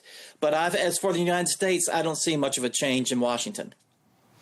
One of the things we touched on at the beginning, I just want to get some clarity on this point, is how President Trump was angered by NATO allies and their reaction to the Iran war. And he seemed to suggest on more than one occasion that the Iran war was in fact a NATO war. Did you view it as such? And do you think America's allies were right to stay out of it? Well, no, this was absolutely not a NATO war. And it's great that you've asked about this. Just to clarify for everyone, NATO has nothing to do with this kind of thing. This was a war of choice by the United States and Israel. They decided to go in when they did. And this isn't something that was a NATO thing at all. NATO reacts when there's an attack on an ally, and there hadn't been an attack on an ally. So that's not a thing. Trump has had trouble getting his mind around that NATO doesn't act at the whim of the United States. The nations of NATO are sovereign nations. They make up their own minds, their own decisions. And that's what the allies did individually as nations. The governments decided whether they wanted to join in on what essentially is a coalition, whether they wanted to join in on that or not. And the decision by the nations were no, they did not want to join in. A number of them came around to allowing the U.S. to use bases and this type of thing that are on their land. So there was that part of the contribution. But in terms of jumping into the middle of this, into a war in Iran, that was not something that nations were, very comfortable doing at all, particularly given the point that they weren't involved in the beginning in terms of being briefed on this, involved in this at the very beginning before the war started, so that they would have something to deal with in terms of making decisions, at least some information. That wasn't there. So the whole setup did not lend itself to getting allies to jump on board such an adventure as starting a war with Iran. Okay, and just lastly, Jim, back in 2019, so 7 years ago, the French President Emmanuel Macron made a strong criticism of NATO, and he said the alliance was essentially brain dead. I wonder whether you think 7 years on, President Trump can be credited with giving NATO the sort of electric shock therapy that perhaps some argue that it needed, even if not everyone liked it. Well, that's a great question. And I would say that Trump had some help in that. I think Vladimir Putin certainly hit the shock button. And whether it's invading Ukraine twice or it is the hybrid war that he's been conducting against allies for the past number of years, that certainly shook up the alliance for sure. But yes, I think Trump coming in and his rhetoric and his threats, as awful as they have been and rude as they have been and embarrassing in a lot of ways for the Americans, it had its impact in NATO. You can't take that away from him. It's had its impact, but you don't want the medicine to kill the patient either. That was some stiff medicine he was giving. It's had results, but you have to give credit to Putin as well. It was a 1-2 punch, I think, that got NATO really moving. Okay, well, we really appreciate you taking the time to speak to us. Always a pleasure having you on the programme. Jim Townsend, former Deputy Assistant Secretary of Defence for NATO Policy at the Pentagon. Thank you for your time, sir. Happy to.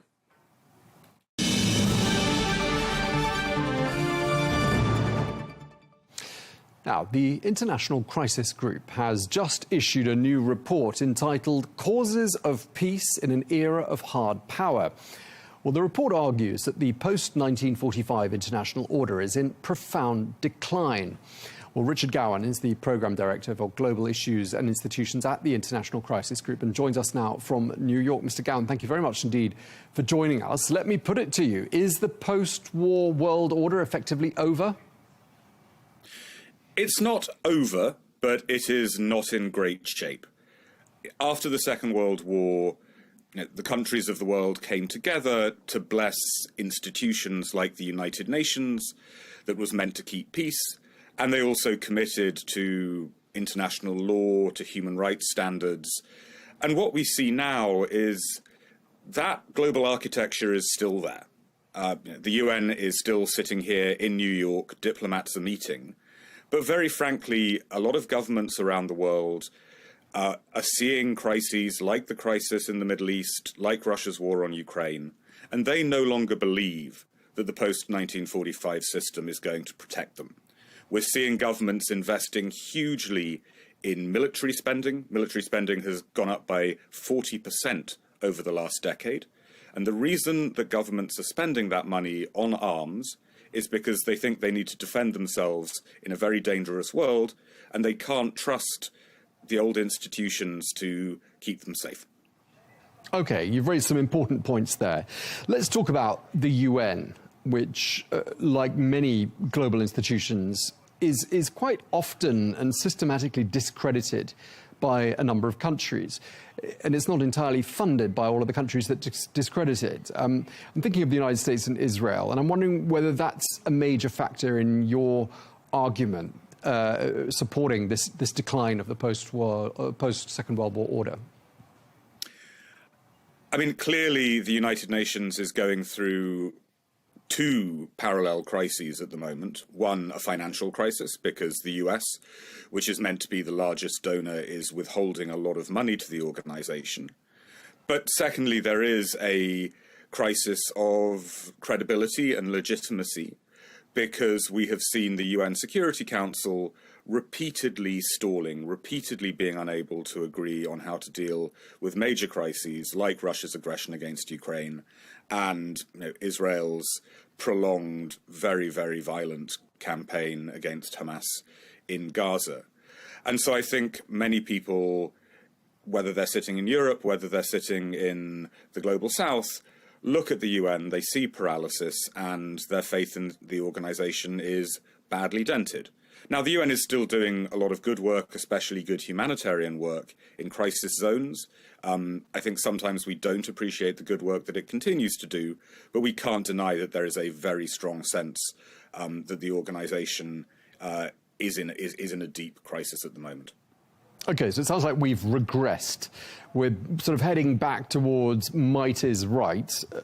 International law seems to be a bit of an afterthought. I mean, who do you blame for this? Well, I think a fish rots from the head down, and we should remember that the key players in the post-1945 system very much included the United States as the architect of the international system, and Russia as one of the major victors of the Second World War. And we have seen both those countries ignoring the UN Charter, committing acts of aggression, breaking international law. And when the major powers, the powers that are meant to be the guarantors of the system, no longer believe in it, it becomes a lot harder for small and middle powers to maintain faith. China has not committed aggression in the same way, but China also uses coercive tactics against a lot of its neighbours, for example, in the South China Sea, that also shake those neighbours' faith in international law. So I think, there are many other countries that defy the rules of the system. There are other causes for this period of international fragmentation, but the major powers have to take a large share of responsibility for what we're seeing. And just thinking about what's been happening this week in Ankara at the NATO summit, and I'm sure you looked at it and you thought about your report and, how in many ways it's a bit of a case study, isn't it? Because clearly NATO member states have committed to spending much more than they have done, at least in recent decades, on defence. And that really does support the argument in your report that we are heading towards what your report identifies as being a dangerous new global arms race. Yes, and one thing that we emphasise in the report is there may be very good arguments for countries, for example, in NATO or in East Asia, to build up their military capacities. But you've got to combine deterrence with diplomacy. It is not enough simply to develop impressive military arsenals. You have to have dialogues with countries that you don't trust. The Europeans and the US has to have dialogues with the Russians. Japan, South Korea have to have dialogue with the Chinese, because otherwise there is a danger that we arm up, we miscalculate, and we stumble into an even more dangerous period of conflict than what we've seen over the last few years. And there's another good case study that's highly relevant and is an extension of the point you're making there. And I'm thinking of the Iran war, because just before we crossed you, we were speaking to a former US ambassador. And not for the first time, we heard on this channel a former US diplomatic, seasoned veteran telling us that his views, his colleagues' expertise, their encyclopedic knowledge has all been rather disregarded. And I'm wondering whether you think diplomacy is indeed dying a slow death. Well, clearly the Trump administration, working with Israel, thought that they could deal with Iran, quickly and simply through some powerful military strikes. And obviously President Trump got a big win at the start of the year with his operation to snatch President Maduro from Venezuela, which went remarkably smoothly. And I think he probably thought that he could get another similar quick win against Iran. Well, what we have seen over the last months is that it is not that simple, that military might alone cannot guarantee you victory in a conflict against a determined opponent.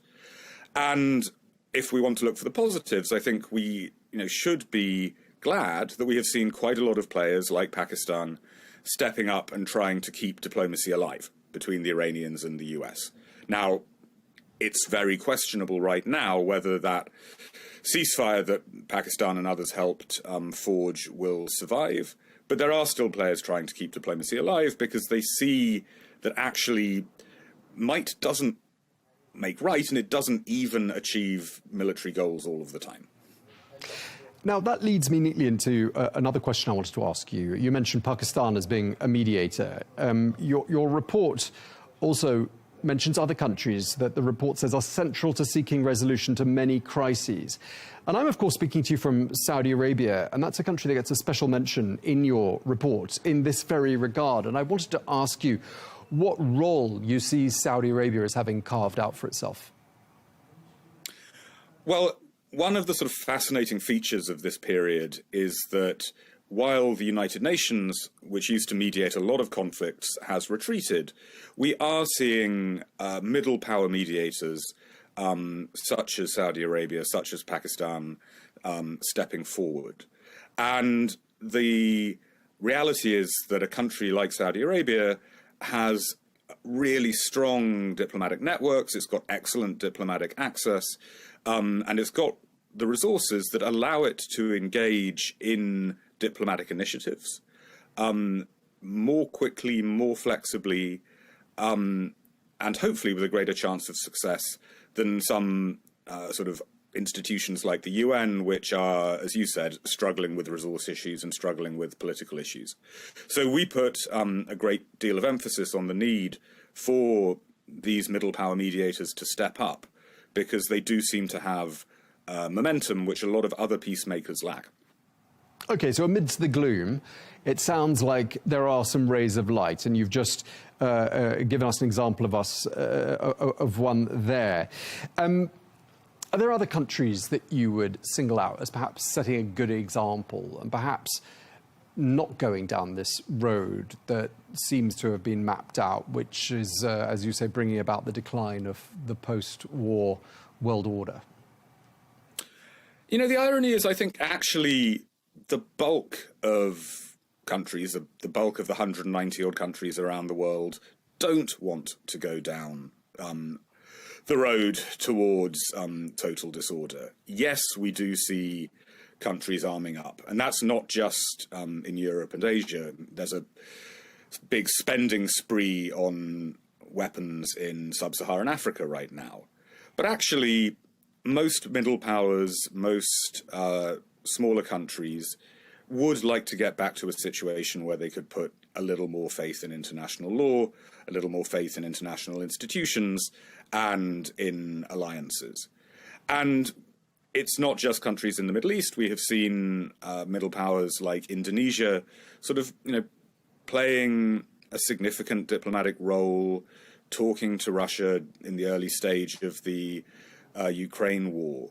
And so actually we still feel a little optimistic under the surface that there are a lot of players who want to engage in diplomacy and the peaceful resolution of disputes. Okay, I mean, as we bring our conversation to a conclusion, I'm thinking to myself of what someone at home watching and listening might be thinking. And they might be saying to themselves, well, was the old world order really so very perfect? And I'm sure you would say, no, it wasn't. So therefore, why should we be alarmed that we're going down this road? Shouldn't we be optimistic that whatever replaces the old world order will be better? I mean, the old order was not something that you admired if you lived in Vietnam in the period of the war, if you lived in Rwanda during the genocide. We don't want to romanticize the old order at all. I mean, it saw many horrors and many abuses. I think we would say that in the post-Cold War decades, when there was a higher degree of international cooperation, there was real progress in limiting conflicts. There was real progress in building up institutions like international legal institutions to reduce the risks of conflict. But again, we wouldn't want to overestimate what they achieved. I think the reason we would say that we should be nervous is that even some of the basic guardrails against aggression seem to be fracturing. There is a real risk that we enter a world of really unrestrained competition between states, and that would mean more conflicts. We've seen recently a rise in conflicts between states, which were pretty rare in the post-Cold War era. Now, we still hope, and what the report is focused on, that there is a pathway to some alternative form of stability. And it's not going to be a completely new world. The UN will still be there. Some of the traditional institutions will still be standing, but it would be a world in which a wide range of middle powers will have to cooperate to restrain some of the more dangerous countries and keep diplomacy alive. And if we can get to that sort of level of stability, that will keep everyone safer. Just very lastly and very briefly, to put you on the spot with one last thought. I mean, if you could cite one factor that you think has accelerated the decline of the old world order or the rules-based order, whatever we want to call it, more than any other, what would you say that one factor was? I think we should be very nervous about a world where we have certain leaders who trust in their own instincts, have very strong feelings, and don't listen to the advice of professional diplomats who don't like to engage in the hard work of diplomacy. Because I think if you look at some important capitals, right now we have leaders who just don't really care about international law, just don't really, care that much about diplomacy. And their erratic behavior can get you into some fairly nasty places.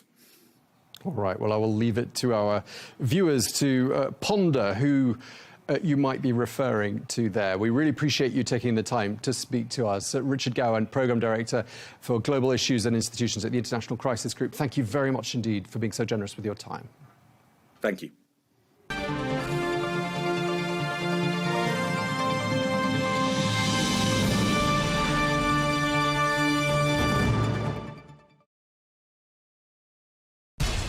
We have to take care of our people, and we're going to take care of our people first.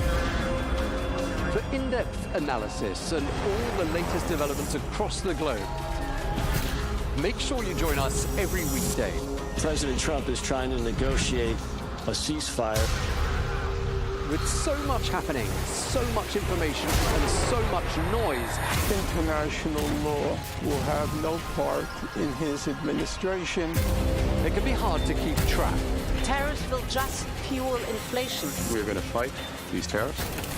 But you can count on us to tell you what you need to know. We stand by your side. Join me, Tom Burges Watson, for Global News Today, right here on Al Arabiya News.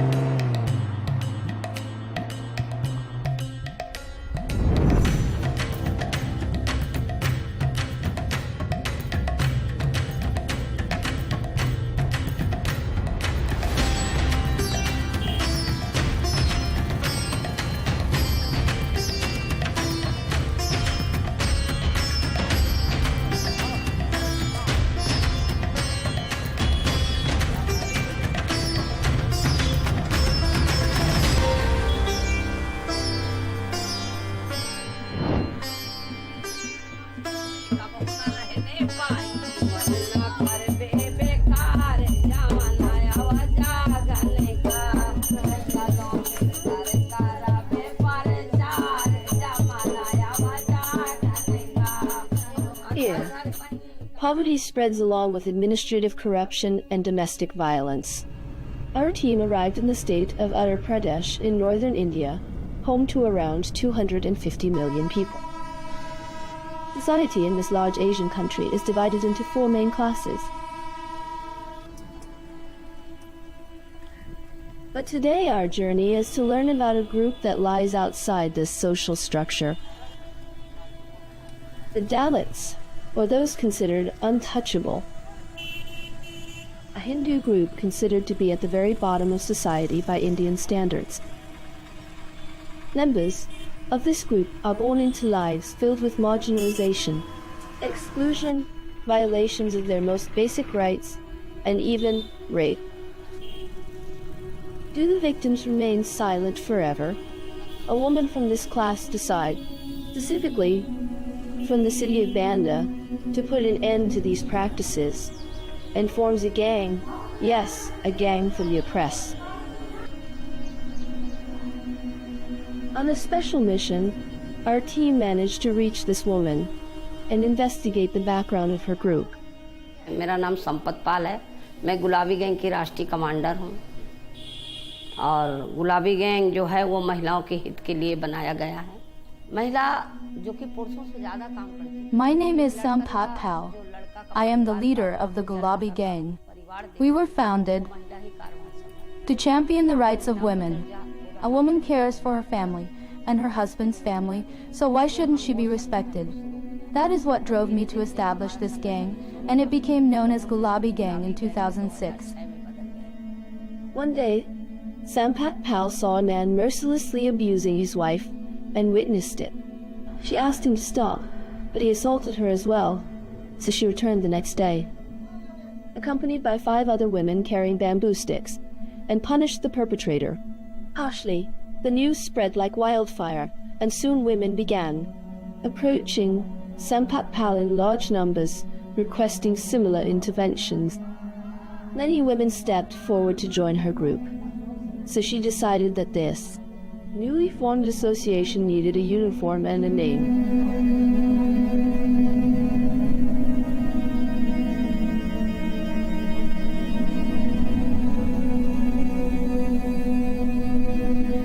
Does the Gulabi Gang truly seek to defend the rights of the marginalized? Or does it have other motives? In the absence of law, does the people have the right to become an independent authority?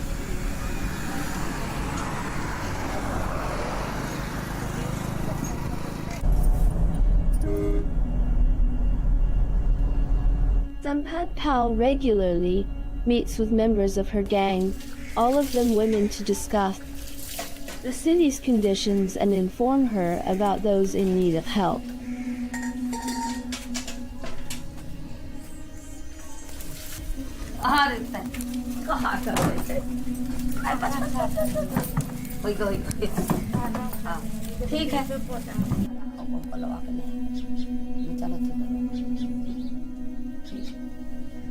Rajiv Gandhi वो शहीद हुए और You cannot be an activist without facing some challenges.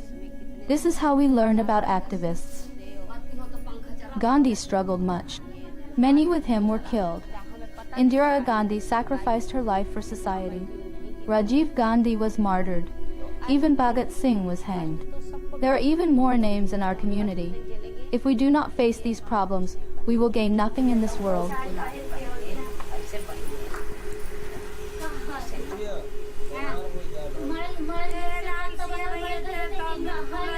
Everyone here knows this gang, from their organized military-style marches to their distinctive matching pink outfits. Gulabi in Hindi means the color pink, and this bright color is not a random choice that it had relied on in the past.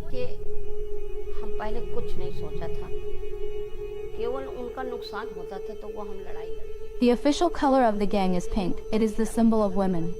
It has always been associated with them. It's their favorite color. We have basic rights. We must be educated. When men tried to stop us, we must teach them. Thanks to the 30% quota of seats, women can now become village heads. This quota was allocated by Rajiv Gandhi. We are doing this today because we have secured this quota. In a single day, I will travel between the villages where women hold leadership positions. When we are there, do not address the men. Tell the men, you are not the leader. Your wife is. Let your wives speak up, or you will not find a place among us. Around 1,000 or 2,000 women belong to the Gulabi gang. This is how change is made. An awakening is only possible if we know our rights. With a large number, specifically from the Banda district, in simple steps, we should discuss ideas and not fight with each other. We joined the Gulabi gang for a simple reason. We are suffering from problems, and we want to solve them. I draw my inspiration from my own personal experiences, and that is why I invited and trained women in this organization.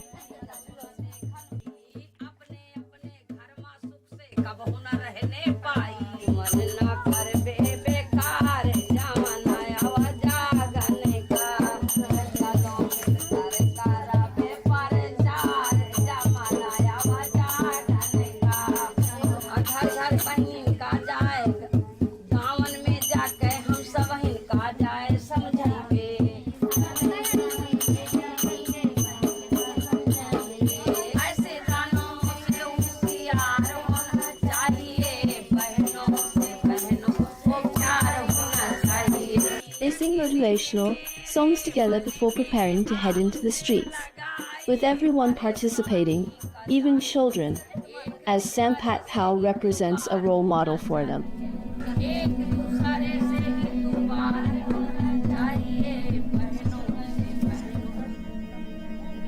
There might be quite a few maybe 1,000 or 2,000, but that's not the case in our Banda district.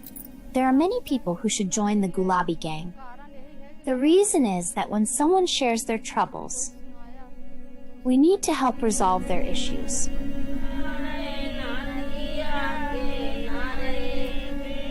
Sampat Pal tried to formally engage in politics, which led her to run independently in parliamentary elections, but she did not achieve the result she wanted, yet others from the Gulabi gang gained significant political influence.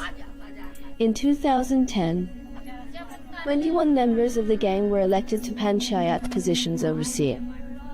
Local issues such as road construction, water sanitation, and agricultural development plans. We started the Gulabi gang to uplift women and confront the system. Be happy whether it's a girl or a boy. Educate the girl, educate the boy, give them equal education. Only then will our society progress.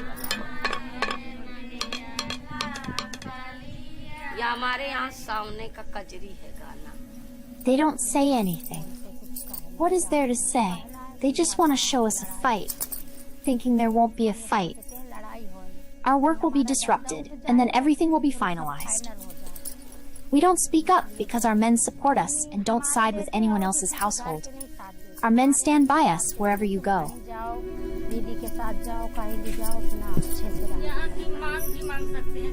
This movement began with only dozens of women, but today the number of members of the Gulabi movement is estimated in the thousands across different Indian states. However, the number of active members can change. It is difficult to give an exact figure, as it operates as a decentralized movement without formal membership requirements.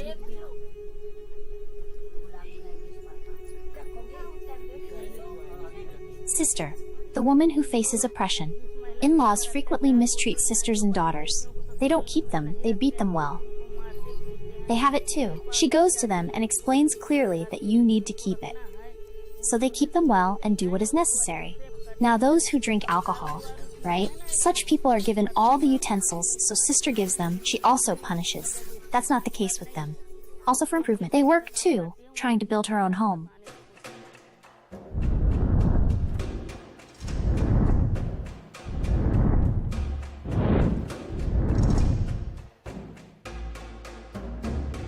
She and her group of women wear pink saris and carry sticks.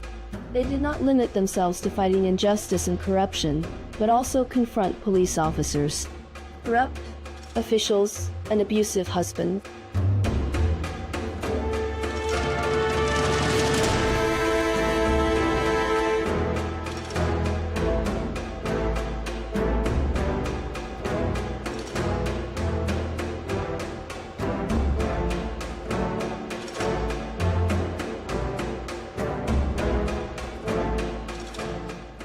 The Gulabi gang also organized protests to improve roads and provide clean water tanks, as well as protesting violence directed at Dalit women. Look, whether it's a politician, an official, or a village thug, I am always ready to stand against them, whether they are politicians, thugs, or officials. We are always ready with our sticks. And I believe that if an official behaves like a thug, we have our sticks to deal with them. But if an official stands for justice, they're like a brother to us. This is our stance. The Gulabi gang asserts that it stands firmly against social injustice and works toward justice and economic empowerment for women, providing shelter for widows, pressuring authorities to fulfill their duties and expand food distribution in deprived areas, and teaching women self-defense skills. It also helps rape victims report cases and obtain justice.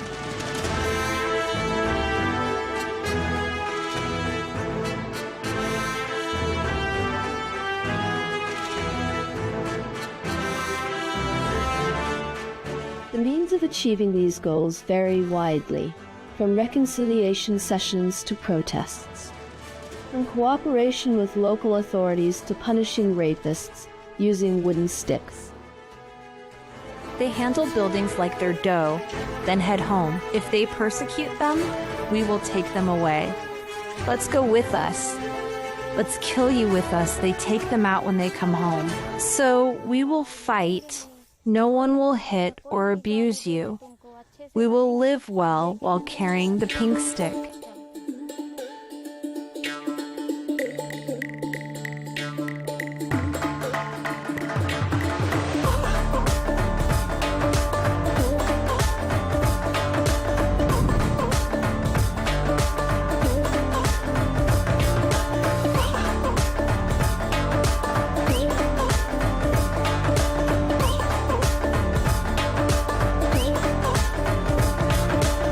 But an important question remains. What is the view of men in this traditional society? To answer this question, we followed the Gulabi gang during its tour of the Central Market.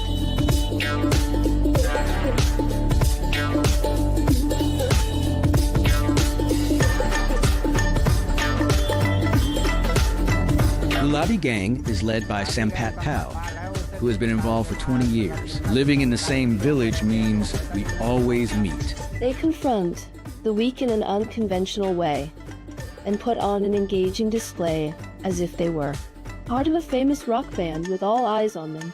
Are these looks of admiration, or is there something else?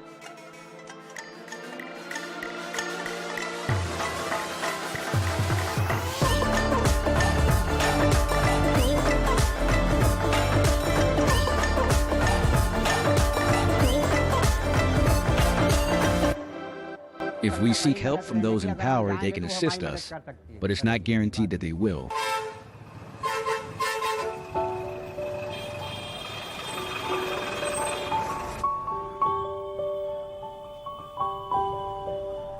The suffering of women in this society is not foreign to Sampat Pal, as she was married at the age of 12 and took up the stick at 16.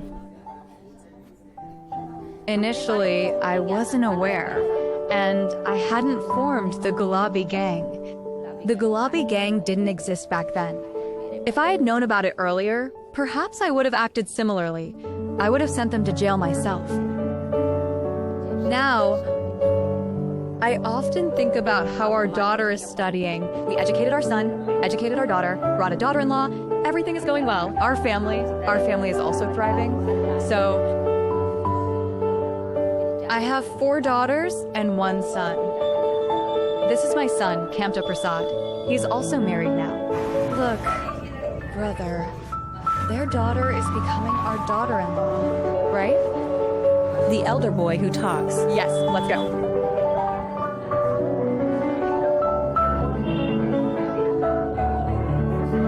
They said, "Don't teach us through experience," I replied. "If you were like that." How do you do it? Do you do it? Yes. How do you do it?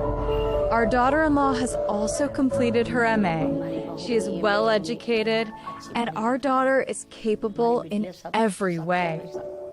I have built a good family, and along with my family, I have worked for others as well.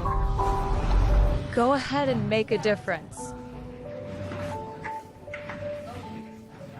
People often say to take care of your own home first, so we focused on our own household initially. Only after that did we work outside.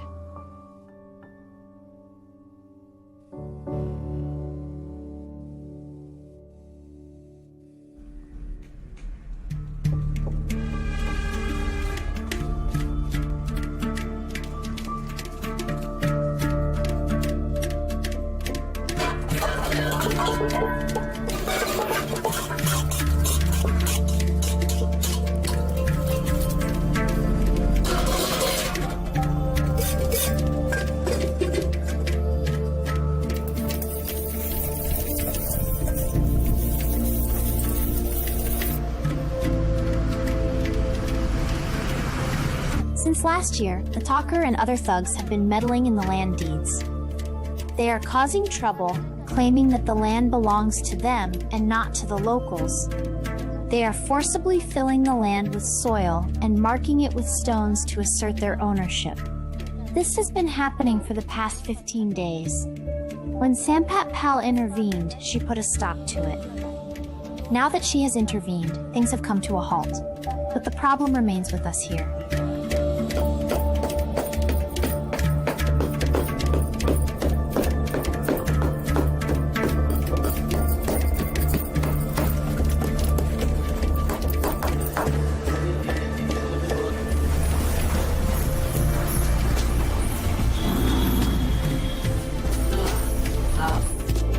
When we were building our house, they were calling us thugs, saying that this is Tucker's land, meaning, don't build your house here, this is our land, you need to leave, you have no claim here. And if we have the land deed, why should we leave? We will stay right here. Where else would we go? So in terms of the land allotment, we're saying there's no ours or yours here. We're saying we need the land deeds. We need the land deeds. Our land has been here for 20 years. It's been 25 years since the dispute. While Gulabi women roam the city, she receives some women in her home to listen to their problems.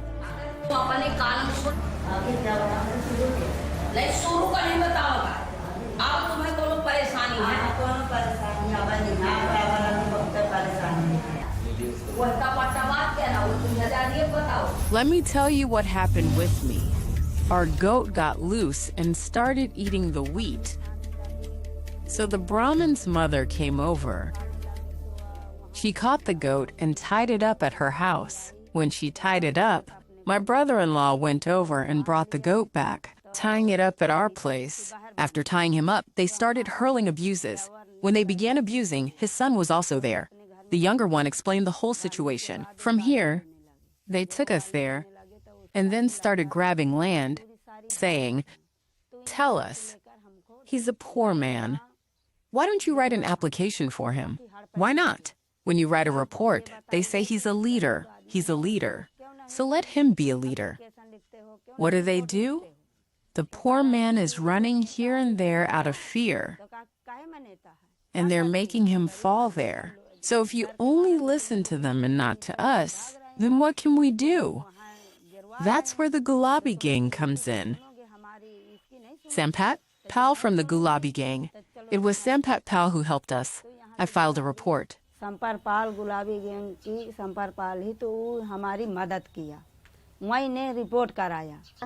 Yes, when women face atrocities, she goes there to resolve the issue and comes back. She comes back. Didi comes back. Sampat Pal arrives. What should she do? She should ensure that some legal action or court intervention takes place. There should be some expenses too, as we are being suppressed and intimidated by powerful people. They have power, and we feel helpless. It should be like this, but I've lived in the village. The children's ashes that the next program will raise.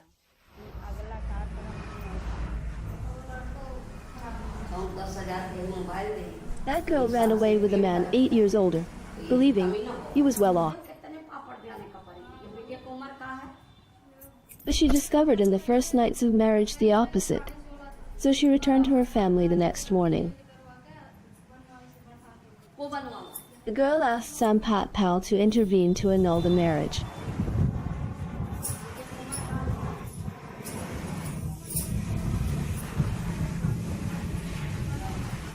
The daughter got her Aadhaar card number increased, just like that. Yes, if she was coming for studies, then it has increased up to 5. The issue of the mark sheet is from 5 years ago. If it aligns with the Aadhaar card, she is considered a minor. We need the 5-mark sheet. Anyone can get an Aadhaar card made, right? One error, right? Yes, an error, and fled again. In the eyes of many, Sampat Pal may be seen as a woman who rebels against social norms, yet she does not hide her adherence to many traditions. As she does with this young woman trying to determine her age by examining her arms. In India, a person is not considered an adult until reaching 18. Therefore, the marriage is considered invalid because the girl has not yet reached this age.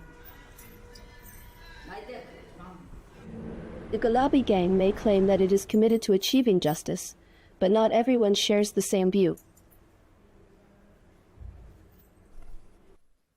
The methods of this group, which at times include direct confrontation and even violence, raise concerns among some thinkers. Administration which has a lot to answer, because despite the fact that the government is trying its level best to penetrate into the society, they are still far from the actual issue which needs to be sorted out. And it is at this stage that the government feels little constrained, because Gulabi Gang had its approach, had its connection within the family, within the society, and they can manage things rather very easily. They can flag up issues. They come to know about a particular problem right in the beginning. Whereas the government has its constraints, it cannot go into at the village level all the time, and they are not present in fact. And the Gulabi Gang people, they are basically from the community, so they are easy.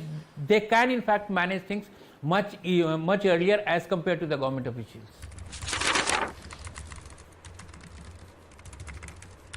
It is a parallel system. It is a system which is not constitutional or which is not legitimized by the provisions of the country. We know that the socio-political conditions of any society can spark off responses in the citizen. And here this was a feminist response which was to the conditions of women in that area. It included things like domestic violence, it included things like lack of rights, privileges, opportunities for women.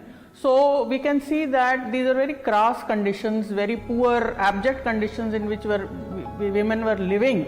And so they thought it pertinent to come on the ground and take the law in their own hands and improve their own situation.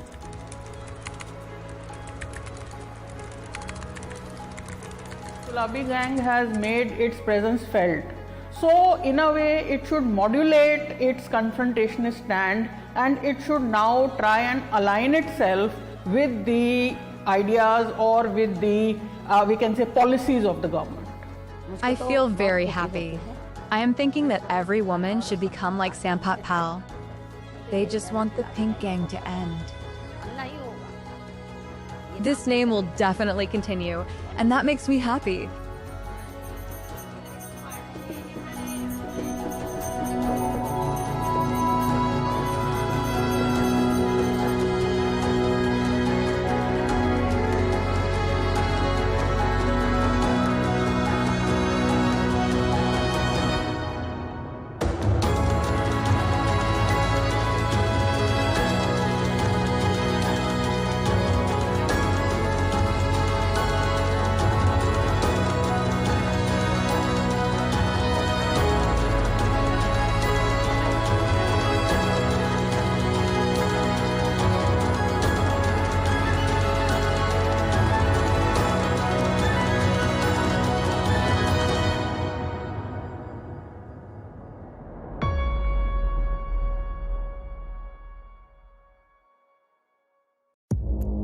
Our allies in many cases are worse than our enemies. Stay informed and connected with the latest international headlines.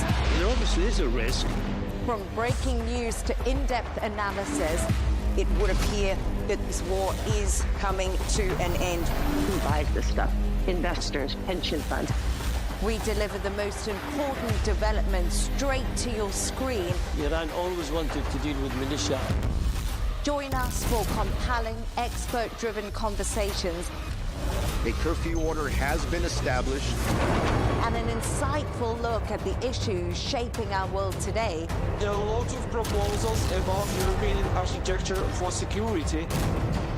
I'm Leigh Ann Gerrans, and this is W News. We dealt with this when I was Chief of Staff in the first term. Where you don't just hear the headlines,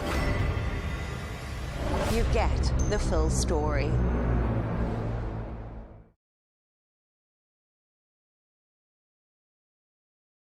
Welcome to Arabiya English. My name's Greg Swenson. I'm the host of American Unfiltered, and I'm really thrilled to have as my first guest Beverly Turner, who's the host of GB News Late Show Live here in Washington, and an old friend, and originally media friend, but also social friend as well. And so it's great to have you, Bev. It's been a really amazing week in transatlantic news. First you had the big news in the UK, the fall of Keir Starmer and the rise of Andy Burnham. And then, of course, the timing is particularly good speaking with you today because you were at the White House yesterday and had a conversation with the president who, thanks to you, has got himself involved in UK politics, which we always love to see here in Washington, being the Anglo-American community that we are. And so that was a big day. It was a big day. And, you know, you say another week in US-UK politics. It feels like, is there a week when the two countries are not in some way connected, colliding? Even we are looking in the UK here to America to see what things might be like if we had a different type of government. You know, as you say, a lot of change at the moment in the UK with Keir Starmer finally stepping down, stepping aside, and Andy Burnham, the new Prime Minister in waiting. And so yesterday, I got the opportunity to be in the Oval Office with President Trump, and I was so desperate, Greg, to ask him about Andy Burnham because nobody has got that question out of him yet, and we are all dying to know how he feels because we know how he felt about Keir Starmer. No love lost there. And so when I was able to say to him, you know, what do you know about him? He basically didn't know anything. It was great. He had no idea. It was classic President Trump, where he just said, I think he's the mayor of some town. It was great. Exactly. Now, meanwhile, we all know that Manchester is not just some town. You know, it's third biggest city in the UK. Third biggest city in the UK. It's kind of like almost like the Chicago of the United Kingdom. Similar size. Yeah. And so that was a great moment. And you've had a few with the president, which is exciting. I have. GB News came over here in September of 25. And I'm thrilled to be here. And we were basically told, look, go over there, cover American news for our British audience, because they're very interested. GB News audience. We are kind of right-leaning, politically exposed channel, although we do have to conform to Ofcom regulations, so we always have to provide left-right balance. You know, you've been on my show lots of times. We put you up against some socialist, Democrat, Labour lefty lunatic. person. You call, a lefty lunatic. Yeah. And so the job for me out here is to observe the White House, to portray back to the British audience what's happening here. And there are so many areas politically that are comparable, that America's doing really well and we're doing really badly. So it's a pleasure and honour. It's a genuine privilege to be here. It's been great. I mean, even the launch party, the GB News launch party last September was just a fantastic event. It reminded me of the other Anglo-American party held in the inauguration weekend, that Friday of inauguration. Yep. And then, as I mentioned on your show, the next great one was the Garden Party here at the UK, or the British ambassador's residence here in Washington. So there's a really great Anglo-American community here in Washington, but also in London, as we know, as we both know. So. Yeah, despite the attempts of Prime Minister Starmer to destroy the relationship between the two countries, it feels like those people on the ground, like us, will always keep that connection going. You know, we are united through so much cultural similarity, and it's such a shame that that has been threatened in the last 2 years since Starmer came into office. It's really amazing. I mean, he's done his best to try to, wreck that relationship. I mean, I think the top of the list would be the Chagos Islands, and not only trying to give away the Chagos Islands and of course, importantly, the base, the Diego Garcia base, but also denying the president the use of that base during the launch, the attack on Iran. And he hasn't forgiven them. No. Trump hasn't forgiven the UK. That was what struck me yesterday when I mentioned to him about Andy Burnham. And he said, I don't know much about him. He's a liberal, he said. And then he went on to say, with some frustration and actually some emotion, that he'd warned Starmer he had to fix energy via using fossil fuels again and not being so wedded to net zero. And he has to fix immigration, both illegal and legal migration. And I think Trump he loves the UK. Yeah. He said it absolutely. repeatedly. He's a real Anglophile. His mother was Scottish. He will always tell you that. And I think his frustration stems from wanting what is right for the UK and our country. And when he said, I tried to tell Starmer, I told him he's going to lose his premiership, he stopped short of saying, and I was right. Right. But that was clearly his frustration. It is. It's frustrating for the president because, as you said, he's really fond of the UK. You know, he's got this connection that we lost during the Biden years. But Joe Biden was very, at the very least, he was indifferent to the UK, and he always favored the EU, always favored Ireland. And And that was frustrating, I think, for those of us that were living in London at the time, to have our president be so dismissive of this great relationship. And I think it's, I still think it's a speed bump. I mean, if anything, I argued that Keir Starmer actually did a good job of managing the relationship both with the U.S. and with the president in his first year. And in fact, I argued that it's probably the only good thing he did in his first year, because he's been such a disaster as prime minister. And so, I think this was inevitable, that sort of break, because they are so different politically. And look what the president has done with the energy sector in the U.S. And now, once again, we're the largest energy producer in the world. We're the largest exporter of natural gas. We're exporting oil as well. And we're mining again. This is a totally different world. And I think one of the things I pointed out, and I hope you'll agree, is that the problems in the UK are fixable. And I think we heard that from our mutual friend, Sarah Rogers, yesterday, speaking at the ARC conference. And, that these are not problems that can't be fixed. We would know, because we had the same problems 4 years ago with Joe Biden. It totally depends on whether we are prepared as a country to step away from genuinely the globalist agenda, the Agenda 2030, the UN Sustainable Goals. And we are tied into so many treaties and agreements now that I don't think we can backpedal. President Trump is preoccupied, I'm not going to say obsessed, he is a bit obsessed with us drilling oil in the North Sea. Every single time I've spoken to him, which is on multiple occasions now, he will talk about the windmills. The windmills are ruining your country. You've got to start drilling, he says, in the North Sea. Now, we are committed to these climate goals. We're committed to Paris Agreement. Like, we can't backpedal without major international disagreement and potentially legal cases. Trump doesn't give a rat's backside international about that. agreements. He doesn't care. He's not a fan of multilateral institutions. Hates it. It's what's best for his country. And that's why he stood up at the UN Agenda Conference in New York last year and he just said, you are ruining your countries. And it was beautiful to watch him detonate that globalist agenda. He's very much, I understand him from what I hear on the ground here, pivoting towards firmer relationships between America and the Middle East. And the Gulf states, and also Eastern European countries, Hungary and Poland, on whom he shares very similar viewpoints about stricter border control. Those in the future could be the allies of President Trump in the next 2 to 3 years of his presidency, much more than the UK. Without a doubt. I mean, think about it. Both of his terms as president, his first foreign trip was to Saudi Arabia and the Gulf region. And so he knows that's the future. And I think that's part of the Iran situation, and this agreement with Iran that they're working on now. He's realigning the Gulf region. And that's really on the top of his agenda. And he knows that Europe just continues to fall behind. And then my argument with the UK is, do you want to be part of that managed decline in Western Europe, or come back to the United States and replicate, maybe take a few pages out of the president's playbook? I don't know that this government can possibly do that, because they'd be going against the cult of climate change, of net zero. I think it might have to wait till 2029, unfortunately. And it will largely depend on what Andy Burnham wants to do. I've said that Andy Burnham, our new incoming Prime Minister, he hasn't been an MP for the last 10 years. He's been in Manchester as the mayor. He has spent more time in Denton than Davos. Now, that might put him on a par with President Trump. You might be surprised to see that their relationship is better than people expect, because Andy Burnham also is not a massive fan, I suspect. I may be proven wrong. But I've met him on multiple occasions. He's a very kind of down-to-earth guy. He's very normal. He's everyman. That's why people like him. He doesn't have that public school upbringing vibe.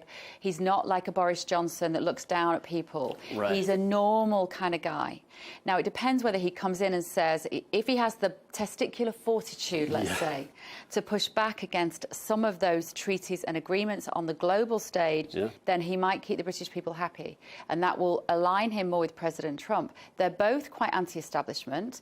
They are both well aware of the fact that the political class hasn't served the working person for a very long time. There may be more synergy, Greg, than we anticipate there. That's a great point, Bev, because he is more of a man of the people. He's been in Manchester, he's been in the North, and he's connected much more to the trade unions, like a proper labor politician, like the old Labour, whereas Keir Starmer, as we all agree, was from that new Labour, that, you know, North London, uppity, Oxford, Cambridge, kind of that lanyard class. And I don't see Andy Burnham as part of that. He might be a man of the left, and that's what I worry about. Yeah. But you're absolutely right. He might actually have more in common. And look what happened in I think it was Aberdeen in Scotland. You know, because oil and gas exploration is so important in Scotland, and that might be a moment for him to pivot and get away from Ed Miliband and the lunatic kind of fringe net zero crowd. He'll have so much pressure on him from the net zero agenda. I mean, his wife actually works for a big electric car charging company, is my understanding. She's quite private.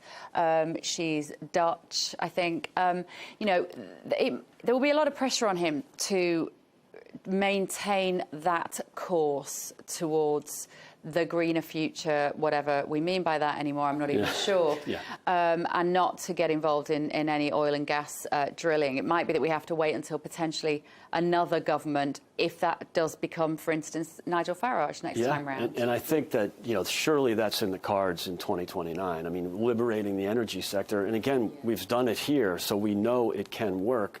It might be a stretch to expect a Labour prime minister to endorse that. The other thing we often forget about, because you're right, President Trump is so focused on the North Sea, he's a common sense guy. He just can't understand why we in the UK are buying oil from Norway, who's drilling it in the same sea that we've banned drilling in. He's got a point. And this goes back to the Tory party, to the Conservatives, you know, and I've been lecturing them for years now on not only do you have to stop this nonsense of net zero, but apologize for it, bury it. Just, you know, don't even leave it lingering out there. Just end it and drill for natural gas. It's not just the North Sea oil rigs. There's plenty of natural gas under the ground in the UK. It all depends on whether man-made climate change is scientifically nailed on. That's what it all comes down to. Yeah. You know, we have been told for 20 years the consensus is that using carbon is going to ruin the planet. And that was literally written into the broadcasting regulation in the UK. It still is. We're not meant to, in the UK, say that that is anything other than 100% true. It's because amazing. We could be fined by Ofcom for saying that. That's incredible. I didn't realize that, Bev. But I think that the tide is turning for sure. I mean, the public consensus is surely not behind it like it was 5 years ago. It never made the top 7 as an issue in the United States. And that's why when, you know, Al Gore started his lecturing 25 years ago, they bought into it in Western Europe and the UK, and the U.S. never really did. No. In spite of that, Biden tried the Green New Deal, and he blew all this money on you know, wind and solar and the so-called Inflation Reduction Act, which was really the Green New Deal. And so, you know, he bought into it, or at least his advisors did, or his auto pen did, but really the people in the U.S. never really did, and that's why they never really were able to get momentum. He almost went against, President Biden went against what the people wanted. And much like in the UK and especially in Ireland, the top issue right now is affordability and mass migration. And what did they get from their governments? Misinformation, policing misinformation, which you and I will just call censorship, and as well as net zero. So it's this total disconnect between that lanyard class, the Keir Starmers of the world. But I blame Theresa May and Boris and, you know, Rishi. 14 years of Conservative rule that pushed through all of these policies that I think were the product of talking shops at these NGOs around the world. That's right. And not enough people in the room to stand up and go, hang on a minute, are we sure about this? Groupthink. Yep. Nobody being prepared to swim against the tide of popular opinion. And, Greg, money to be made. Let's be honest. What a cottage industry that was. What a cottage industry. When Biden lost the election, they had, you know, that 90-day transition, and they were shooting money out the door as fast as they possibly could to these NGOs that just started the week before. That's right. You know, we're in the net zero education sector. Can you give us $500 million? And they did. It's crazy. So I'm a big fan, I have to say. I am a big fan of new homes in the UK being built in a way that can generate their own power. Sure. You know, so that we have solar panels and air source heat pumps and good insulation. Yeah. That makes sense to me. Common sense. Because it also gives the homeowner an element of kind of autonomy away from the grid and away from the government. And away from deciding you've used your carbon credits. Yep. You know, I think that's something that, in terms of the environmental protections, go forward, build the right kind of houses. I'm totally on board with that. And God knows we need more housing in the UK, that's Don't for we? sure. Let's talk about Nigel Farage. He's a friend of both of ours. He might be arguably the only hope for the UK when we talk about not just energy and mass migration. And I know that's almost a one-issue, you know, reform in many ways is kind of, whether they like it or not, a one-issue party. By some miracle of marketing, the Tory party is still leading in the polls when it comes to economic matters, which I think is something that Nigel has to, has to change that view. But do you think he can save the UK? I think they are as close as we're going to get to a small c Conservative government, if I'm completely honest. Nigel's appeal, a bit like I was saying about Andy Burnham, is the concept that he's every man. Man of the people. Man of the people. Interestingly, Nigel's one of these people who, and I think President Trump is similar, actually, they can slide up and down the social spectrum fairly seamlessly. So Nigel can be with the shooting class, the pheasant killers, you know, like with the kind of the hacking jacket crowd easily with a cigar, but he can also be with the man in the pub. Sure. And that's quite rare. Trump has that as well. It's amazing the similarities between the two. Yeah. They have got similar personalities. They're able to capture basically free media. Nigel's name recognition is off the charts in the UK, much like the president's was before he ever ran for office. Very divisive. Yeah. Some people love them. Some people hate them. Yeah. Marmite. And that's how you cut through, actually, I think, in politics.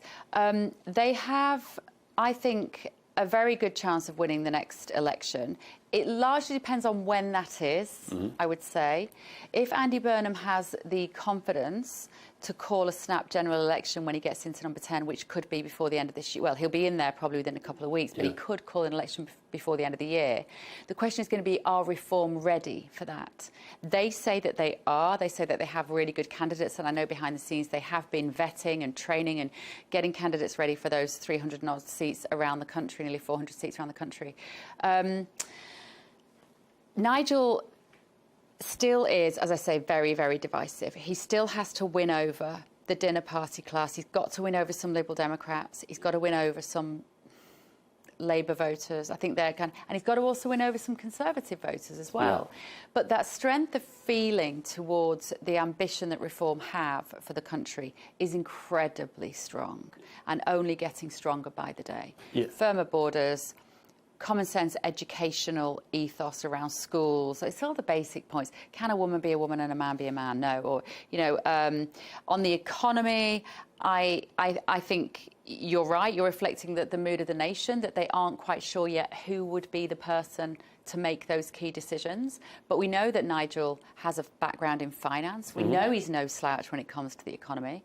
I think he knows exactly what he wants. He's also looking over here to President Trump to see how he can make that happen. I think it remains to be seen, but I think this is probably the best shot they're going to ever have. Yeah, I mean, he definitely has momentum, or at least he did until maybe the last few months. They've gone from maybe 35 back down to 30. That can be restored, though. That's part of it, because they basically have, are polling at 5 or 6%. And then you're going to have a bump with Andy Burnham. Labor's already got already in the polls. They've had like a 5 or 6 point bump. So that could be just a temporary sugar high, but it'll be really interesting over the next 3 years. And that's a good point. Maybe they call a snap election if he's getting a real vibe from the people.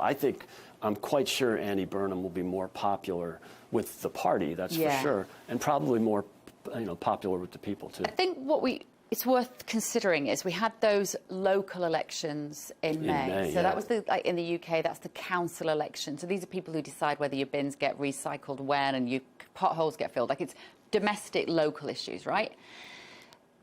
But Reform swept the board. They did. And so you're right, it's usually kind of local stuff, but they turned it into a referendum on labor and a referendum on governance in the UK. And that was a massive movement. And what was then so shocking was for Andy Burnham to then win the Makerfield seat so convincingly, because he didn't have a huge amount of choice where he could stand. He obviously, as I said, he was a mayor, and an MP had to stand down so he could go in, and then he could challenge Starmer. It's all this protocol political system that we have in the UK. And I was convinced that he wasn't going to win that seat because that area... Reform had swept the board on the local elections only like 2 or 3 weeks before. And it was very much a Brexit community as well. Yeah. You know, they went decidedly for Brexit back in 2016. So I thought that would help reform. I thought so. But what was interesting was that there is a suspicion and a rumour, and actually I'm seeing a lot of stuff online about this, that there were quite a lot of Reform voters who voted for Labour. Why? Because they wanted Andy Burnham to win, because they wanted Keir Starmer kicked out. Yeah. Now, I don't know how sensible that was. Yeah, it's sort of tactical voting argument. Because they hate Starmer. Yeah. But I would say, well, that wasn't very clever, because the country quite like Andy Burnham. Like, if you wanted Labour out, or maybe their supposition was that would therefore trigger a general election, because Andy Burnham couldn't run without a mandate, couldn't sit in number 10 Downing Street without a single British person having voted for him.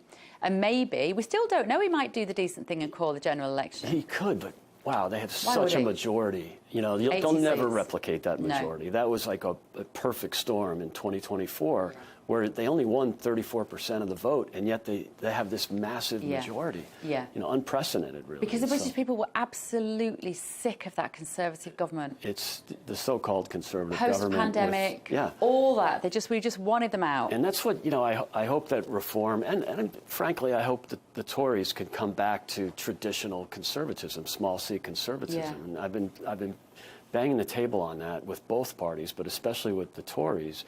You know, get back to the Thatcherite philosophy of, you know, deregulation and lower taxes and economic growth. They kind of lost their way. They had, you know, this is the party of price caps and windfall taxes. Joe Biden can only dream of windfall taxes. He could never get that passed in America. And yet the Conservative Party in the UK, the party of the right in Great Britain, had windfall taxes. Yeah. It's crazy. So I hope they can get back. And this enormous bloated benefits bill that we now have. It's almost like government for at least the last sort of 15, 16 years haven't factored in human behaviour. They haven't factored in how people actually think and operate. So if you tell a generation of young kids, we will always support you as the state. You will never go hungry. We will always give you a roof over your head. Guess what? We've got 1 million of them sat in their bedrooms doing bugger all. Playing video games doing or nothing. whatever they We've got do. 1 million people, young, predominantly young men, I think it's between 18 and 24, who are NEETs, not in education, employment or training. Well, surprise, surprise. Yeah. We took them out of school for a pandemic. We're paying the price of all that now. Yeah. And nobody thinks about the fact that human beings are currently in the UK looking to the government to solve all their problems. It's big state gone wild. Big state gone wild. And we have to look after the people who need it, Greg. We have to look 10% after safety net. the Nothing disabled, wrong with that. people who can't work, Without a the doubt. elderly. 100%. I am completely a great believer that we need a really good state system whereby those in need can be looked after. But we are currently looking after people who are able-bodied, who are able to work. Many of whom have just arrived. You know, I've come across on the boats and they sign up for a welfare state. Shocking right away. statistic I saw only last week, which was that our social housing, our government-provided housing, I think it was in London and Birmingham and maybe one other city like Manchester, nearly 50% of those houses are occupied by non-British born people. Yeah, it's crazy. How is that okay? And at least the current budget, you know, tax receipts are down because rich people are leaving the UK. And so, shocker, tax receipts are down. They spent more on welfare than they did taking in tax. Yeah. First time ever. Yeah, and income tax. Completely unsustainable. I think it was £300 was our income tax revenue and 350 billion million, sorry, not Yeah. billion. 350 million income tax revenue, 350 million of handouts for benefits. Benefits alone, not NHS, not the bloody roads, not the paying for our politicians. Sure. Just welfare checks. And look, not only is it unsustainable, but you're right, it wrecks the culture. And you know, one of the great moments was in America in terms of welfare reform in the 90s was with President Bill Clinton, a Democrat. He realized that this was unsustainable, and also it just changes the culture. And it was important for him to tie work to benefits. So at least if you're getting benefits, get yourself a part-time job or go to school or do something. And that really was one of the signature accomplishments of a Democrat president. Yeah. Granted, he had Newt Gingrich, you know, driving the bus in the House, for the Republican House, but there's a lot we can learn. Yeah, and you know, reach across the aisle, it can work. So yeah, there's lots to fix. Be sure to watch Sarah Rogers' speech. It was fantastic. She really captured it, but in a very positive way. Yeah. So that was a great moment, I think, for U.S.-UK relationship and sort of you know, bringing it back. We're not just critical all the time. We can look at the great aspects of Great Britain, right? Yeah. And she highlighted the people, and America is really sort of a derivative of the UK. Yeah, so, well, she's the Under-Secretary of State for Diplomacy in the State Department, and she's a remarkable person. Yeah. I'm thrilled to call her one of my friends here in Washington, D.C. She's great. Sharp as tack, intellectually phenomenal, and she and I share a great passion for freedom of expression and freedom of speech, which is being increasingly oppressed in the UK. It's really unfortunate, and again, she talked about it yesterday, but she's been talking about it quite a bit for the last year. She became almost a social media phenomenon in the UK because of her criticism of the overreach from big government. So, well, that's a lot of bad news. Let's talk about some good news. It's been an exciting year for you, not quite a year, but an exciting for you and GB News. Let's talk about the relationship in the media between GB, and so far so good. Really good. GB News is only 5 years old, just had our 5th birthday. It was born out of, I think, a frustration with the British media landscape being predominantly left-leaning, very anti-Brexit. It was born just after the Brexit referendum, and our ambition, I think, of the channel, I wasn't there right in the beginning, though, was to portray Brexit in the way that we hoped it would be a positive outcome. Pandemic came hot on the heels, and so who knows what the benefits of Brexit would have been. We never kind of got to see that, I don't think. But we are the UK's most watched news channel now. We beat Sky News and BBC News every day, sometimes both channels combined. We have more viewers than them.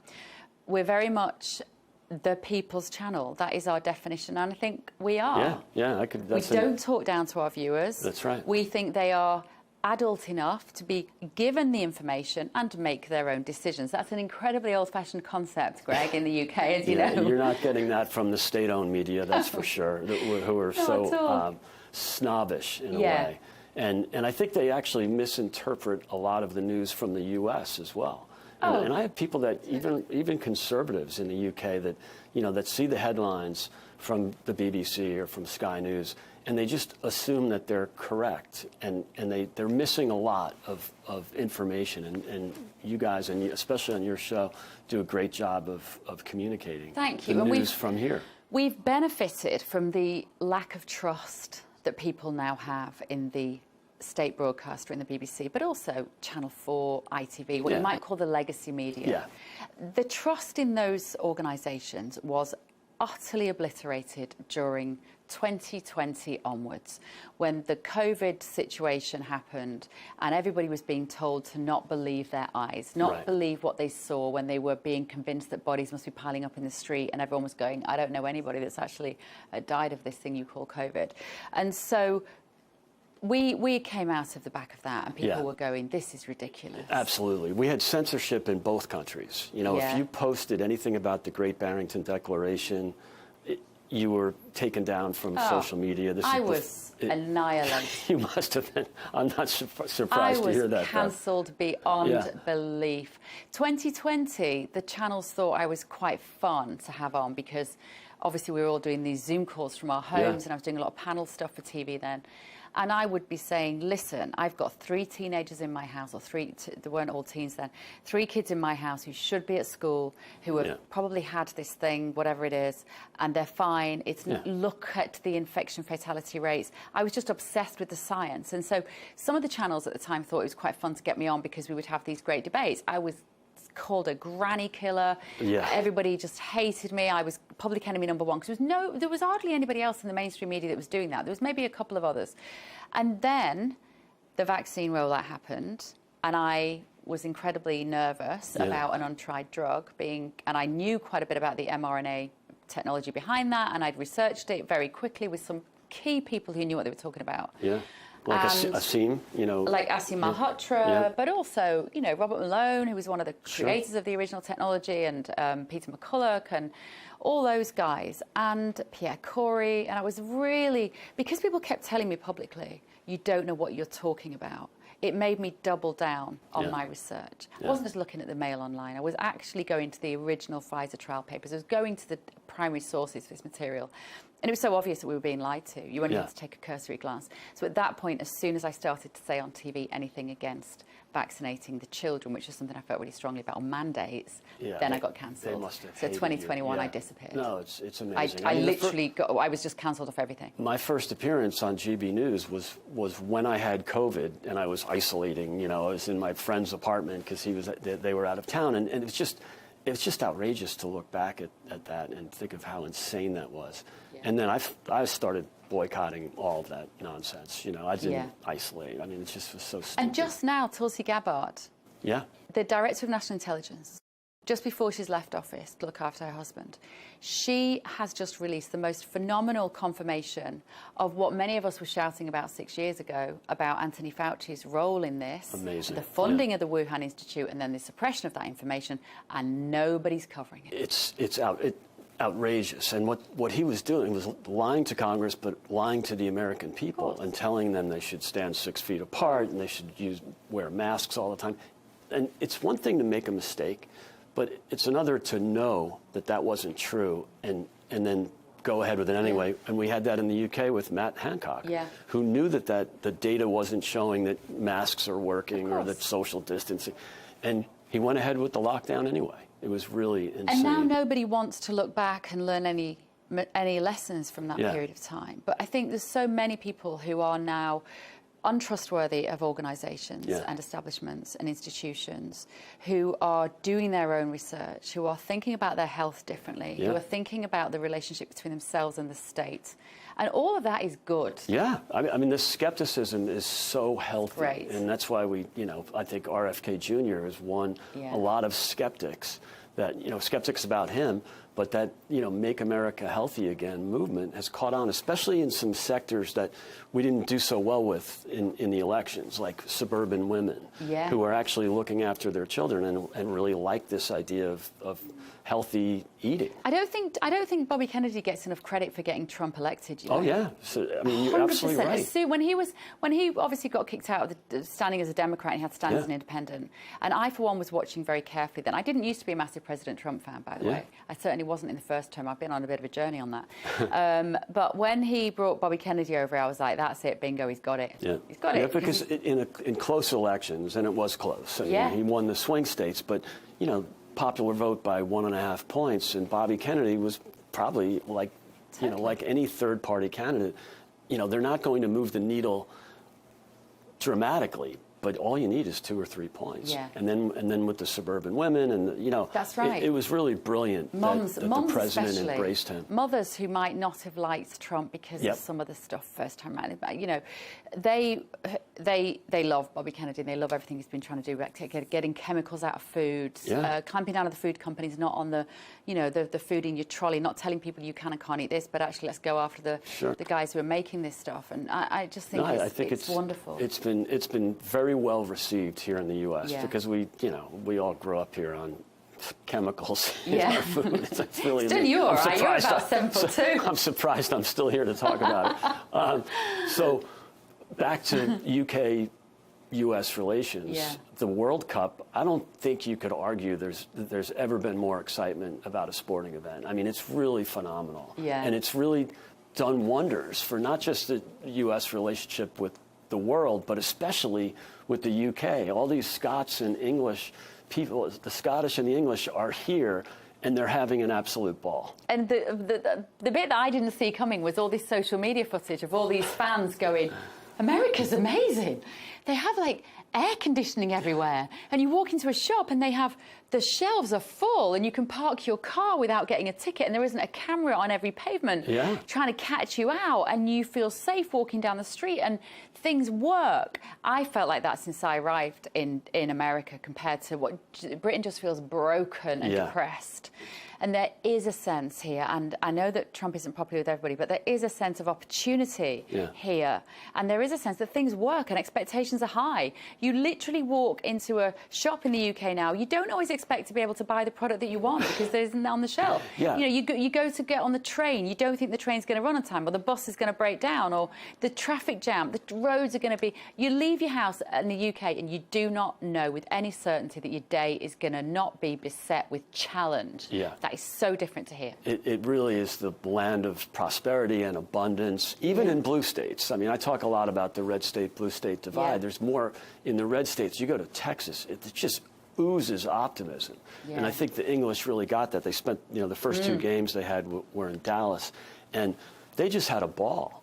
And everything is just bigger there. But even, you know, here in blue city, Washington, and I spend a lot of time in Chicago. I spend a lot of time in the UK, in sort of left-leaning areas. It's still, there's still abundance in the blue states. And look at the Scottish up in Massachusetts, a very left-leaning state, but they have welcomed the Scots. The Scots have embraced it. They've absolutely charmed the people of New England. And I've always found Boston's not the most inviting place. It's got a bit of snobbery to it. They're, you know, it's very Puritan. You know, they still have that sort of a little bit of segregation. I don't mean black and white, but just, you know, the Irish are over here and the WASPs are over there. It's amazing. The Scottish, there's a great meme that went around that Boston 2032, and it's a picture of a school with a bunch of redheads because they're having so much fun up there. And they've been welcomed. They kind of remind me of like American GIs in Paris after the war. It's just this charm. It's just oozing. And the game, because you know what? Because Americans are generally really friendly. I am amazed. Genuinely. I mean, I spent time in America over the years. I used to host the NBA for British television 25 years ago. So I've spent time in the US, but there's something about a warm friendliness. There's like a confidence about people that I meet here now. People are approachable. So there isn't nice. that, you know, there's that unspoken law in the UK. You shouldn't speak on the tube, on the subway. Well, London. You know, Americans. Manchester's different where I'm from. And yes, that's true. But I know from living in London for 10 years, you know, all the Americans knew each other. You'd say hi across the street. You know, everybody knew each other's dogs. It's very, you know, we're very friendly. And I think, you know, the visitors to the country for the World Cup are getting the true version of America, not what they read in the BBC. That we're shooting each other and everybody's got a gun and everybody's got a Confederate flag on their pickup truck. It's just not true. And so they're actually sifting through that. I mean, they don't get that from GB News, but they surely get it from the legacy media. Oh, without a shadow of a doubt. So, and then on the other hand, it's an opportunity for us to embrace the visitors. My brother went to the game in Los Angeles. He said it's the best sporting event he's ever been to. It was like Mexico versus another Latin American team. And he just loved it. And the Mexican fans were, I mean, obviously it's Southern California, so there are plenty of Mexican football fans.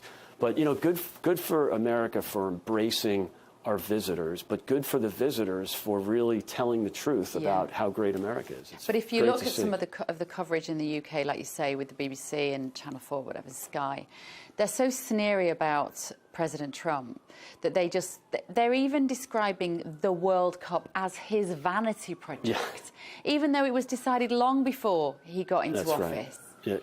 He's going to be giving out the trophy at the final, we heard yesterday in the Oval Office. He confirmed that. he will be so criticised for that. Right, which is crazy because he is the president of the country. You want the president at the games. I mean, it's fantastic that he went to the Knicks game. It's actually, unfortunately, it's the one they lost. Yeah, it is New York, right? Well, this is the thing. People were.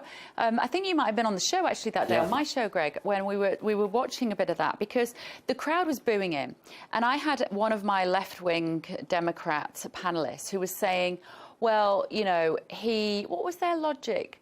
He just wants the attention." Yeah. I said, "They're booing him. That's not the kind of attention he wants." Yeah. And they were saying, "Oh, well, you know, he just loves this." I was like, the suggestion was he will only go somewhere where he's going to be adored by the crowd. I was like, clearly not. They're booing him. Yeah. But that's because he's not popular in New York. That's right. I mean, it is a very Democrat Yeah. town. It's 5-1 at least, and Democrats are Republican. And so he's not afraid to go into hostile territory. Now, granted, when he goes to any college football game, he gets unbelievable amount of cheers and attention. He's very popular with, much like Andy Burnham and Nigel Farage. Yeah. You know, he does well with the people who maybe they're not going to tennis matches, but they're going to UFC fights like we had here in Washington, and any NASCAR auto races. You know, the sort of working class people that embrace those sports. A kind of blue collar. It's hard to find the language, isn't it? Yeah. But you're right. The working person, the alarm clock the alarm clock. I think that's what Nigel Farage calls them, isn't it? The alarm clock class. Yeah. You know, that wake up in the morning and have to go to work. Yeah. You know, I thought the UFC at the White House was incredible. It was amazing. I don't like that sport. No, I mean, I do not like that. But it was the spectacle of it. You know, it was just so exciting, and the big tent, and it was a fantastic moment here in Washington, and we're going to see a lot more of that in the next few weeks with the 250 celebrations. So I'm thrilled about the World Cup. I hope England makes it, and I hope it would be great to see a U.S.-England game. Unfortunately, the Scots are out now. So we won't see the Scottish charming Boston or Miami like we've seen. But I think the English, it would be fantastic to see a game with the 250 and all the excitement we've had. Yeah. America were good. I mean, I shouldn't sound surprised. It's probably the best team we've ever had. Yeah. That's probably We've had some big wins with a lot of 4 goals. goals in one game. That's more than we scored in the entire 2022 World Cup. And so, you know, there's been it's been a great moment. I'd love to see Harry Kane, you know, finish strong. With England, and it's a really great time, and thrilled to have you. We've been doing this for a long time. I think I was on your show first time in 2022. 2022, I guess. Yeah. But this is quite nice. This is just a role reversal, Greg. Yeah, it's I like fun. you interviewing me for a change. I can get used to this. This is easy. And also, we don't have Ofcom regulating us, so we can actually speak freely and not have to have a Democrat joining us. So we're saying that all of her, what was it last week? All of my friends are leaving the U.S. because of ICE and because guns. And I mean, it's just virtue signaling gone wild. Tell the truth, be honest. We might disagree, but as long as we're honest about it, it's all good. Totally.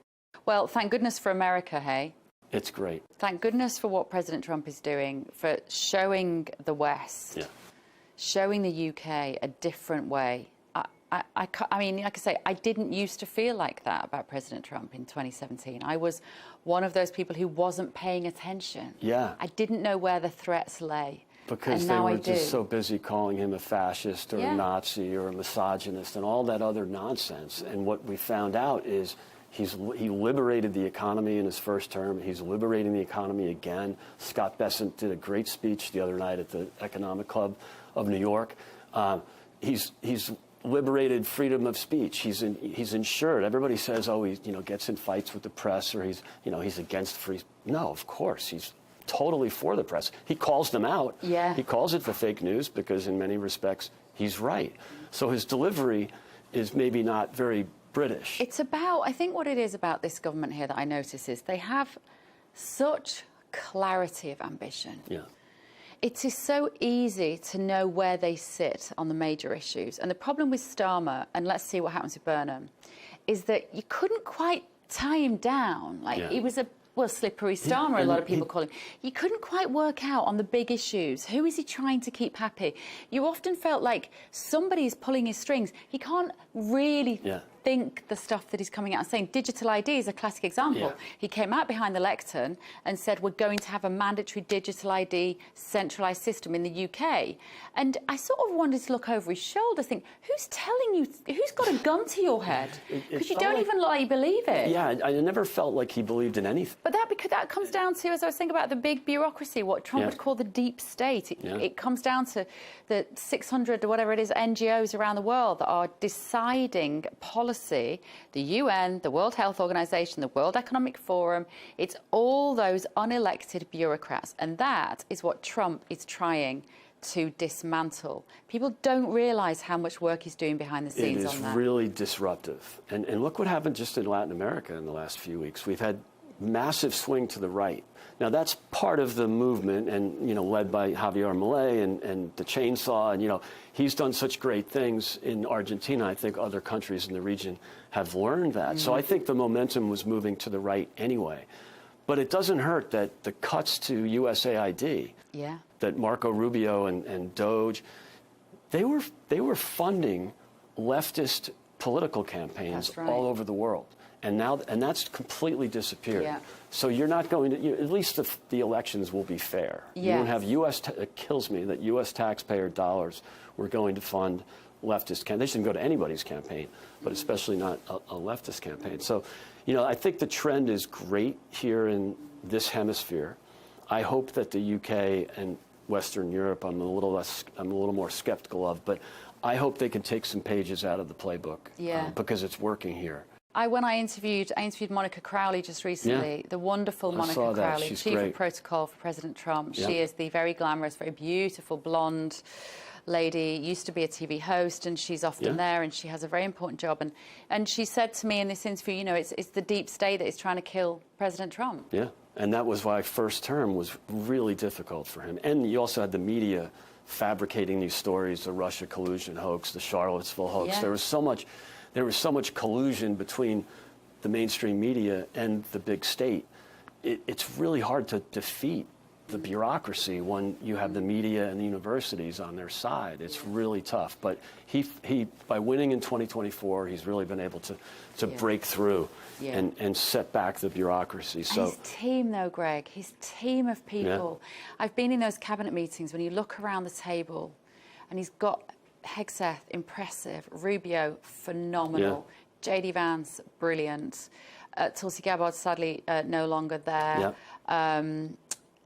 Who else is there? They're just brilliant. Yeah, he's surrounded himself with people that are really good. Scott, of course, or the Treasury Secretary. Doug Burgum, was on Fox this morning talking about liberating not just the energy sector, but the mining sector. And again, it's all common sense. Why are we dependent on China for critical minerals? We've known this for 25 years, and nobody did anything about it. Iran was about to get a nuclear weapon. Nobody did anything about it. 47 years. So I think the president is bold. I think he's even more bold this term than the first term. It's a massive bureaucracy to fight against, and they're doing their best to keep his agenda from really materializing. But so far, so good. And I think there's one myth that I would like to bust a little, which is this idea that the people around him are sycophants, and that his cabinet just don't really respect him. They're just telling you what he wants to hear. I hear this all the time, and I've been in those rooms. That could not be further from the truth. Yeah. You can't get people who are as independently minded as Tulsi Gabbard, Bobby Kennedy, former Democrats, Scott Bessent, former and Marco Democrat. Rubio. Yeah. Do you think you can get those people to somehow fake their feelings towards that man? Impossible. He smells authenticity a mile off. That's one of the things that I've identified. He can see fakeness. He can see it. Yeah. Those people, when all of those adults who are brilliant in their own area, when they stand up and they say, we respect the president and we trust his judgment, they're not lying. Right. No, they mean it. You're they absolutely like right. him. Yeah. They respect him. He's funny. And I wish people would understand that and take away some of this mad derangement they have about him, because I know that his delivery can be problematic. Right. I know especially that if he just dialed it down a bit. Especially if it's snapshots, or it's the clip on the mainstream media will be President Trump using an obscenity about something, and it'll just be that clip, and then you don't have the context around it. You've been on Air Force One a couple of times. Yeah. It's wonderful, and he's just surrounded by good people. There was who was it? Somebody died recently. I think it was one of the judges who was part of the lawfare cases against him. I can't remember the guy's name, and this guy had died, and Trump basically put on Truth, good riddance. Don't care, not shedding a tear. He is not one to respect traditional diplomatic norms. He got in such trouble for that with people. Even some of his supporters were like, I think he went too far. I'm like, I love that honesty. He is so, for someone that they tried to say lied all the time, which wasn't true. He exaggerates a bit. Of course. But you know, hyperbole is one thing. But he is so unfiltered. It is the most transparent White House we've ever had, by far. When I said to him yesterday, would you like to be at the top of the list for Andy Burnham's visits around the world when he is Prime Minister? And he just went, no. I was like, oh, fair dues. Bigger fish to fry. No. He's like, no, not bothered. And I thought that was so amazing. The fact that he's not a politician, people think he's a politician. He's not a politician. He's a businessman. Absolutely. He's a deal maker. He's a property developer. He's a family man. He's a husband. He's a father. He's all those things. He is not a politician. When you start to judge him as a politician, you are going to be disappointed because you're judging him by a standard that he does not recognise. And he's also a founder, right? He founded his company. He's like Elon Musk in that way. There's a difference between a founder and a manager. Or a founder and an investor. Mitt Romney was an investor, you know, and there's nothing wrong with that, but it's nice to have a founder in the White House. He's got a different way of thinking, and he thinks big, and it's fantastic. I never would have expected. What surprised me when I've met him is how much of a listener he is. I did not expect that. Interesting. I've met enough of those kind of like silverback blokes to know that they're mainly on transmit. Right?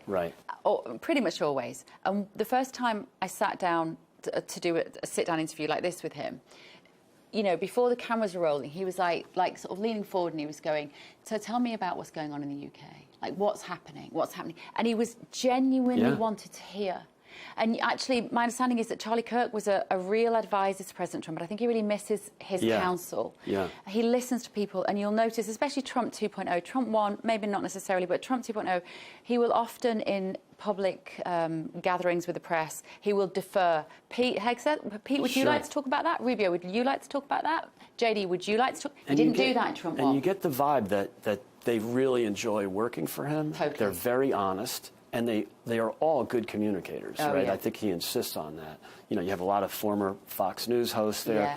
It's really great to see the energy, and they don't necessarily agree all the time. You know, J.D. Vance definitely has a different view on interventions than the president or even Secretary of State Rubio. So I think it's healthy to have those disagreements, and so I think it's absurd when the legacy media tries to argue that they're all just, you know, kissing up to him.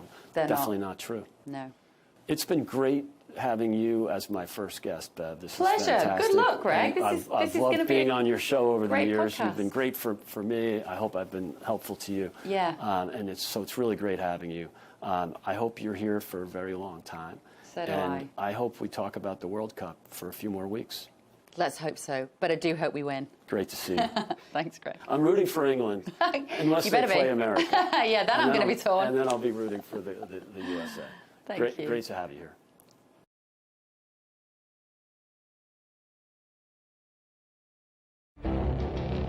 It feels like decades are passing by in a matter of weeks. Seismic shifts in the world order. Never, ever will be part of America. With so much happening and then so much noise. Whether it's political upheaval, Canada has been ripping us off for years. Economic shifts or social movements. And no one wins from tariffs. I think America can be more friendly to the rest of the world. For in-depth analysis and all the latest developments across the globe. To have an inclusive policy together. The meetings with Hamas gave me some hope. We're in another nuclear arms race. The most important development straight to your screen. Welcome to the dressing room. I'm on my own. I need backup. And an insightful look at the issues shaping our world today. It was not going to happen, that war, and it happened. Join us on Al Arabiya News, where the world talks.